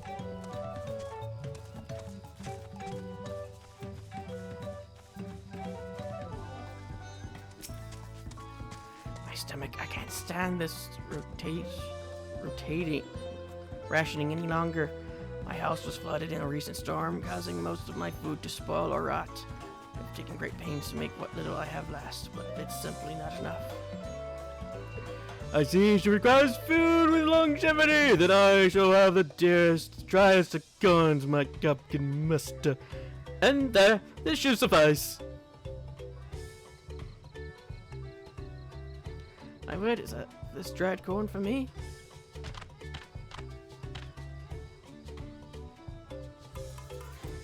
It will be many moons before I could hope to diminish such a beautiful store.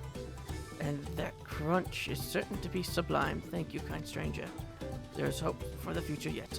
Oh, the children will be thrilled. Oh, that was quick. She seems quite taken with the dried corn. That is well. I shudder to think what havoc spoiled food might play on her stomach and bowels. Hunger might well be the least of her problems. Thanks to your timely assistance, however, she and her family will have all the corn they need to help them weather this hardship. Yet there's another empty belly that beckons, so I must away. Take care, friend. I hope to see you again. Away!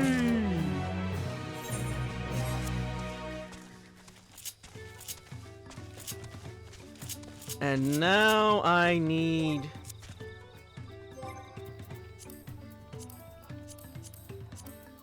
collection.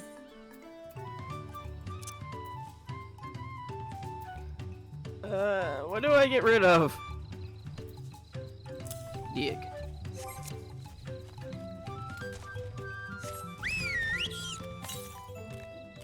West.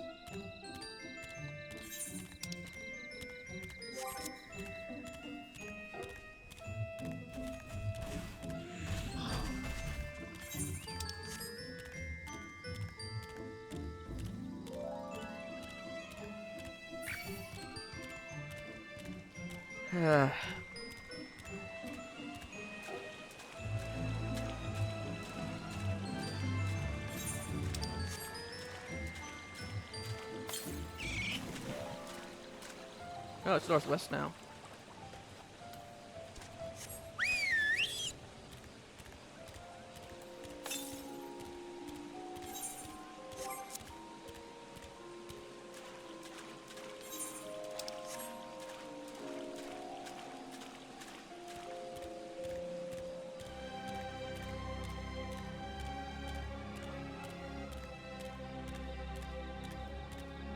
I was gonna say, oh, looks like somebody broke their legs.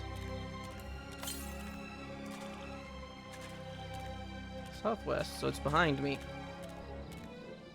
Oh, there it is. I didn't even hear it.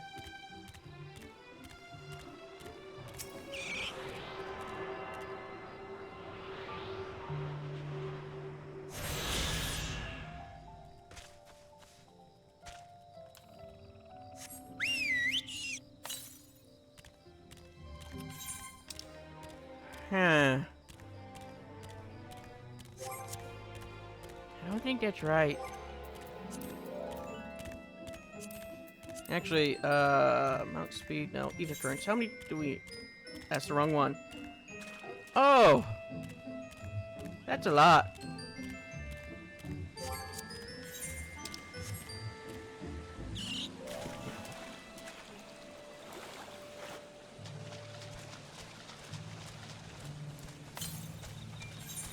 Yeah, that's up above.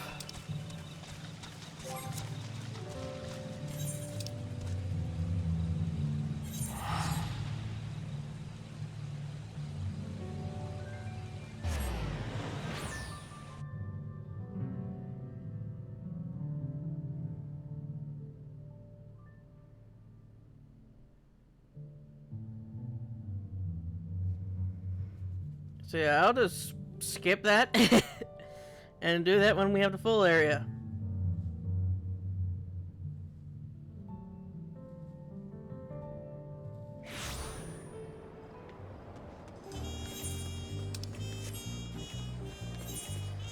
For no other reason than to save what little that sanity that I have.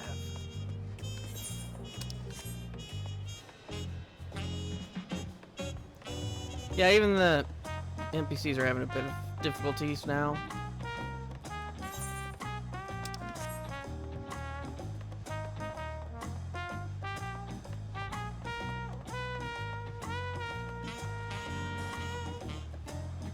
Well, once everything loads in, we'll end the episode.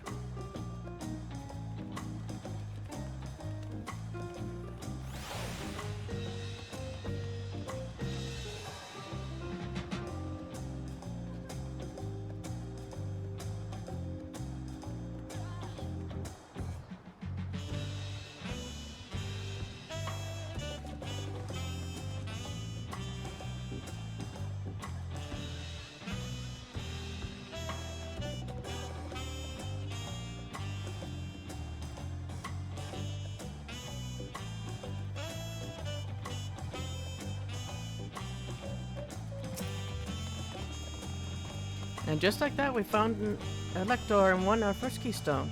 I know I was right to trust your instincts. Come on, let's keep things moving and march onward to Pacha. Chances are good we'll find an Elector there as well. Before we do anything, however, we should see what your optimistic fellow friend has to say. Oh no, this is someone else. This is Chances are good we'll find an Elector as well. Before we do anything, however, we should see your optimistic fellow friend has to say. And with that, I'll call it an episode, and I'll see you all in the next.